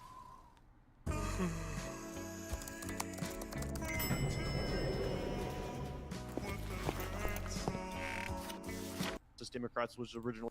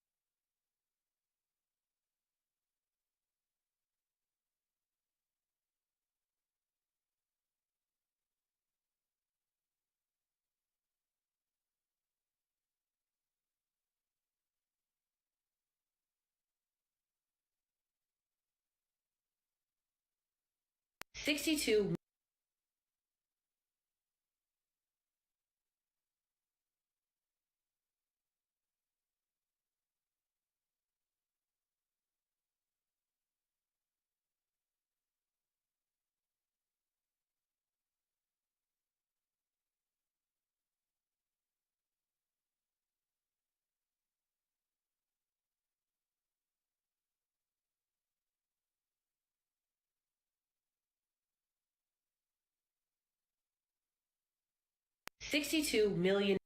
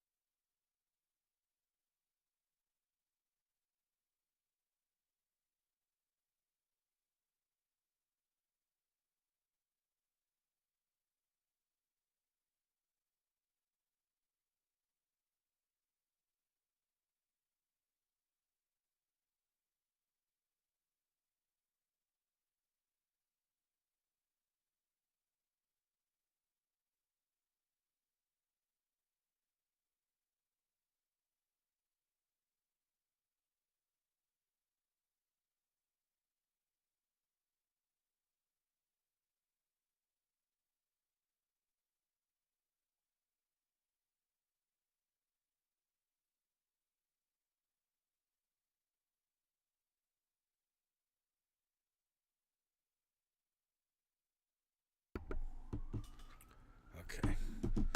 So, let me try that again. I tried to export and it was like, it's going to take 3 days. I'm like, what? That should not be the case.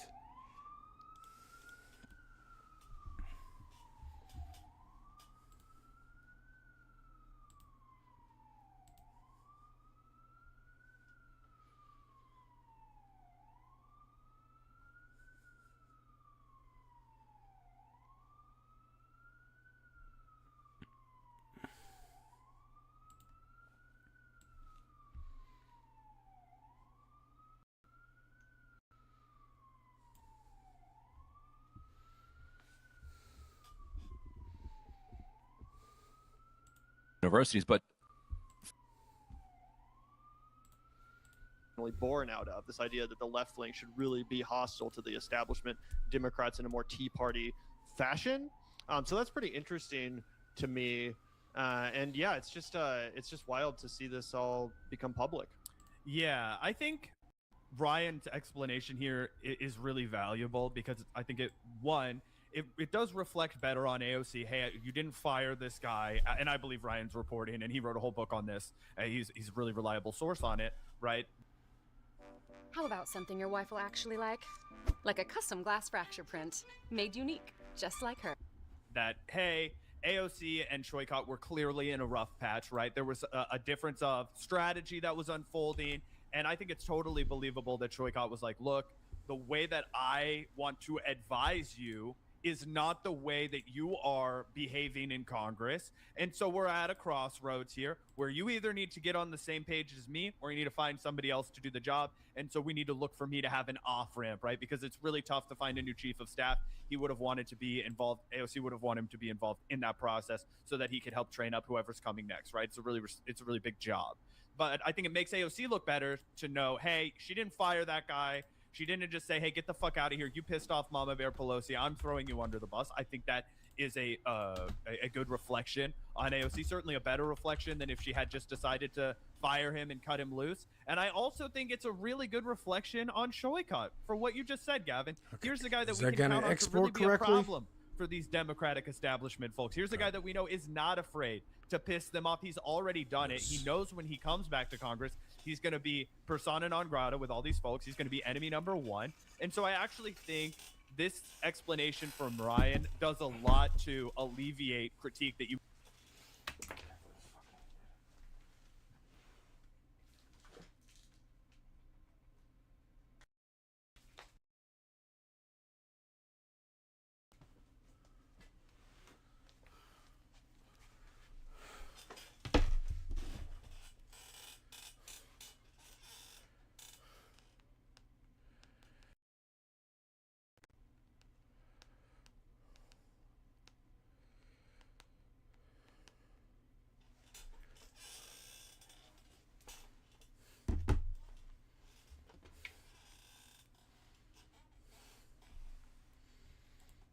might have of AOC, and also to boost the credibility of a guy like Shoykot. Yeah, 100%, 100%. I think Shoykot would be a serious force in Congress. I really hope that he wins the primary and is able to, go on to be the representative in that district in California. He seems awesome. And yeah, I mean, a couple things are just so crazy about this story to me. The most important just being how much I never really, people don't really think about Nancy Pelosi having this much control over members of Congress, she's no longer the Speaker of the House, but whoever the leader of the Democrats in the House is, you don't really think about them exerting this level of aggression and control over representatives, right? Literally holding closed door meetings to scold members. That's not even my words. That's the words of this article. She literally held this closed door meeting to scold members of her caucus and to air out these grievances, air out this drama. I mean, it's really manipulative. It almost feels like abusive in a sense, given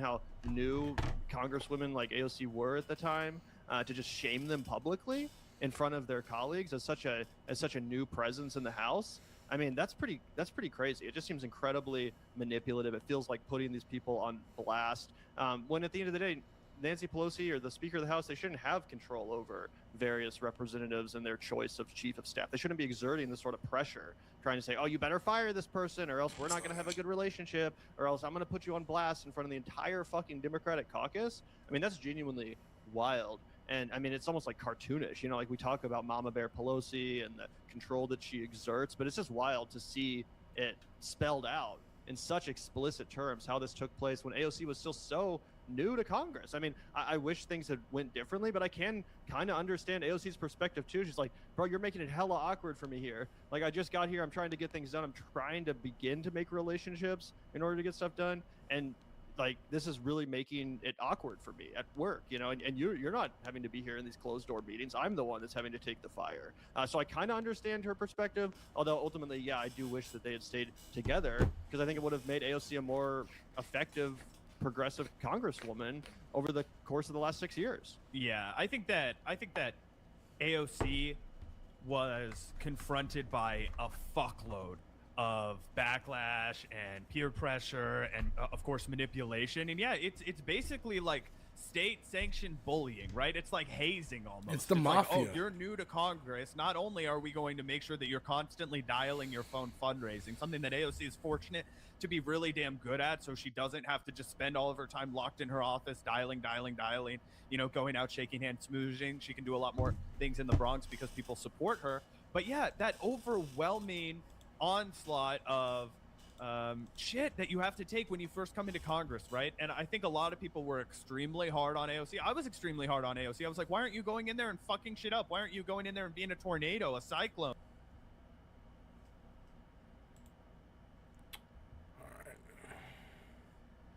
Let me get ball pit going here.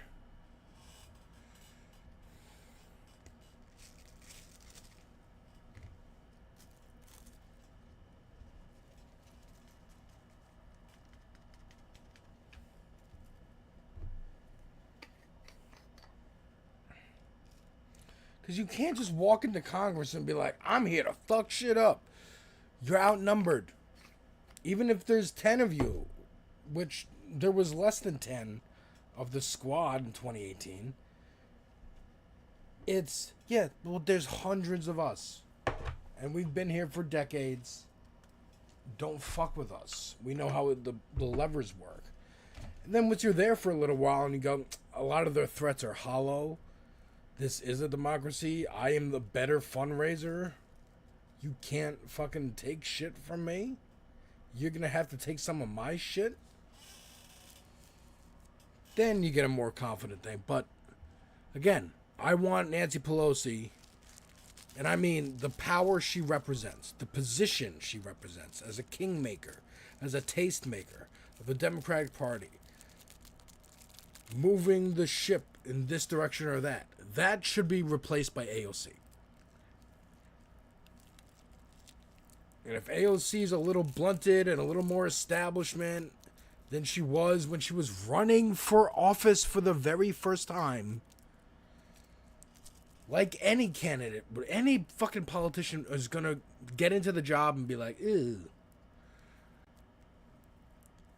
Not only do I have institutional rot that I already know I have to fix, but there's also shit that I didn't know I had to fix.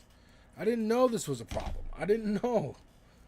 And so they're going to have to roll slowly and this and that. I mean, hell, I criticized Mamdani yesterday for the fucking land sales happening at a synagogue. That breaks international law. You said you were going to enforce international law in the city.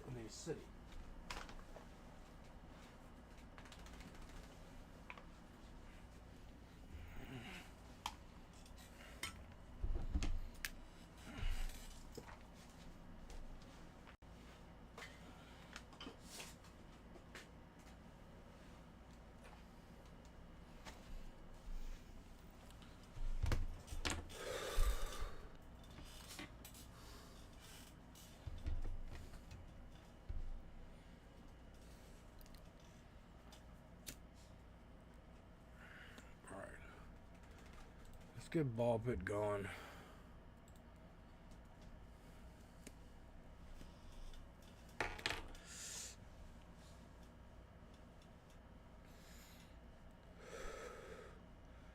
Is this full screen? I don't remember. I think I did.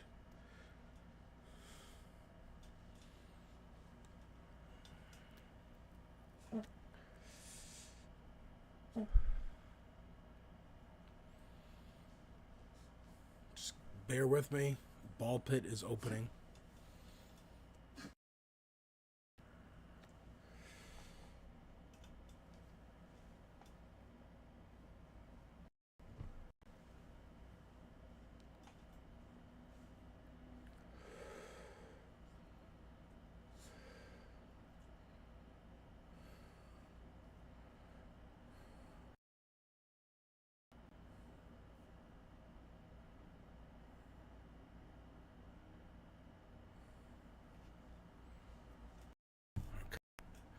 Ball pit is opening currently.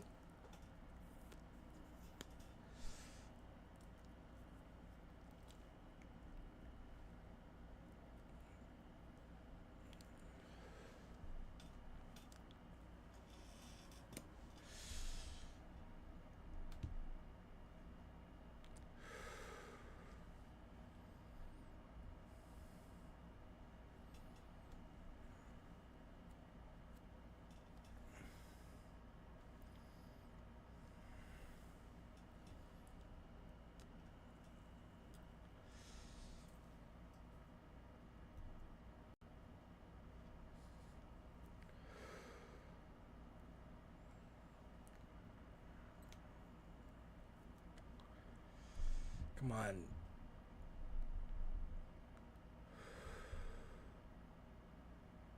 There we go. Come on. Open.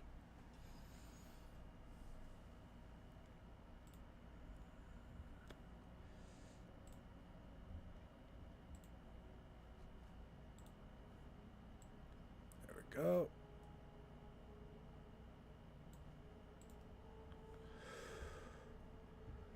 Okay.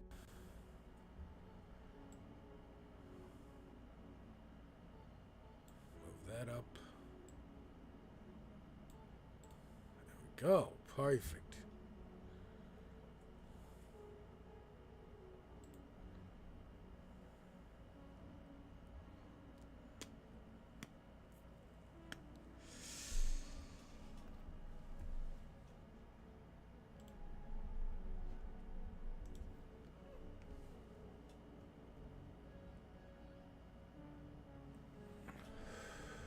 What the fuck, dude?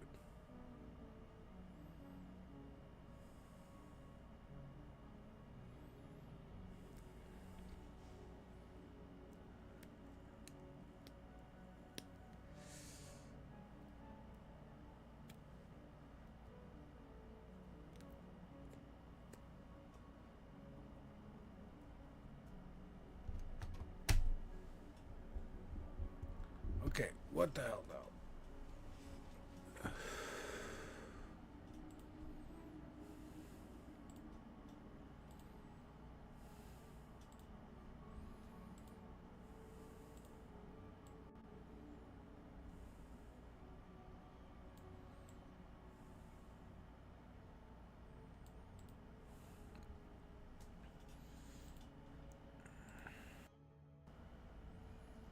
Okay.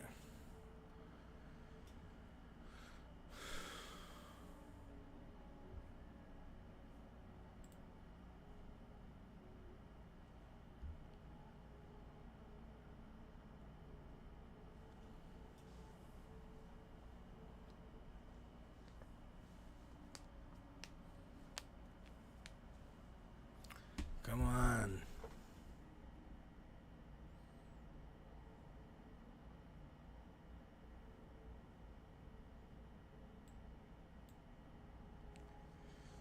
All right, careful, careful.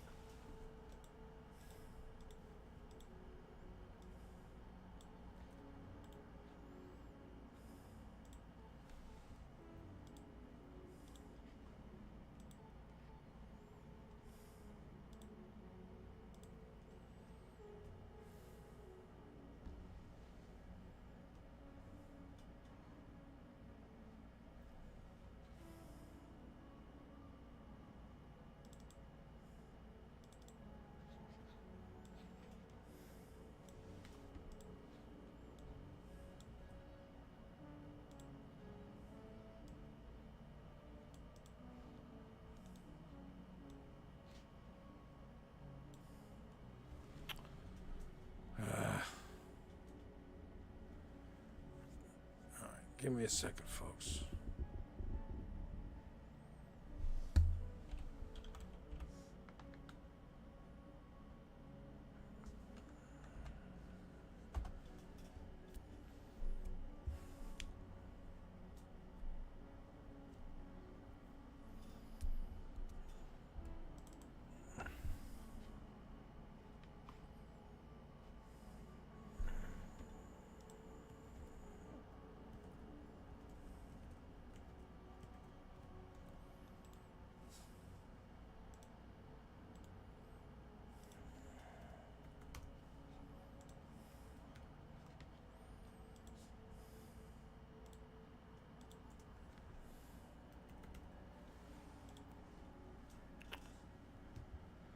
Okay. So that's good. Sometimes I just need to open Task Manager just to fucking, like, kick everything into gear. Okay.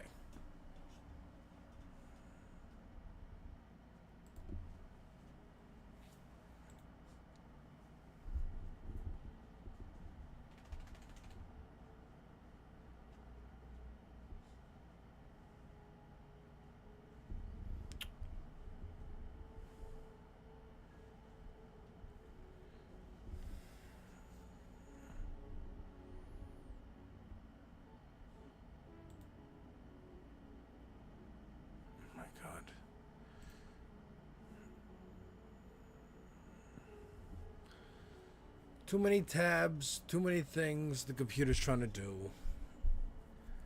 You know, my entire life, I've been like, one day I'll have a computer that works as fast as computers in movies and TV or my friend's house. It's just for right now that my computer's slow and I have to massage it to get it to run Diablo or whatever. Nope.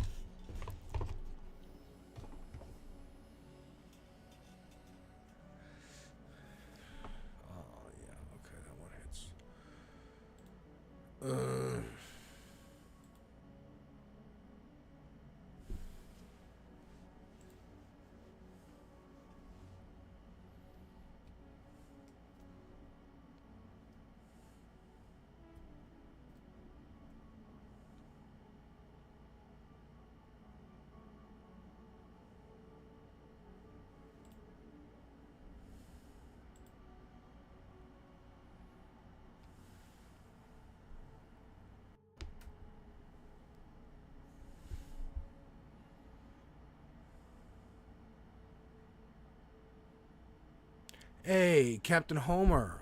So sorry. I did not see you come in. Entire institution is unleashed on anyone that makes the wrong noises. Here. How much about AOC's local office in her district? Services provided. Are you familiar? Brother, I didn't see all that. I'm sorry. Hey, Captain Homer. So sorry. But I read it, so now it's forever in the VOD. Sorry, brother. Hey, I got 9 likes over there. That's crazy. Yeah, my whole computer was doing some freezes, and we had to check it out. So now we're back. That's ready to raise hell in every direction. But I think that this bit of information that we have is reveals, I'm trying to pick the right vocabulary word there, is that it really lays bare, right, how difficult it is to maneuver this, right? Because as Gavin mentioned, sure, we know how powerful Nancy Pelosi is. She's this wicked witch of the West, whatever. But to see it right here like this, up and coming, scrappy congressman, it's like, I will ruin your whole fucking career unless you roll over on this. And AOC trying to figure out how to be like, I don't want to roll over on this, but I also still want to have a career. Look at how hard I just worked. I have to represent my constituents, etc., etc. Yeah, 100%. So pretty wild shit. I'm glad we have a little bit of clarification on that, and I'm glad it wasn't anything really weird or problematic. Like, it just seems like it was an awkward situation that transpired. It resulted in some fractures between AOC and her new colleagues in the Congress, and ultimately they decided to go their separate ways. Still, that being the case, if it really was just a matter of like, oh, you know, this isn't really working out, we're still on good terms though, it still does beg the question, why has AOC not endorsed Shoykot? You know what I'm saying? Like, if he wasn't fired, as Ryan Grimm mentions here, AOC did not fire him. You know, it was a mutual breakup or whatever the fuck, you know? Okay, so then why hasn't AOC endorsed him? If there's no bad blood, does she prefer Scott Wiener? It just seems a little bit odd, and again, it continues to make the situation more awkward because Shoykot is running ads, and he is leaning into his relationship with AOC. Meanwhile, she's all like, no comment and shit. So it is definitely still pretty awkward, and I am interested to see if he does get her endorsement at any point, or if she continues. So we're gonna finish this video out, and then I got you with something that I saw, and I thought of you, because I know you love these people. YouTube people, I'm gonna keep you on my phone because I cannot have another window open. That was the problem.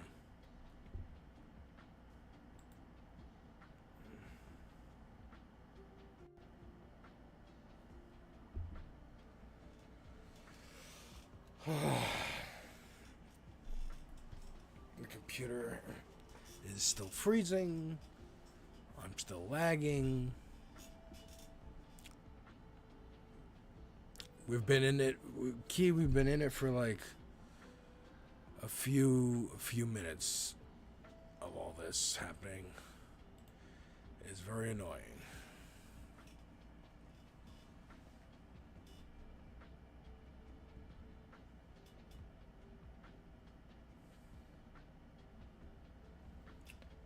So bear with me.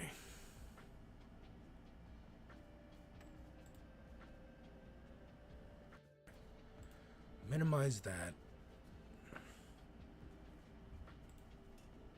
Hang him out to dry. We're gonna finish this video, and then I got one. If she doesn't endorse him, we'll know, in my opinion, for sure. But I said this a few weeks ago, and I think.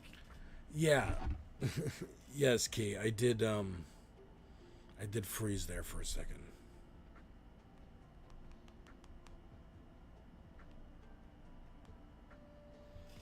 I'm lagging quite a bit.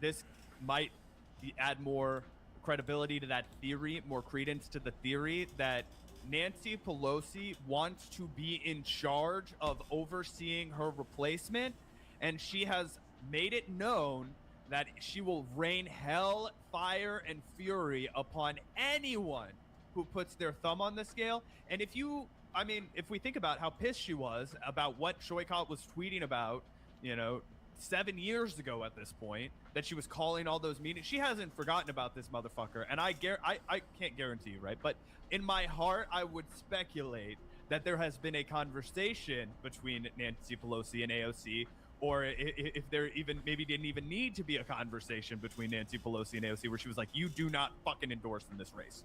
I think you're 100% correct about that. I think even though Nancy Pelosi herself is not up for re-election, it is her seat. And she's probably given Scott Wiener her blessing to be her replacement in the Congress, and she doesn't want Shoykot of all people, who she famous. Write me in the chat, Key. I gotta do this stuff too. All right, hold on. What?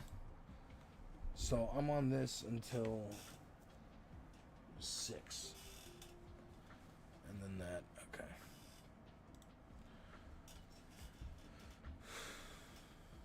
Alright, so this is the video. Again, see how slow the computer's moving right now? Yeah.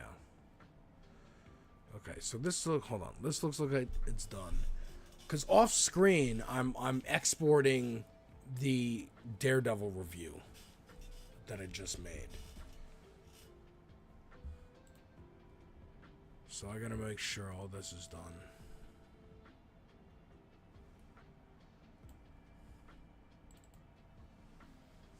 Works. 'Cause sometimes I'll export something and it'll be it won't have sound. I'm Alex. I'm the devil's advocate. There it is.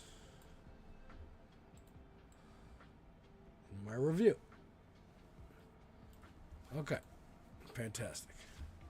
So now we can close this program and the computer should run a little bit smoother. Save.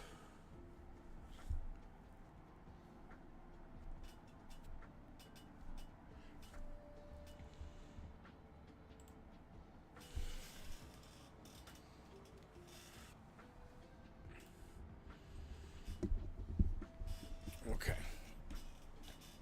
Give it a second for this editing program to close.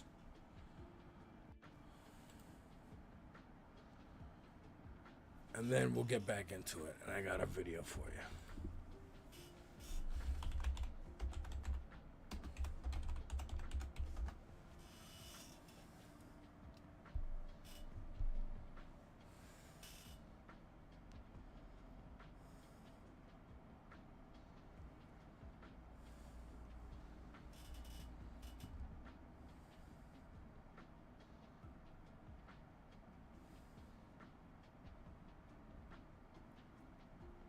Okay, so this is about Joe Rogan and Tim Dillon and all them. If you're watching, Key, and you can hear me, type in the chat. I'm not going to play this video until you type in the chat.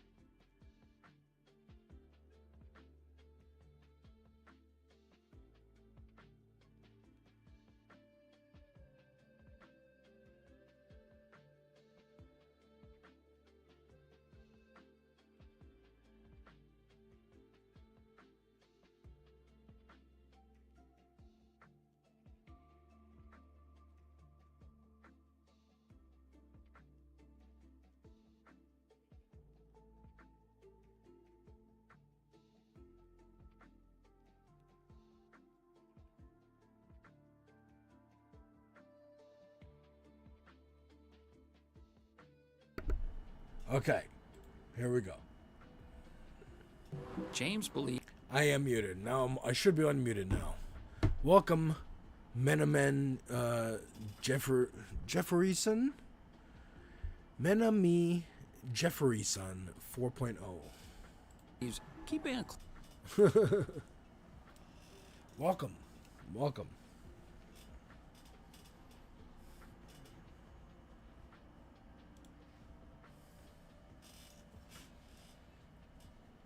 I'm waiting for these commercials to go by. Click is the title. Haha, just watch it. Oh, you just watched Daredevil. Cool. Yeah, so I made this review. I know you can't see that. I'll show you big. So I made this review. I just finished exporting it. I was editing it the whole time on stream. And now I'm uploading it. But yeah, I like the show. Matter of fact, if you check out my channel, over on YouTube, I have my thoughts on episode 1 and 2, the premiere, right here. This one. Dex was great. Dex had a lot of fun. I didn't talk about him much in the review, so I'm glad you're here so I could share my thoughts. Because I forgot to mention him in my review that much. But he had like a great season. Like, I had no criticisms of that. He's living his best life, dude. He's killing cops. He's getting revenge. He killed Vanessa. Like, he's good. And then just, like, he didn't even care about pissing off Karen and Matt anymore. Like, when they had him handcuffed to the bed and he was just chilling.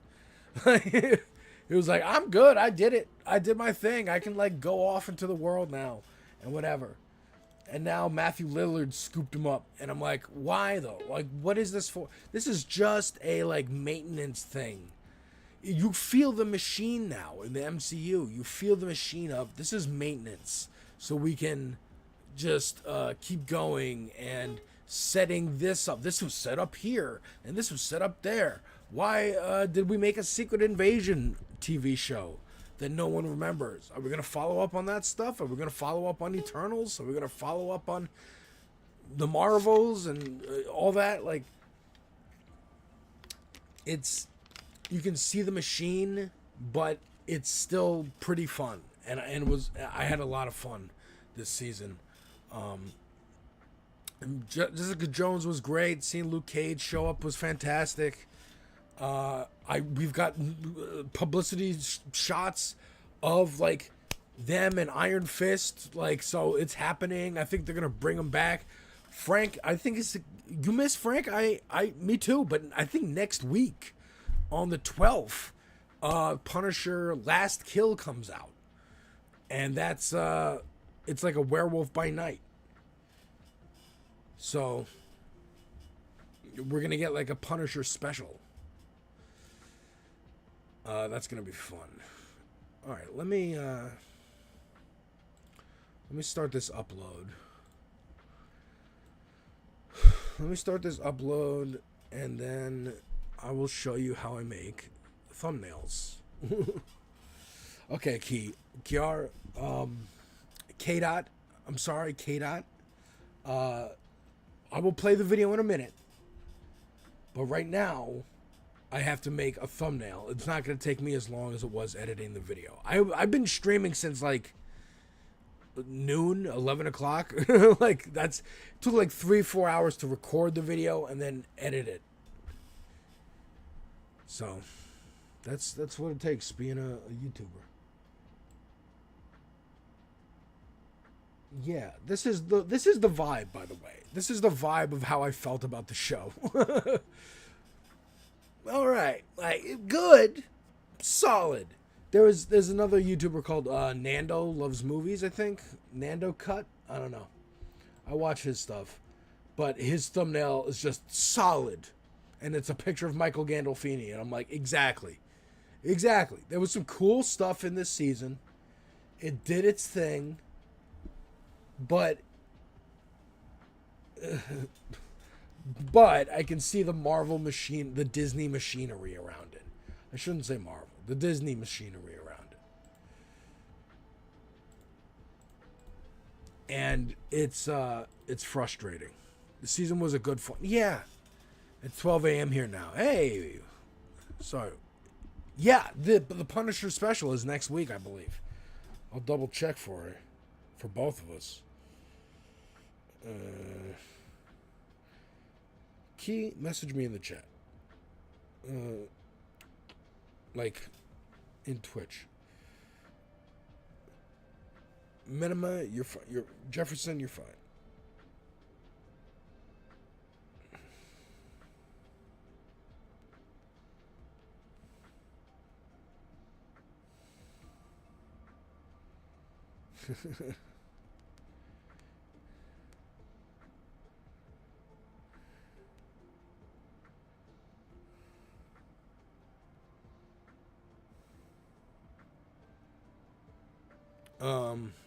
I remember thinking, damn, I'm gonna have to wait. Yeah, I know. I thought it was gonna be October too.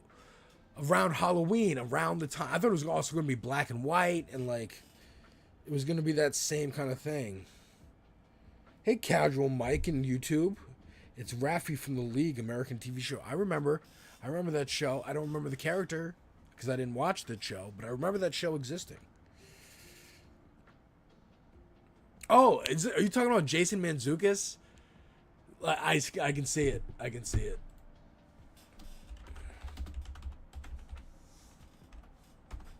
This guy? Yeah, I can see that. I can see that. That's bad funny, yo. I never got compared to him. That's so funny. Hang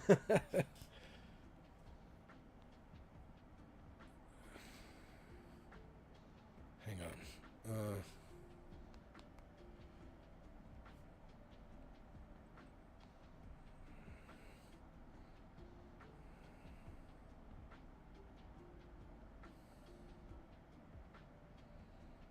Okay.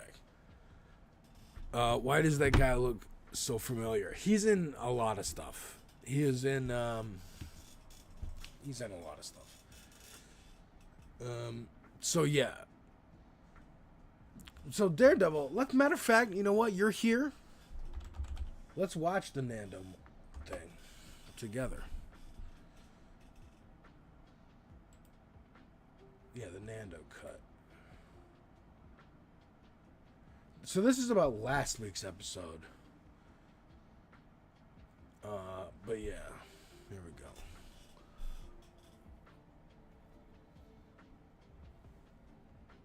Yeah, I mean, I thought it was cool. I thought it worked.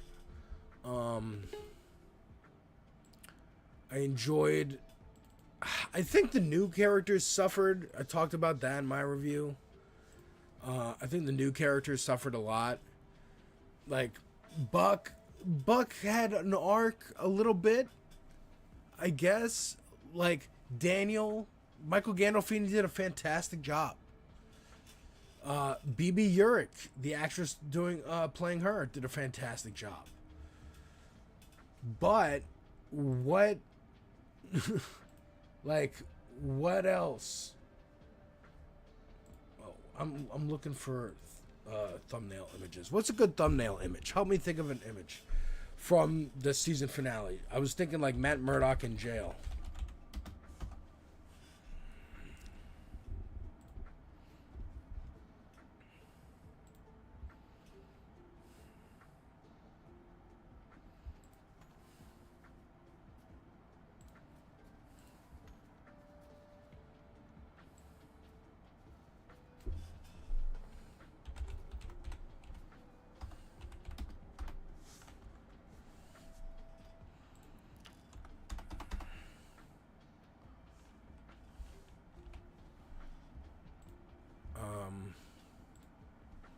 When they stand on the stairs.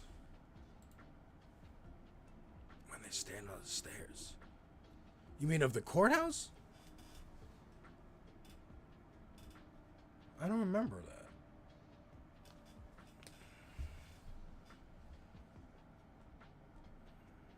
that. I was thinking him like sitting in prison.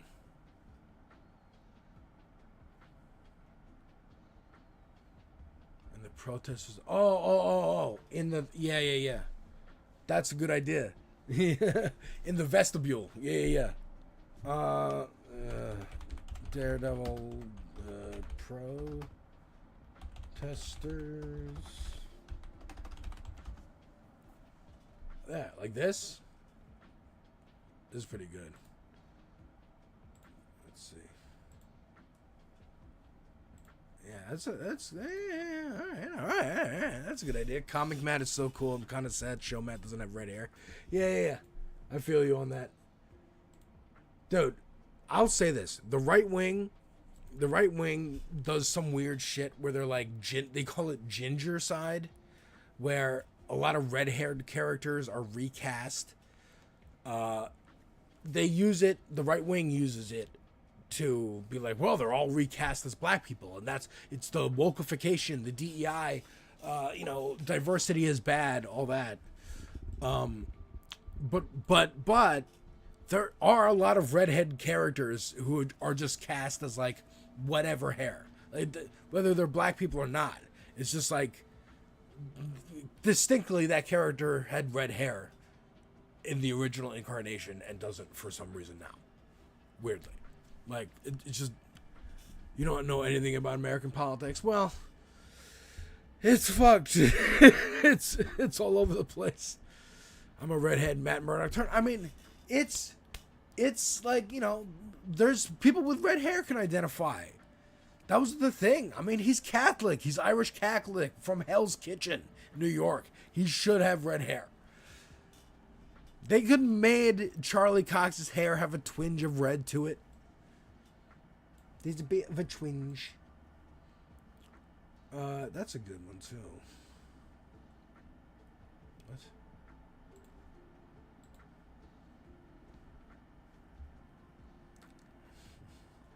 What? That's a good one, right? I could just steal it from somebody else. Yeah, I mean, I didn't even mention the White Tiger niece because she had so little to do. She had so little to do.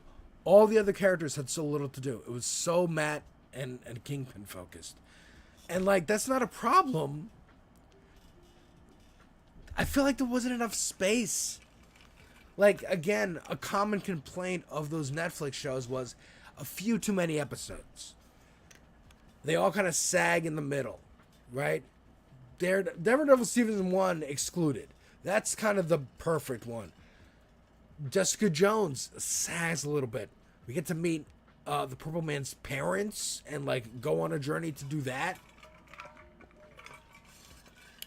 Luke Cage, we find out about his origin, and then we switch bad guys in Luke Cage and go from Cottonmouth to the Viper or whatever it was, Copperhead. Let's see. Let's find a good one here. Hashtag save Daredevil. Let's see. I do like this one. Yeah, dude. This too, in its final moments of season 2, Daredevil Born Again decides its own. It's pro January 6th. That's a weird Polygon version of this article or this take, but I mentioned that too. It's a little bit like, oh, if only January 6th was like lefty and for the right reasons, or it's that writer being like, I wish it was for, you know, anti-bigotry or whatever it is, which, you know, they would have opened fired on people like that. White people, you know, middle-aged white people who are, what on earth is January 6th? Oh, you guys have so much drama. Yeah, the outsides. Well, dude, January 6th was when the Capitol was like flooded with people. 4 years ago, when Biden won the election and Trump was mad about it, had a big rally outside in Washington, D.C., and then said, okay, we're going to march down to the Capitol and like show them that we, you know, justice and blah, blah, blah.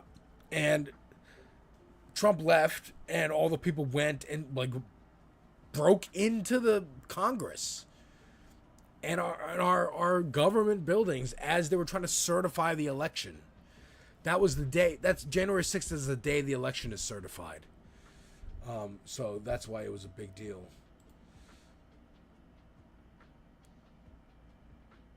Yeah, all right. Well, I don't know. People aren't going to know what that is. It's too vague. I like the idea of that image, but I think, fuck it. I am just going to steal this one.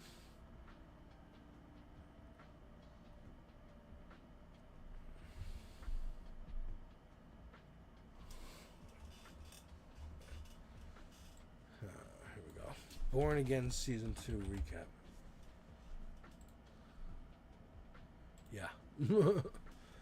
Yeah.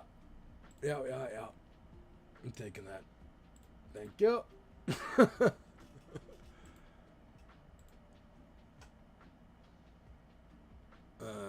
Okay. So.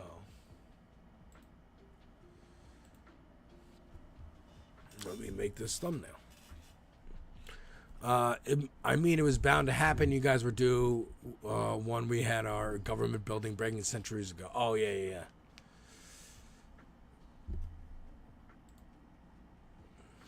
Yeah, but again, it wasn't for the right reasons. Like, that would have been better, but also they would have cracked down on people more.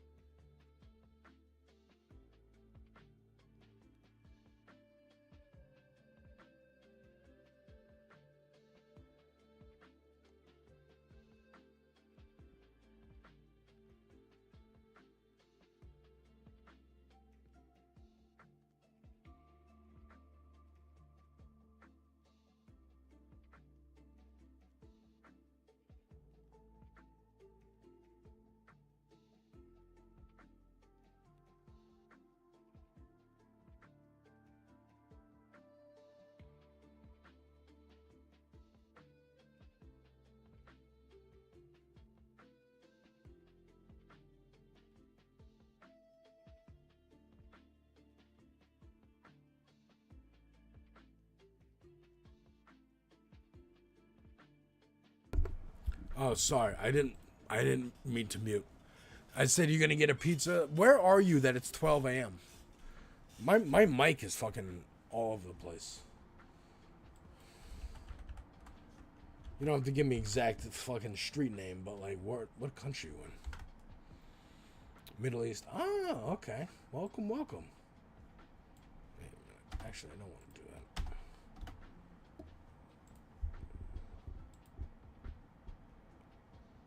Welcome. We are friendly to everyone here of all persuasions. What do you think I am? Because I get Middle East a lot. Some people come up to me and start speaking like Arabic. So some people come up to me and start speaking Spanish because they think I'm Puerto Rican or Dominican or something.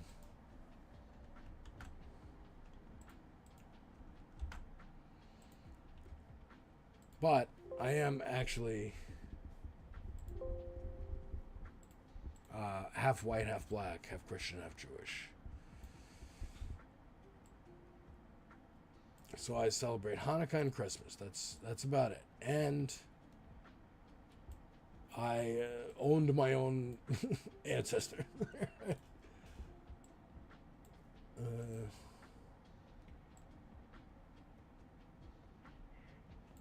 I'm a mix.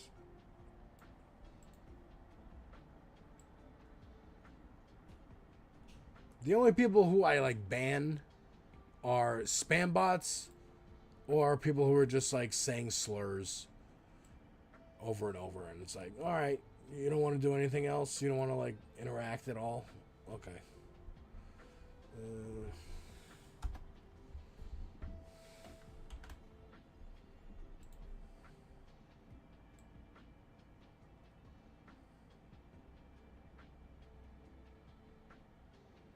me just erase that. I'd say Latin American. Your hair is not very Arabic. Okay, interesting. I'm from Jordan, but I live in the Arab Gulf. All right, nice. I would like to just say, as an American, I'm not responsible for my government. Fuck them. I hate them. I hope we get some fucking better people in there. Trying to make it happen, man. Like we're trying to. I feel like it's in the air, though. I feel like it's in the air across the world. We all are tired of these sick fucking billionaires raping the fucking world and they're raping us and our futures. And we fucking had it. And it's coming to an end for them. And they're getting scared.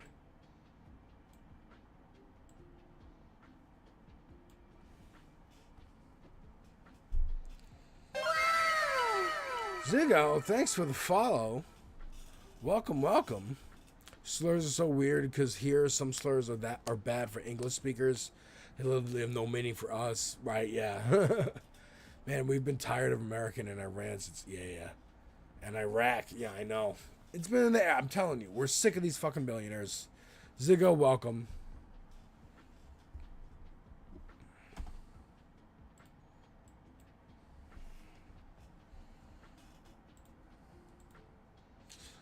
Okay, hold on. Let me see.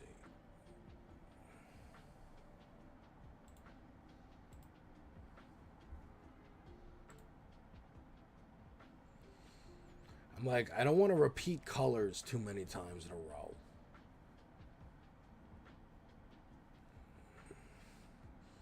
I also feel like, why am I putting myself in thumbnails?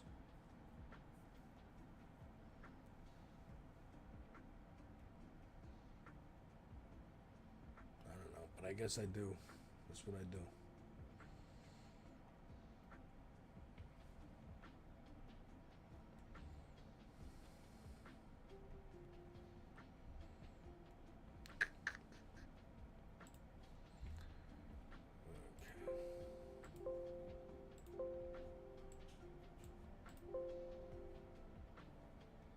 No, I don't want that.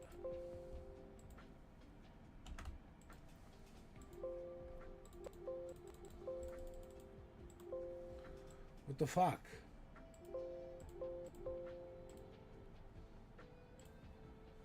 Oh. Jesus Christ. The color picker was on the other screen. I was like, what is happening?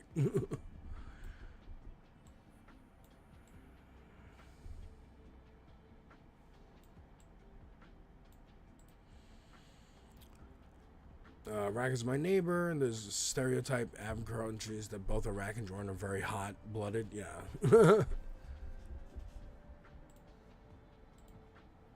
Interesting. I didn't know that.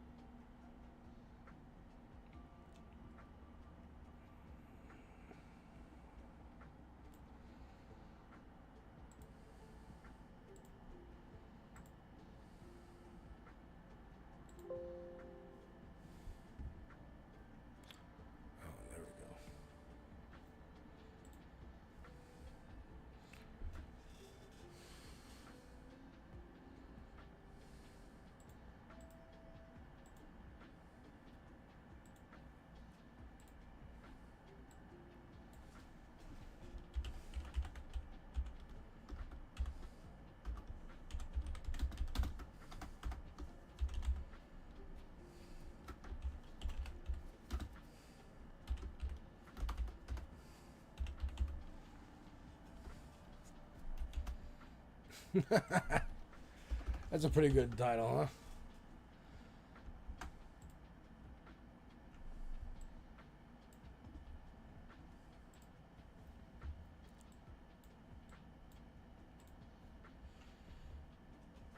And Oman is like a chill country. It would be Snoop Dogg.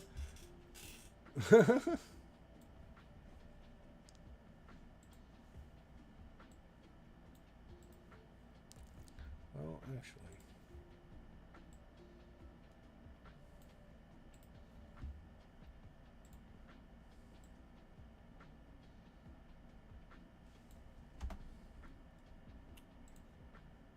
No. We want a lighter blue.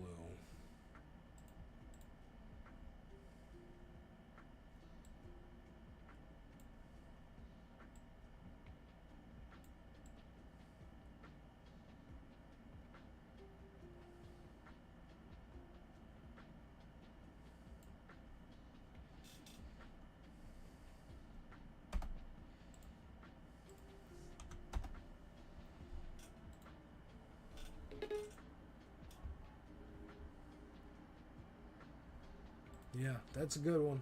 I like that. That works. All right.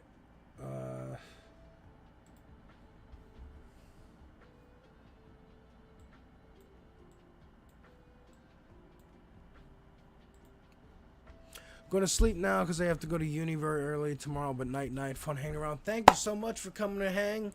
Make sure you hit that follow. I don't know if you hit that follow.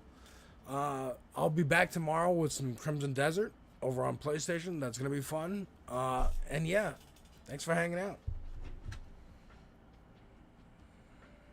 Damn it. Sorry, YouTube. I keep missing you.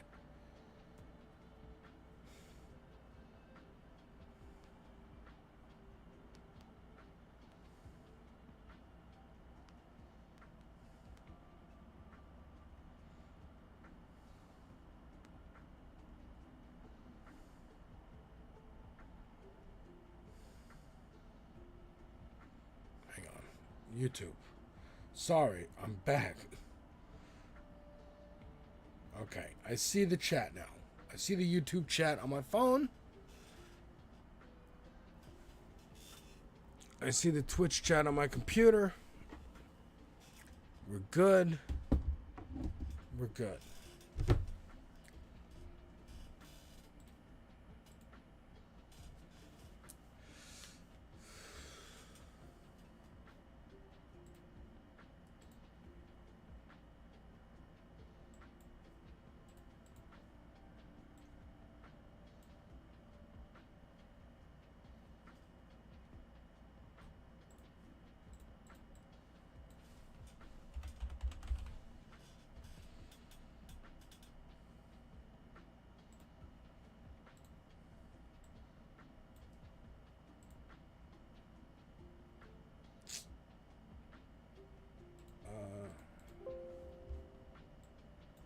Let me try this.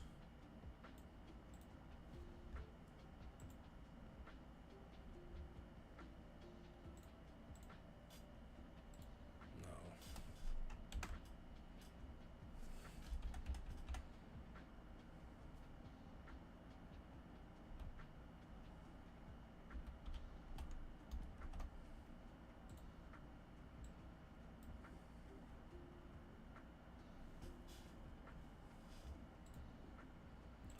Okay, let's save it.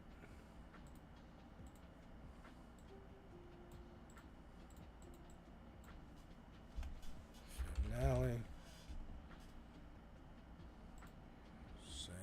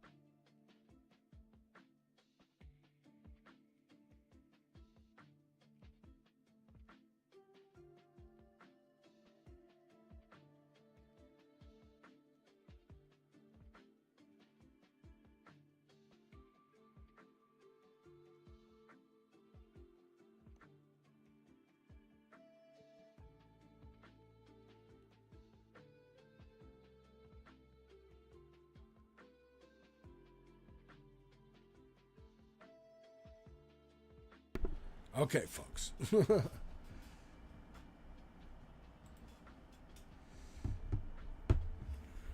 So, is this correct?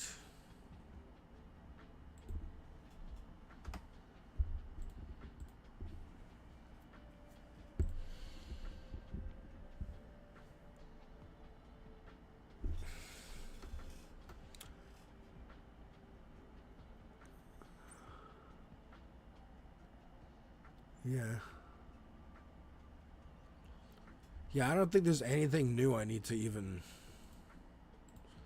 checklist on YouTube.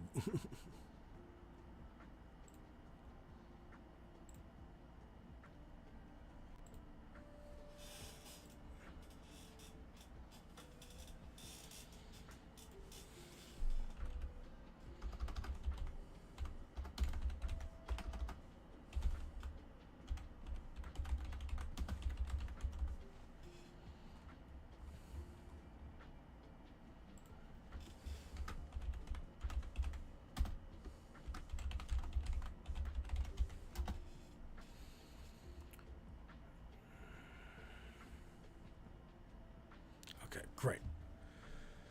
So that's uploading. Fantastic.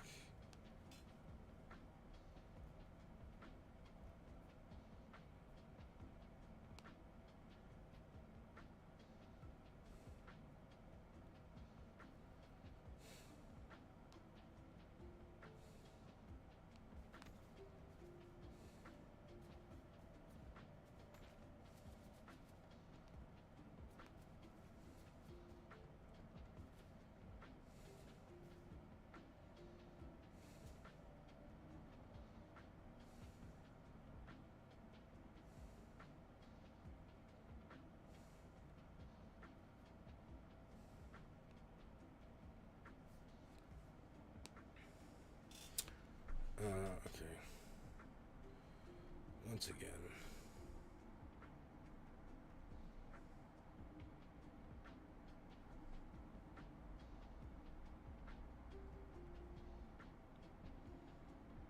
Okay.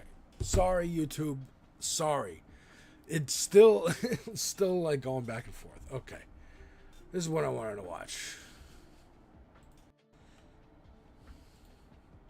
What was that like, being in the Oval Off? Pretty strange. The whole thing was strange. How about sending him a text message explaining everything to him and him saying, "Let's do it"? Wow. Whoa. Dude, let's do it. And then the next I think day that's his problem. sees He me. keeps saying, "Yeah, let's do it." He's getting text from BB. He goes, "Yeah, it." Yeah. maybe next time we schmooze him into free healthcare. Maybe next time we schmooze him into a Protect Our Parks. Yeah, we got drop in here. Yo, brother. Let's do free healthcare. Come on, dog. Alright, so it looks like Joe Rogan's insane Trump glaze is being subtly called out by Joe Rogan's closest comedy pals. Like, Yeah.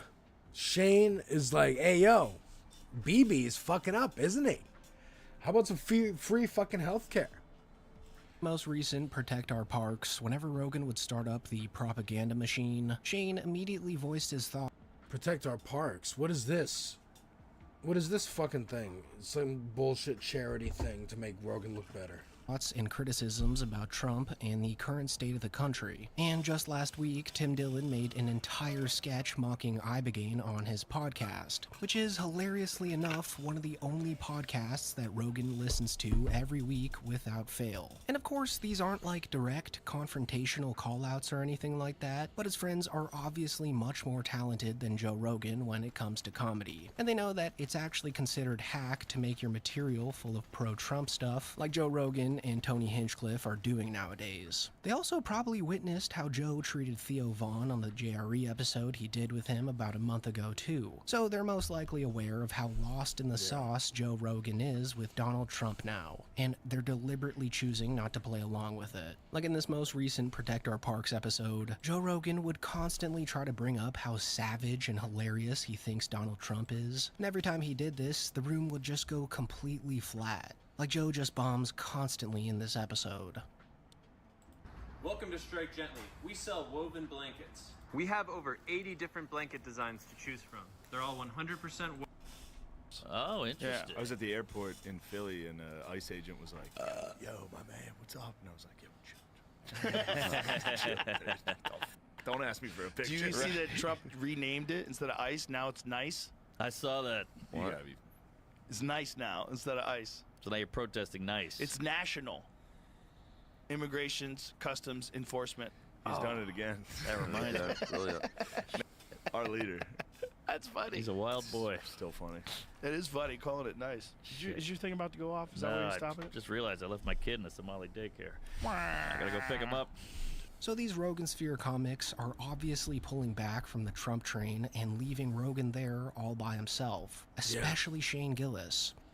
Yeah, they're shitting on him to his face, but they're playing along like, yeah, that was funny, yeah, sure, guy.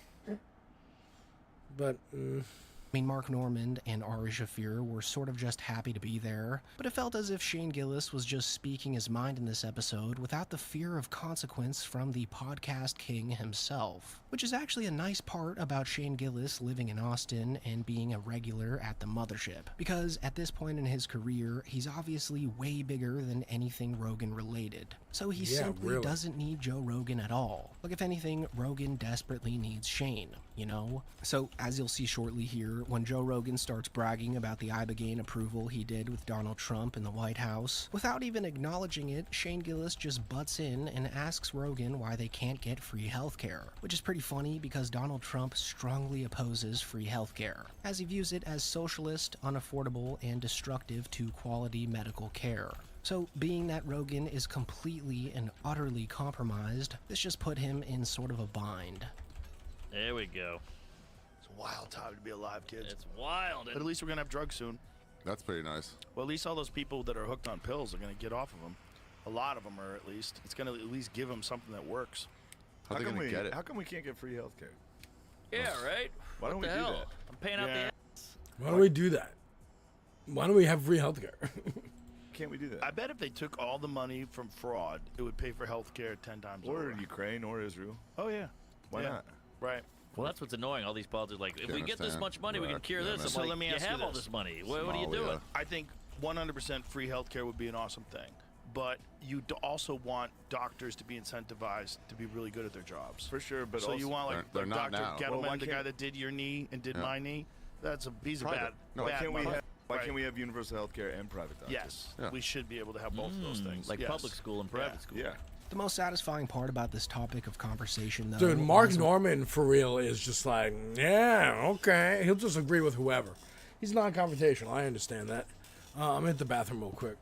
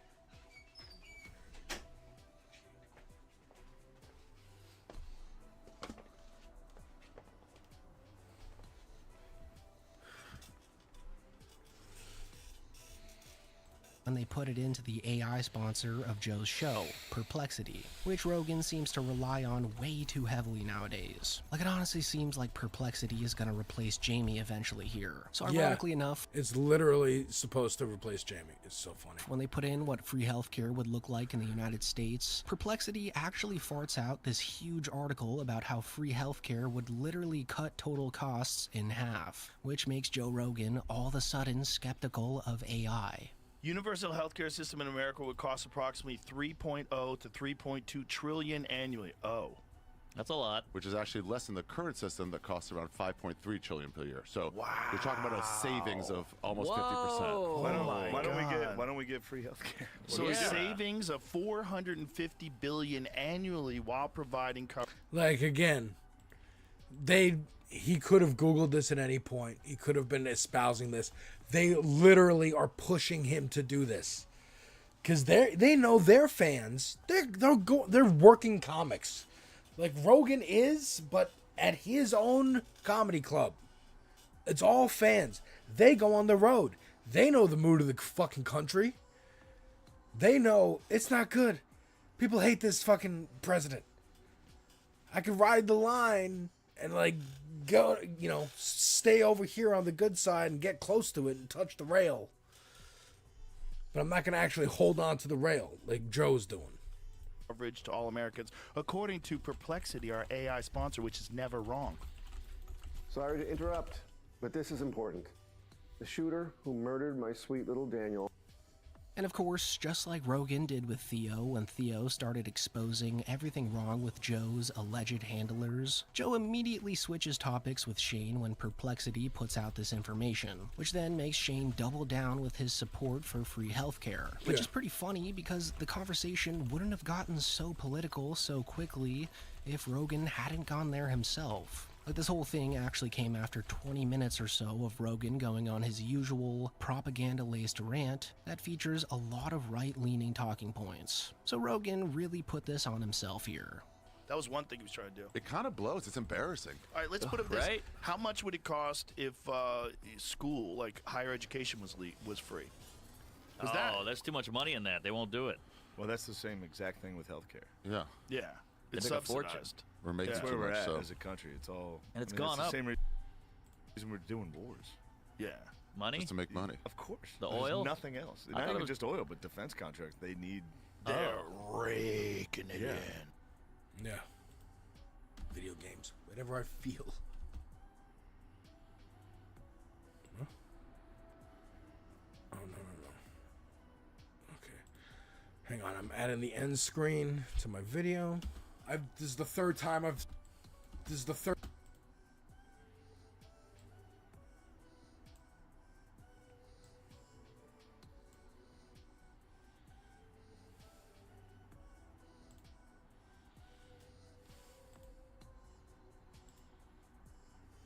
Okay.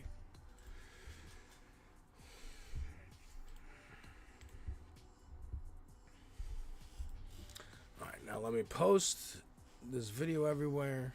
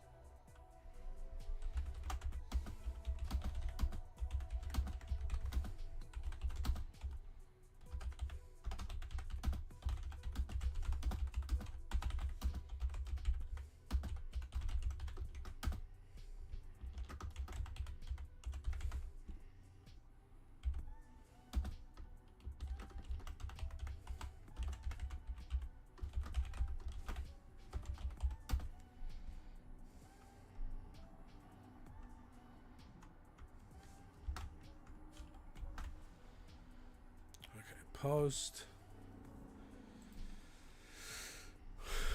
And then, first of all,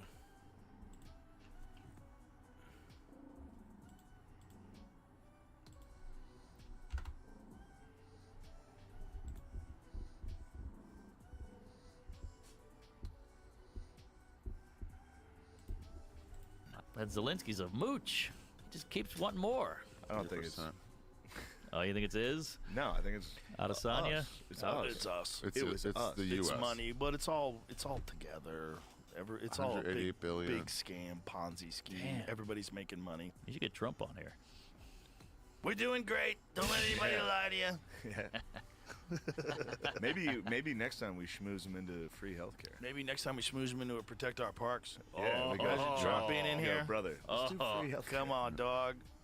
So as soon as Joe wants to get all serious and political, everyone needs to stop and listen. But right when Shane goes into this spiel about free healthcare and how everything in America is corrupt, then all of a sudden Joe wants to get silly and start cracking jokes, which is just so annoying for everyone around Joe. But obviously, this is how Rogan operates. Not just on his show, but in life in general. Like, he always needs to be in control of the narrative around him. So much so that he really never does anyone else's podcasts, and he doesn't even perform comedy outside of the mothership now. Like, he's built a really solid echo chamber over there in Austin. And now it's been so long that he's deeply terrified of leaving its orbit. So anyways, after Shane clearly takes a stance against the administration here, Joe proceeds to do some heavy damage control by stating that all presidents are evil, which I guess immediately forgives Trump of all his wrongdoing. But the best part about that is that Shane just goes directly back into how terrible the healthcare system is in America, and how nothing's really being done about it, which was just awesome to hear. My wife called me lazy because I never do the things I say I'll do. Shane Gillis, dude, I'm telling you. We were both wrong. He's a working class man. Like, he doesn't forget where he came from. You're not going to get all good for any drug. You know, you're not going to get all good with any president either. You know, Right. you're going to get a lot of bad shit because all these people are surrounded by mostly bad. demons. They're surrounded by war hawks and demons and defense contractors and scam artists in the pharmaceutical industry. There's all these. And you keep having people him on trying your to podcast, make sure Joe. they can make the most amount of money possible. Fucking Just weirdo. all snorting demons. Allegedly. I was watching this documentary on the homeless here in Austin, and they're talking about how, like, I was on schizophrenia medicine. I can't afford it anymore. And they're out there just sprinting What around. happens if you take schizophrenia medicine and you don't have schizophrenia? You know? Yeah, the healthcare thing is really embarrassing, to be honest. It's really Mental embarrassing. institutions and some free healthcare for these fellas Yeah, outside. asylums. I don't know Get how back. to. I don't know how to. Obviously, no one knows how to fix And it. We got to do something. A 'cause it's- giant percentage of those people are addicted to drugs, right? Yeah. A giant Oh, percent fentanyl zombies. You need ibogaine for all those people, mental health facilities. You need to get them on whatever medication to fix their schizophrenia. And it's also, it's not even like a fucking goodwill thing. It's also like we need to clean, break like, in their cars. selfishly. Safety. Yeah. Yeah, it's for everybody. So what are we doing? Why? Whatever. Skid I Row, agree. in What's Los the fucking holdup? Skid Row in Los Angeles is 50 blocks. 50 blocks. 50. When last time I looked, it said Americans pay more than 2 times the next country for healthcare, and we get the 17th best coverage. Well, we're And- so and fat, we're the too. sickest. We're the sickest. Yeah, it's nuts. We spend the most money, I was and we're just the in sickest. Toronto. It was clean. Yeah, you just go right to a doctor. Even and just see. driving around, I was like, "This is crazy. How are we getting? Why is America dog?" I know. And our shit is locked up at the CVS. Yeah. They don't have that. Everybody's just Yeah. stealing. Well, there's a lot of stealing. So yeah, Shane clearly wasn't playing around with Rogan this episode, and for a good portion, it got into this serious political conversation, as you just saw. Because it's like, Rogan has clearly shown that he has some sway in the government. I mean, he got that approval for Ibogaine literally overnight. So why doesn't he push Trump to do other things that might benefit more Americans than just Ibogaine? It just seems like Rogan is pretty picky-choosy with what he talks to Trump about. I mean, he was on this podcast complaining about how no one from the Epstein files have been arrested and whatnot, and how nothing's really happened since all that was released. But he was literally in the Oval Office the other day and clearly has Trump's number on speed dial. So it was pretty annoying to hear him play dumb and act like he can't go to the root of evil himself and ask him these very things. That whole Epstein thing is so crazy. That no one's gone to jail for that. It's pretty surprising that they're Here's still not what's releasing crazy. it. Here's what's crazy. No arrests. No one's like being brought in. Meanwhile, Comey is getting arrested for a photo of seashells that say yes. 8647. He's getting arrested for that? Yeah, What's he's getting 86? charged. What's 8647? 86, get rid of. President 47. But you could say kill. Thankfully, though, Shane Gillis might be one of the only people on Earth that can speak their mind around Rogan and not get any pissiness from Rogan as a result. Because again, Rogan desperately needs Shane Gillis for the mothership. Like, that was a huge steal of Rogan to even get Shane to move to Austin. So Shane knows his position and knows he won't get any pushback from Rogan. I mean, in this Protect Our Parks episode, Shane even mentioned how the mothership crowd is full of people just itching to hear racist jokes, which Rogan in the past has been completely offended by when other comics say this sort of thing. But being that it was Shane, Rogan had no choice but to just fake laugh it off. There's just a couple jokes that I'm like, I know they're funny, but it's like, man, that's gonna be tough to tell publicly. You had a couple jokes in there that were like, you can hear the reaction of like laughter or like, oh. Yeah, and that's a fucking mothership crowd. Yeah, exactly. That's a bunch of people that are like, I paid good money to see somebody be racist tonight. And they're like, bro, calm down. Yeah. It's hilarious. The black jokes go hard. The black jokes go hard. They do.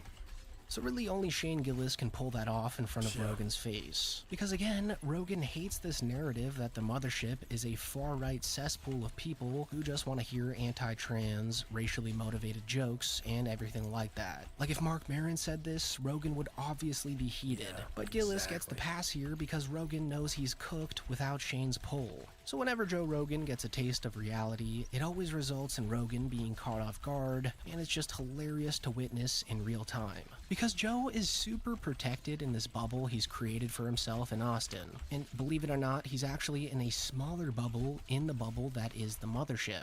Like when they were talking about the green room hang in this podcast, Rogan and his comedy Rat Pack insufferably mention how they never want to go into Mitzi's bar during normal hours because there's too many normies in there, saying that they prefer to stay in the secret green room until everyone in Mitzi's bar leaves. Like that's how much Rogan is scared of the masses nowadays, truly.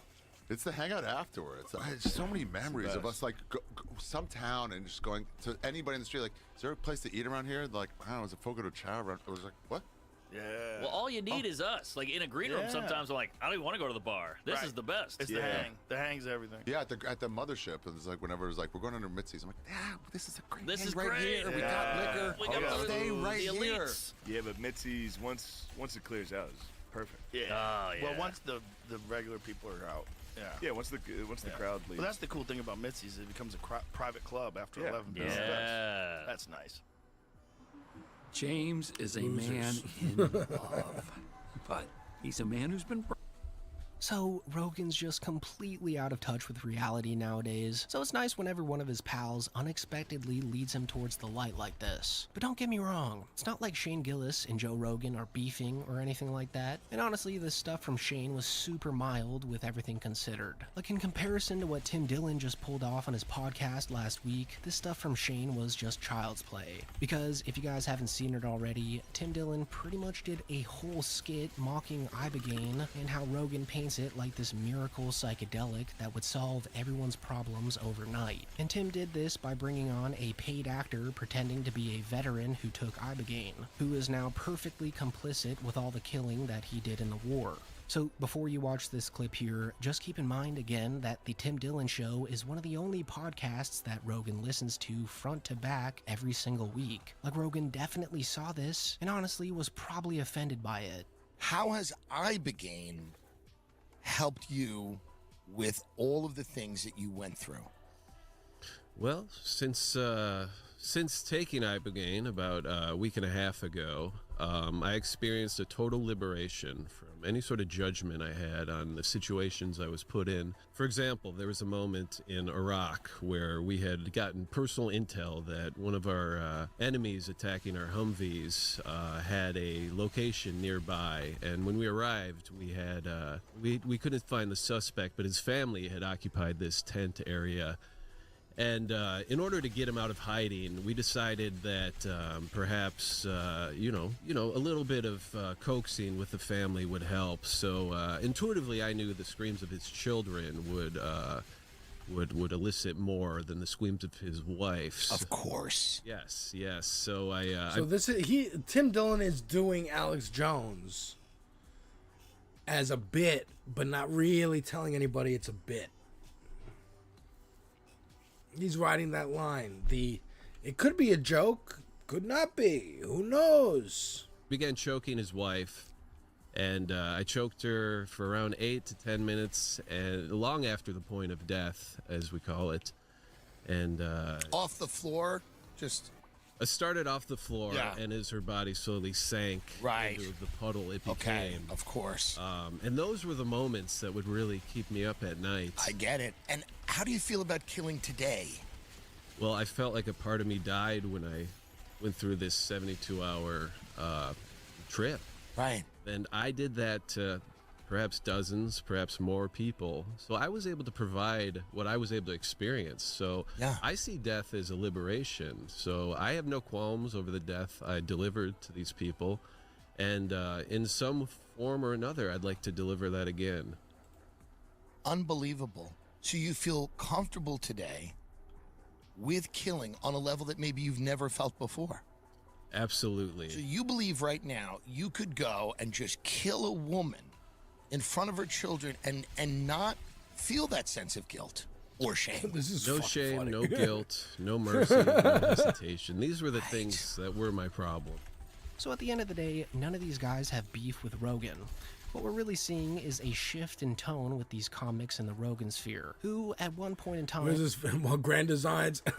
This is about comics moving away from Joe Rogan. Like, Tim Dillon is making fun of this drug that Joe Rogan's been pushing on his show, saying like, oh yeah, you can hypnotize soldiers so that they don't feel PTSD, and you have perfect soldiers who will go back into war over and over again. And we're right there with Rogan when he was glazing the hell out of Donald Trump's buns. And remember, these are professional comedians, so their pushback is through jokes, sarcasm, and just refusing to play into Rogan's game. So nowadays, when Joe leans into the Trump stuff, the room doesn't really follow him anymore, which we saw in the beginning when Joe brought up how Trump's changing ICE to nice. It's nice now instead of ICE. So now you're protesting nice. It's national. Immigrations, customs, enforcement. He's done it again. Never mind. Man, our leader. That's funny. He's a wild boy. Like he really thought everyone would just burst out cackling, but instead, the room immediately fell quiet. Because the Trump stuff's just not funny anymore to people who aren't compromised like Joseph. So guys like Shane Gillis and Tim Dillon are comfortable enough in their own careers to let that tension sit there instead of smoothing it over. But anyways guys, that is it for the video. Make sure to subscribe to the channel if you haven't already, and as always, thanks so much for watching. This is the Send me a Temper link where? On Twitch?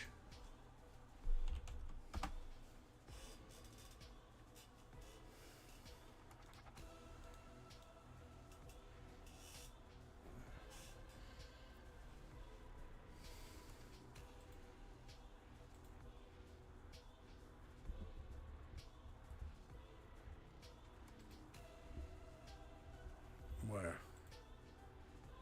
Oh. I see it. All right, let me see. Let's just put this like this, just for now.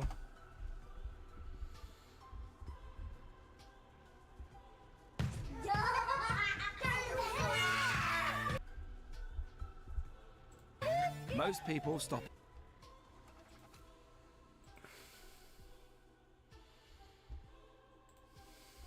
But 2. A brave few reach 3 or 4. But for some extraordinary families, when it comes to having kids, they just keep on going. There's someone born almost every single year. I think my family is huge. This series reveals all about life in Britain's biggest families. Sometimes people call us scrubbers and stuff like that just because we're a big family. Disgusting how I've escaped a baby making machine. Getting ready is a military-style operation. Shoes on, ready for school now. We're laying a few ground rules down before you go. Dinner is like feeding the troops. In one meal, we could use 7.5 kilos of potatoes. There's a big family with a big appetite, so I need a big pig to fill them. Sibling fights become epic battles. Being in a big family is horrible. And the ranks just keep getting bigger. The shells anymore. That's it, this house won't fit us. Tonight's episode, we meet the women who just can't stop having babies. It's like a personal drug, having babies. No matter how high the cost. She has significant risks of bleeding and also hysterectomy. The risks are mounting up. God, please let everything be all right. And if it is not going to be all right, then give me the strength to deal with it. But when is enough, enough? I definitely would like to have another one. Never say never.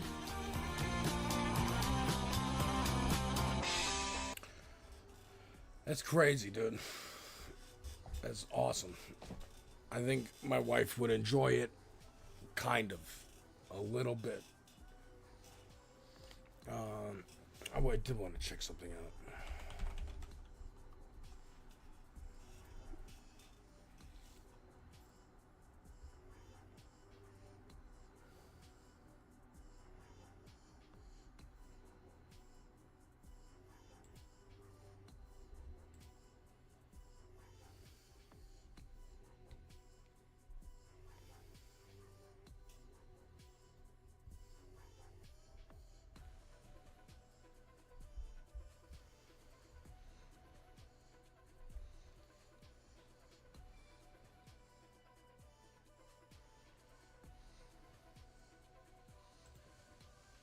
Hi boys, it's me, Megan Fox, your crush since puberty. Some things should change after middle school. I'm talking about this old and spicy deodorant spray that's been holding you back.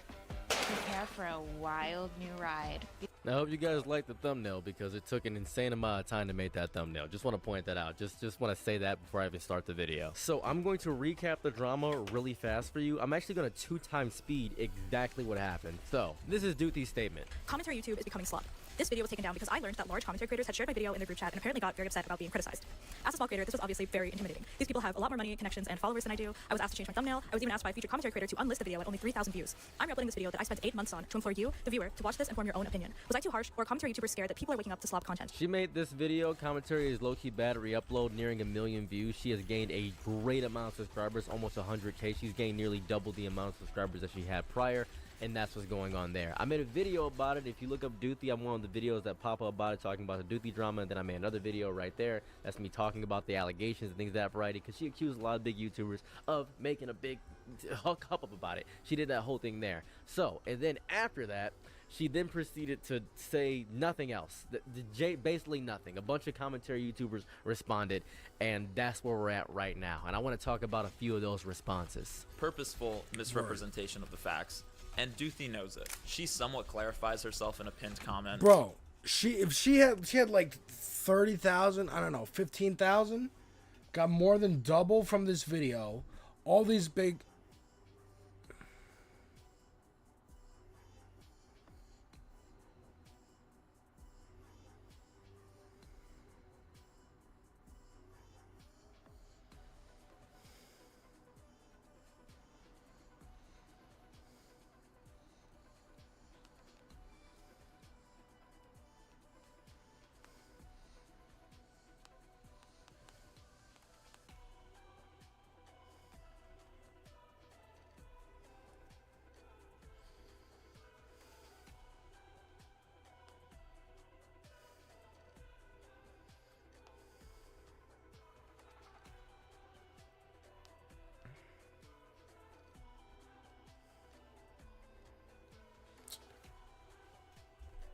believes in the fact that she was fundamentally scared into compliance by this apparent group chat of rich and powerful commentators. The reality is that her original video was a collaboration with another YouTube commentary creator, Saji Sharma, who also promoted the video himself on his own YouTube channel and Instagram. Saji, who is a friend of Doothy, is also in a group chat with other commentary creators, some of whom were understandably taken aback by him participating in and promoting a YouTube video thumbnail depicting some of them and or their friends as clown marionettes whose strings, I guess, are being pulled by big commentary, with the words "shut up" above.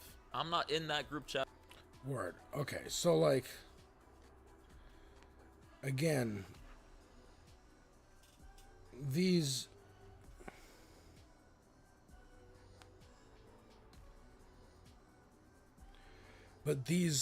people are like, oh my god,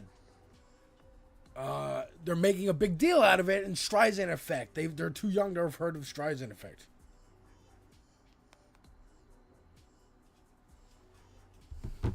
By the way, I guess I don't have enough juice, you know, to get into the commentary Illuminati, but that's okay. But it's not an Illuminati. It's a group chat of people who are peers and friends. YouTube is a lonely job, and often creators reach out to other creators in order to make friends and just have people to talk to as their coworkers. I don't think that's a scandal, and despite this being a pretty insane thumbnail, not a single creator featured in this video or the thumbnail itself reached out to Duthie or told her to do anything. It was like, first of all, thou doth protest too much, but two, again, let somebody make a video and oops, you got traction. Share it amongst each other, but then someone leaks that they're upset about it. Ask her to shut it down? There's a problem. That's a problem. Why would you want to shut down this video? What are you hiding? Again, maybe they're like, yeah, oh shit, it's actually super easy. Once you get this workflow, then you can live your fucking best life putting out slop and not thinking about what you're making. And like, I get that. But you guys saw me, and whoever's watching, nobody's watching, but you guys saw me spend 4 hours editing a video. I don't know if anybody's going to watch because I want to do it. Because that's my art. That's my hobby.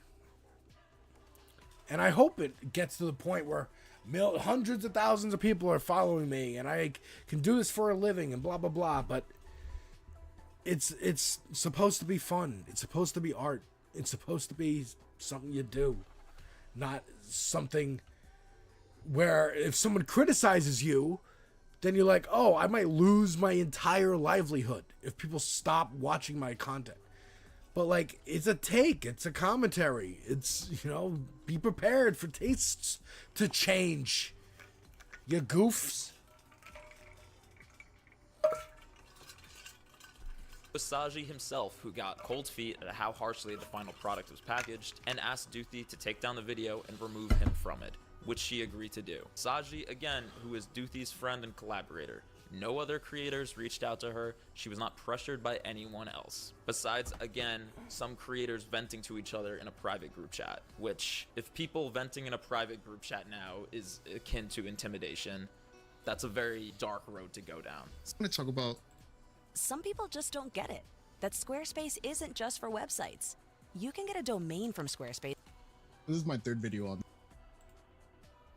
Oops. Alright, let me also just do this.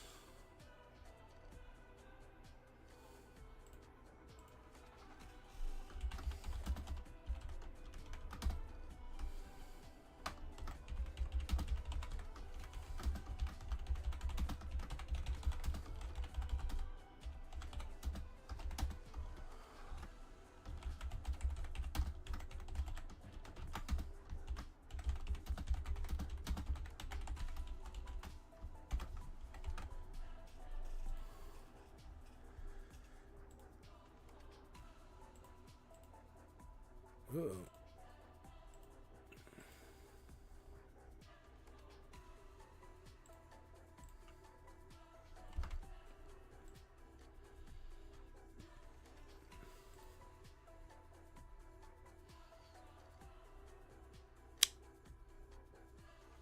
What?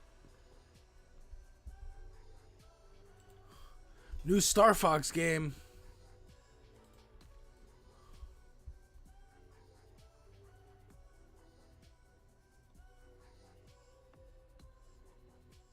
Yo, let's fucking go, dude.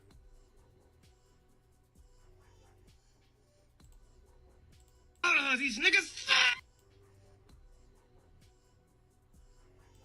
Oh, hell yeah, dude. I don't give a fuck if it's a remake of 64. That's Star Fox we're talking about.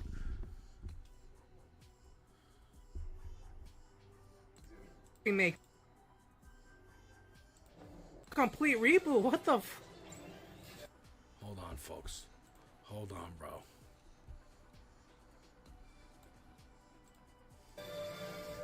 Oh yeah, they got new designs and you know whatnot. Yo, how the other crew looks. Oh god. Oh god, that voice acting. All systems go. Malcolm here. G-diffuser seems fine. Let's go already. Oh god, it's more realistic. It's like Unreal Engine. What the heck? Oh, I hope. Oh, God. Please not let this be Star Fox Zero again, please. I mean, no motion controls, thankfully, but. Banter between characters is also bad. Oh boy, I can see this have mixed reviews, to be honest. I mean, look, this will be Star Fox 64 again. That's what it is. Star Fox 64 was a remake of Star Fox on Super Nintendo. And now everything can't live up to Star Fox 64. Like, sometimes that's just the height of that game. And that's it. And look, am I going to get this game? Probably. And I'm going to play the fuck out of it. But that's going to be it. Let me check out. Let me check out heavy spoilers.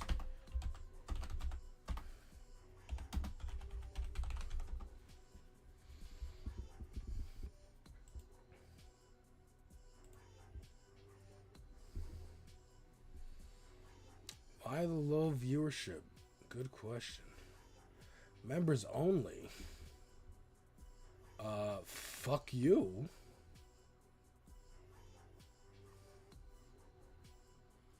Okay.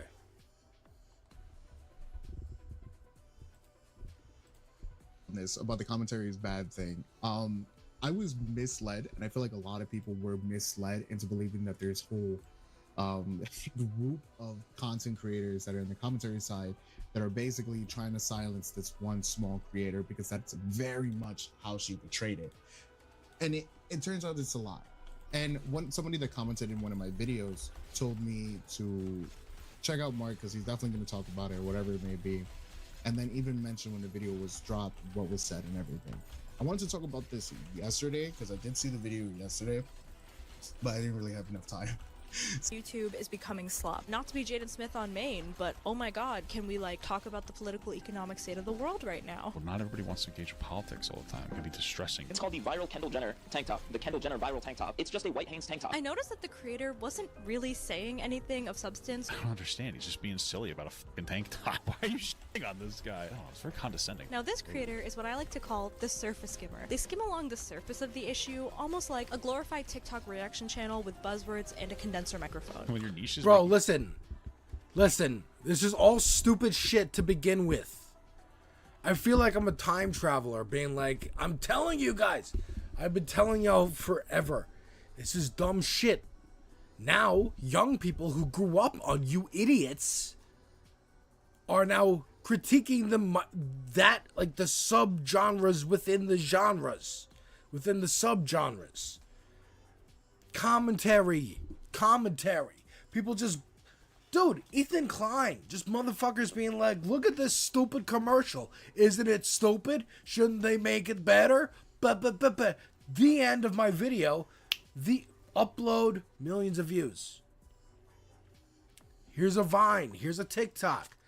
Oops, Vine gets shut down. I come over to YouTube. Doesn't matter. And she's just another person. She's just another person. fun of people. Wait, this is what you're criticizing. They got like one big hit and then they decided to fucking turn on every commentary YouTuber. Low-hanging fruit doesn't take any bravery or nuance to criticize. Commentator will react to something clearly not made for them and pick it apart almost hyper-literally. Is this like a joke? Are you making a joke video? That's what you're doing. This is like a Dunning-Kruger thing to me. You think you're so smart. We need to end this with a palate cleanser. You guys didn't know, Doothy, she's a commentary channel and she made a I mean, you're using AI, bro. Already, you lost points. Like, you're proving her point just by doing this. video about how commentary... And again, it is lazy. I say in my videos, the reason there's so many reactions on my channel is because they're a lot easier to make. It's been almost a year, and I still haven't made a Donkey Kong video. I want to make a Crimson Desert video. I know there's going to be a lot of editing. Or at least more than almost zero. You know what I mean? It's easier to do this. And even them, like, they have edits and stuff. But they also have money to pay an editor to do most of the work. They're just recording, hitting record. I saw something, let me hit record. And then they could just send that footage to the editor. Eventually, videos will get made into batches, and like, it's a factory. They all have like a mini tiny little factory. Them as the owner, and then the editor that they pay to do most of the work. That's what it is, dude. And every YouTuber is trying to get their own editor. Or graphics person. I got people reaching out to me. I got barely anybody watching. I got 0 people watching right now, I think. Again, my YouTube keeps closing here.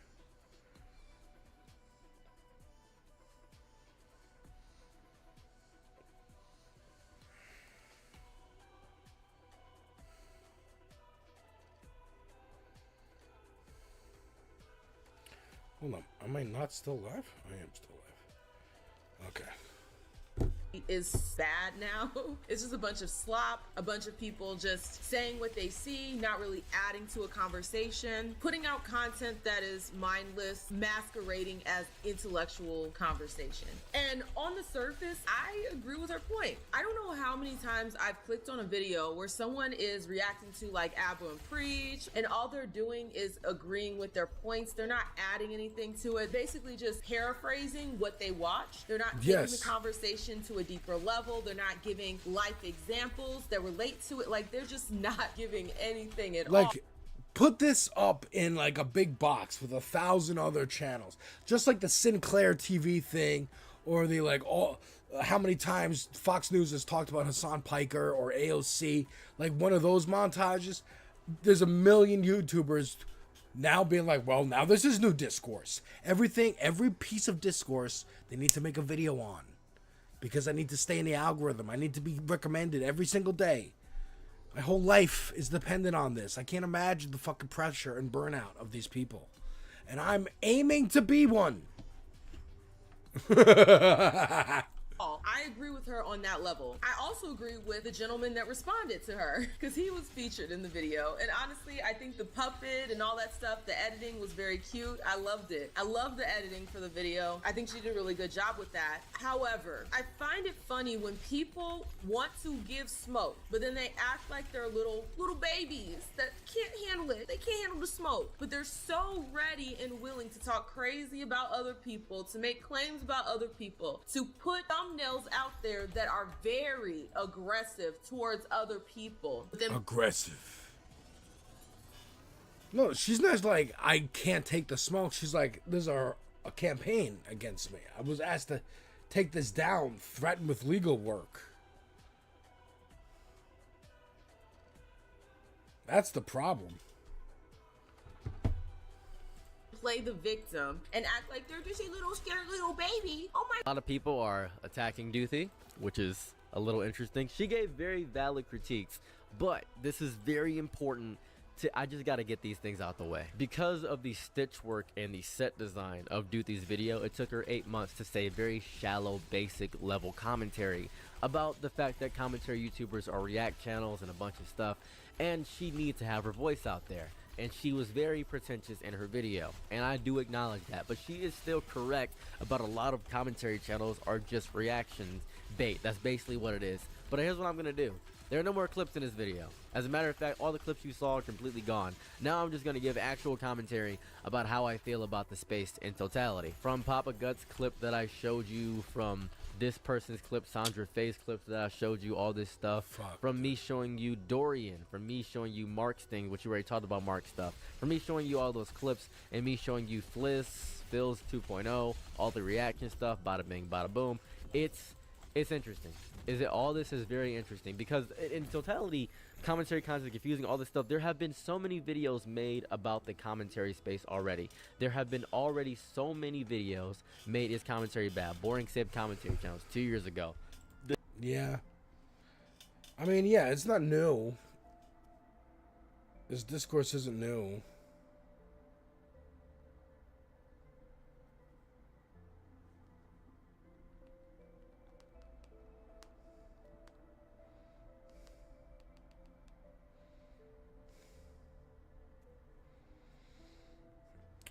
So like, I get it.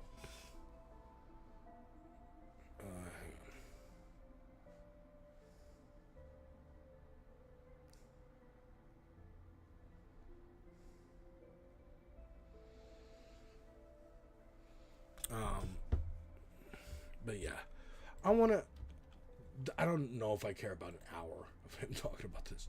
Let's check out heavy spoilers. New Tide Evo, the new laundry detergent that works like a real laundry magic. Life after the villa is Ultimately, the fucking commentary thing, yeah, I've noticed that too. But I put that on with my wife because, like, I'm like, I like the slop. I like the slop, dude. I don't care. I want to know. I want to watch somebody make fun of JoJo Siwa. I want to watch somebody make fun of, Kim Kardashian or whatever it is.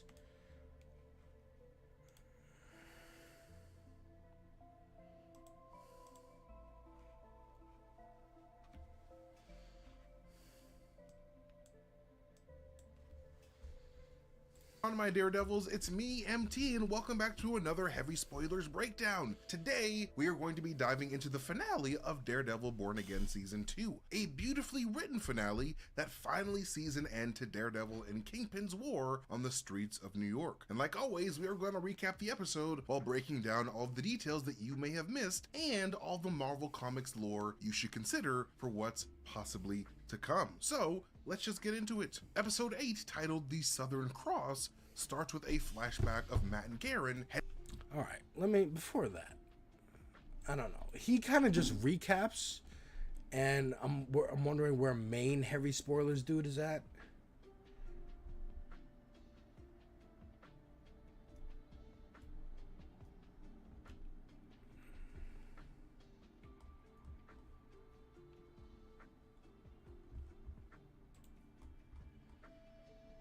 Heading inside the pan. Let's see what Nando had to say, bro. Well,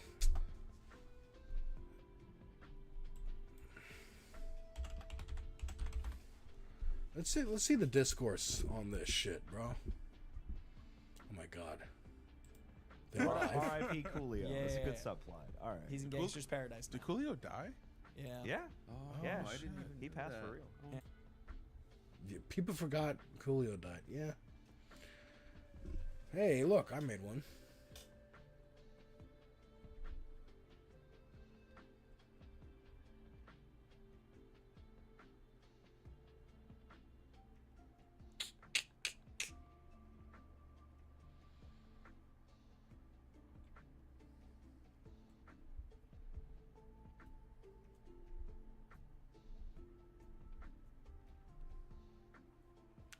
I barely watch this shit. Maybe now because I make it. I barely watch it anymore.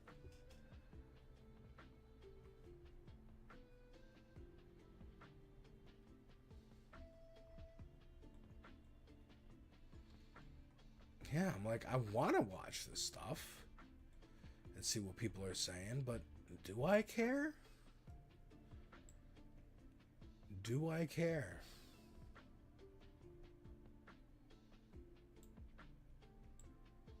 Again, people like this who are like, no, we have to watch it and then upload the night of. Never doing that again. Never doing that again until South Park. Oh, look, they posted theirs. All right, interesting. I really feel like this season, the whole everything is just like grind to a halt. We're gonna push it edgy and then pull back and pull back and pull back. Yeah, man, I kind of don't.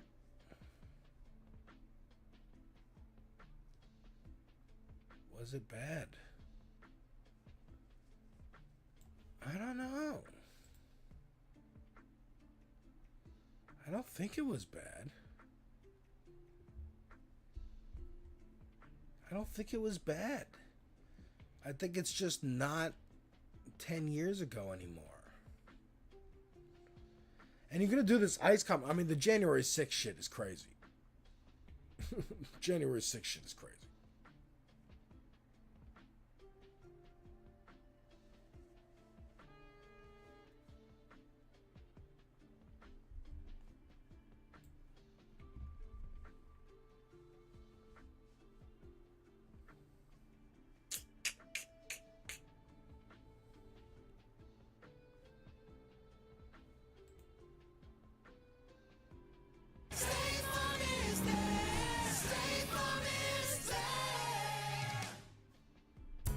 The German Shepherd and the Yorkshire Terrier have similar color but very different coats. That's why Royal Canin developed a... You are a fool. No, I'm not. I am Daredevil. Welcome back, everyone. It's Charlie. This will be my full Daredevil Born Again Season 2, Episode 8 finale video. There are a whole bunch of WTF moments, Easter eggs, cameo scenes, so we will break it all down.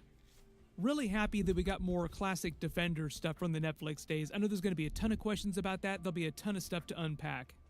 Would have liked to have a little bit more Defender stuff happening towards the end of the episode, but Luke Cage, when he said that he was done with Mr. Charles and then he had hired Bullseye to replace him for whatever new Thunderbolts team that Val is putting together, it kind of sounds like they'll get into what was going on over there, like wherever he was fighting for Mr. Charles and Val during Season 3, and that'll just be part of his arc.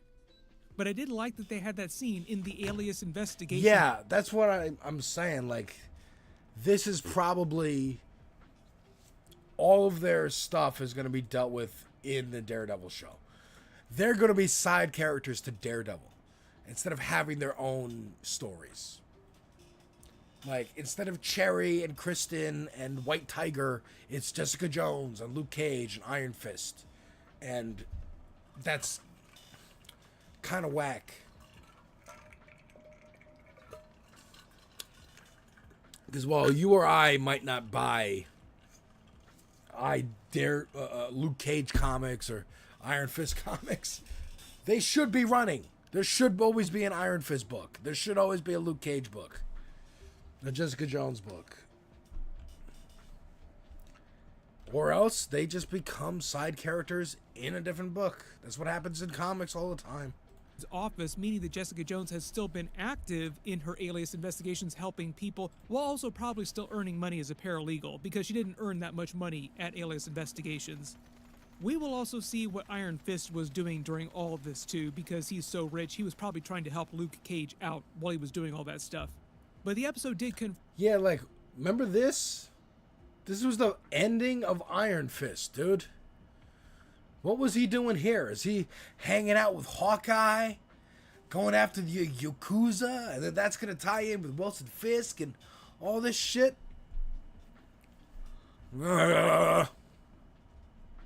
confirm a lot of theories from this season about what was happening with the other Defenders characters, particularly with Jessica Jones, Luke Cage, and their daughter.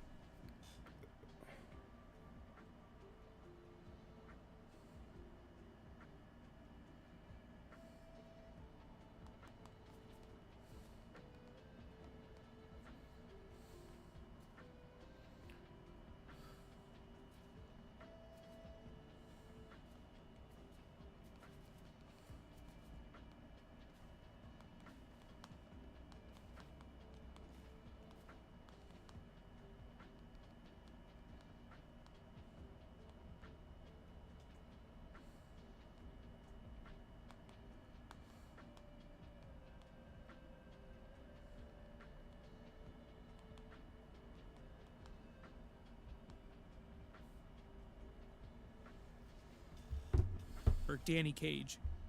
The episode was titled The Southern Cross, which is a reference to a boxing move, a straight powerful counterpunch thrown with the rear hand, the right hand for the orthodox fighter, that travels over or crosses an opponent's outstretched jab, which is often used in a 1-2 combination or as a primary knockout blow, which is meant to be a reference to Matt Murdock, Daredevil, and Kingpin's last rematch fight in this episode, and him finally taking him down. But the twist on that too, because he did it in a very Perry Mason kind of way, talk no jutsu in the court of law, not as Daredevil himself. Not unlike a traditional boxing match between the two of them, but they are both boxers, so I love the boxing metaphors.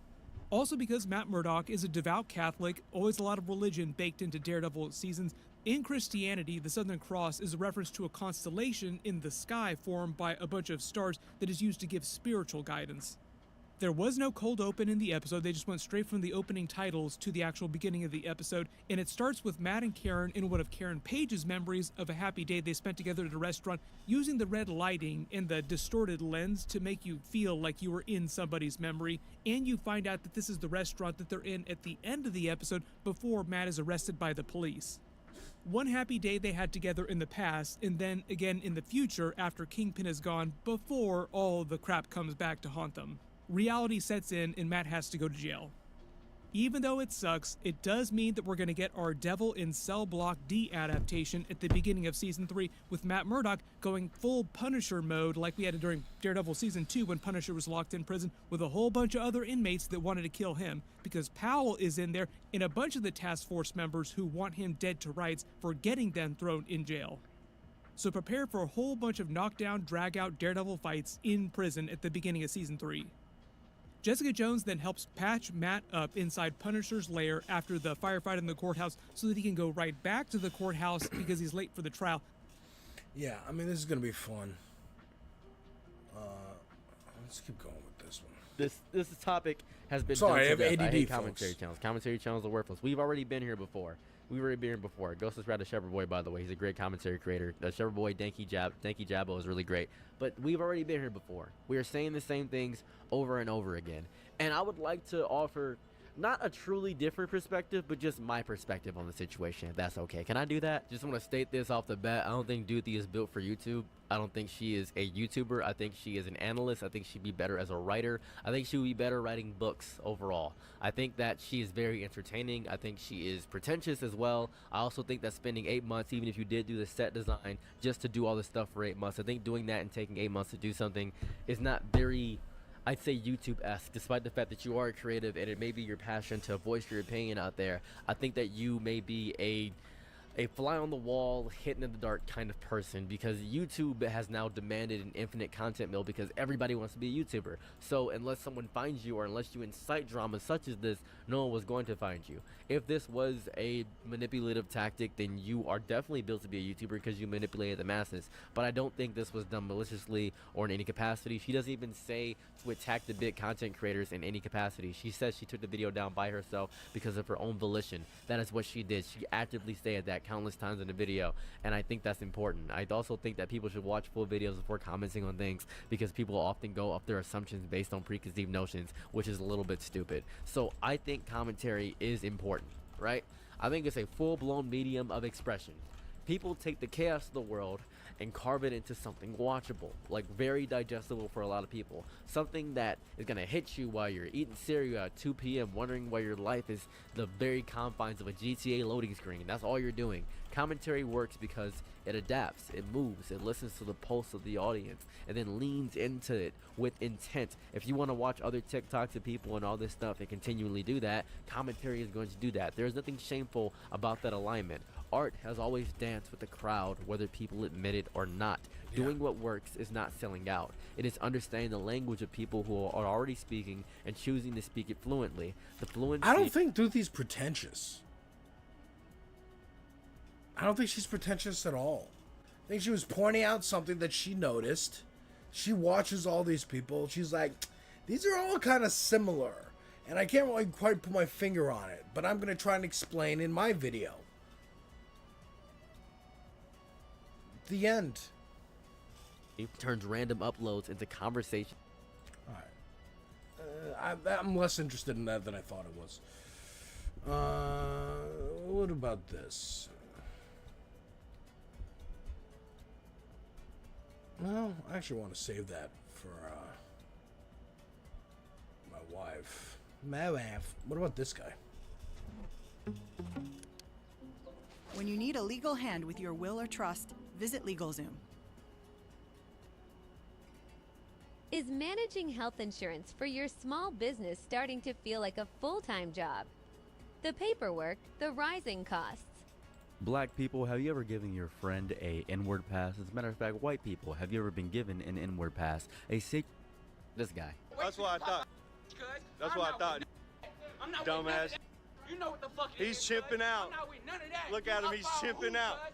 Every time I bleep out a word, he is saying the hard R. I just want to point that out. Every time I bleep out a word, he is saying the hard R. Now I want to point something out. This isn't just a one-off instance of this guy named Chud the Builder doing this. This is also another instance of this man right here next to me, Chud the Builder, continually saying slurs towards black people and getting white people to try to say slurs. Let's talk about him trying to get white people to say the hard R. You believe in free speech? I do. You think white people should be allowed to say I will not get into it. You're not gonna get But y'all believe in free speech? Free speech? Yeah, we're like a free speech movement. I feel like, yeah. Yeah? This is free speech. Yeah, exactly. Well, you think white people should be allowed to say No. Why not? Yeah. What's going on here? Dear friends and supporters and champions of free speech, that's very important. My name is on pump.fun. That's exactly what he's doing. He's waiting to get to a certain point, and then he's going to dump all the money, and then he's going to walk away like a bandit. He really does this. And everything you can... Do y'all think white people should be able to say Why not? He don't believe in free speech. What a queer. Y'all believe in freedom? Fuck yeah. Freedom? Fuck yeah. So we think white people can say fuck yeah. It's his entire brand of content. He continually does this, and everything you can say about a right grifter, he is doing in leaps and bounds. And I mean every single thing you can say about a right-wing grifter, he is doing. Let's go through some of his accolades. Yes, he has a crypto coin. It has reached a, not this market cap that you see on screen, but actually an even bigger market cap. 650,000 K in market cap. Now, he is doing a rug pull. He has stated multiple times on stream that he is doing a rug pull. I can't find the exact clips because he deletes them off kick, but he is doing a rug pull. He is doing a pump and dump on pump.fun. That's exactly what he's doing. He's waiting to get to a certain point, and then he's going to dump all the money, and then he's Pump app. There's now an app, pump.fun. Oh my god. I mean, yeah. Get your money, dude. This is not sustainable. Incentivizing people to go out and create controversy, to get attention, buy my coin, I'm going to pull shit. Like, that's it. It's Haktua. Haktua's the blueprint. She's Jay-Z now. Like, oh my god.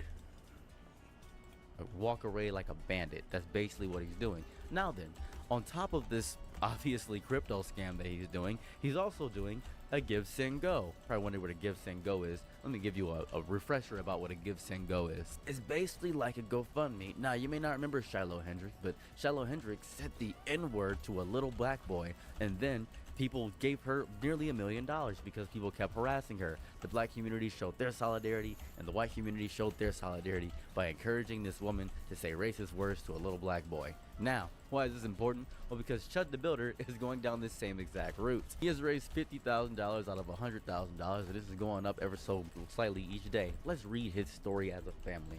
Help the literally white people being like, we want to fund people being able to say N-words. If you say the N-word to black people, we will give you money. That's where we are. In his family. Dear friends and... I won't be surprised when someone's like, you know, this whole Scientology thing of like breaking into the Scientology building and just running in, seeing how far it can get. I'm surprised, you know, I won't be surprised when someone does that, films that with a group of like 20 people streaming on Kick. How far can we get into the White House with AK-47s? Like, it's gonna happen. It will be, the revolution will be live streamed. It won't be televised, but it'll be live streamed. supporters and champions of free speech. That's By very important. accident. My name is Dalton Eartherly, and I'm reaching out with a heavy heart, fighting to protect my family and my business. Okay. I'm gonna keep that video up. But I gotta get ready for this space, folks. This Space TV over on YouTube. This Space TV over on YouTube. I gotta get back to. I'm excited to get back to Crimson Desert tomorrow, man. I'm excited. Thank you for the follow.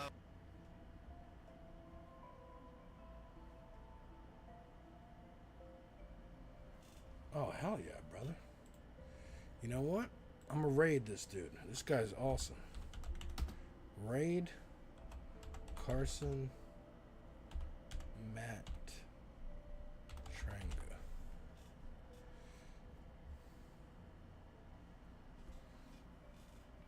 Go back. Yeah, folks. So I'm gonna be back live tomorrow over on Twitch with Crimson Desert. We're gonna raid into some Crimson Desert right now. And yeah, check me out on this space in about 20 minutes over on YouTube. What, Zelia? Alright, hang on. Let's try to pick up this guy again. Here we go. Cause yeah, we gotta bring him to we gotta bring him to the policeman. Cause he's a bad guy. Okay? Okay. Finish bringing him to the policeman.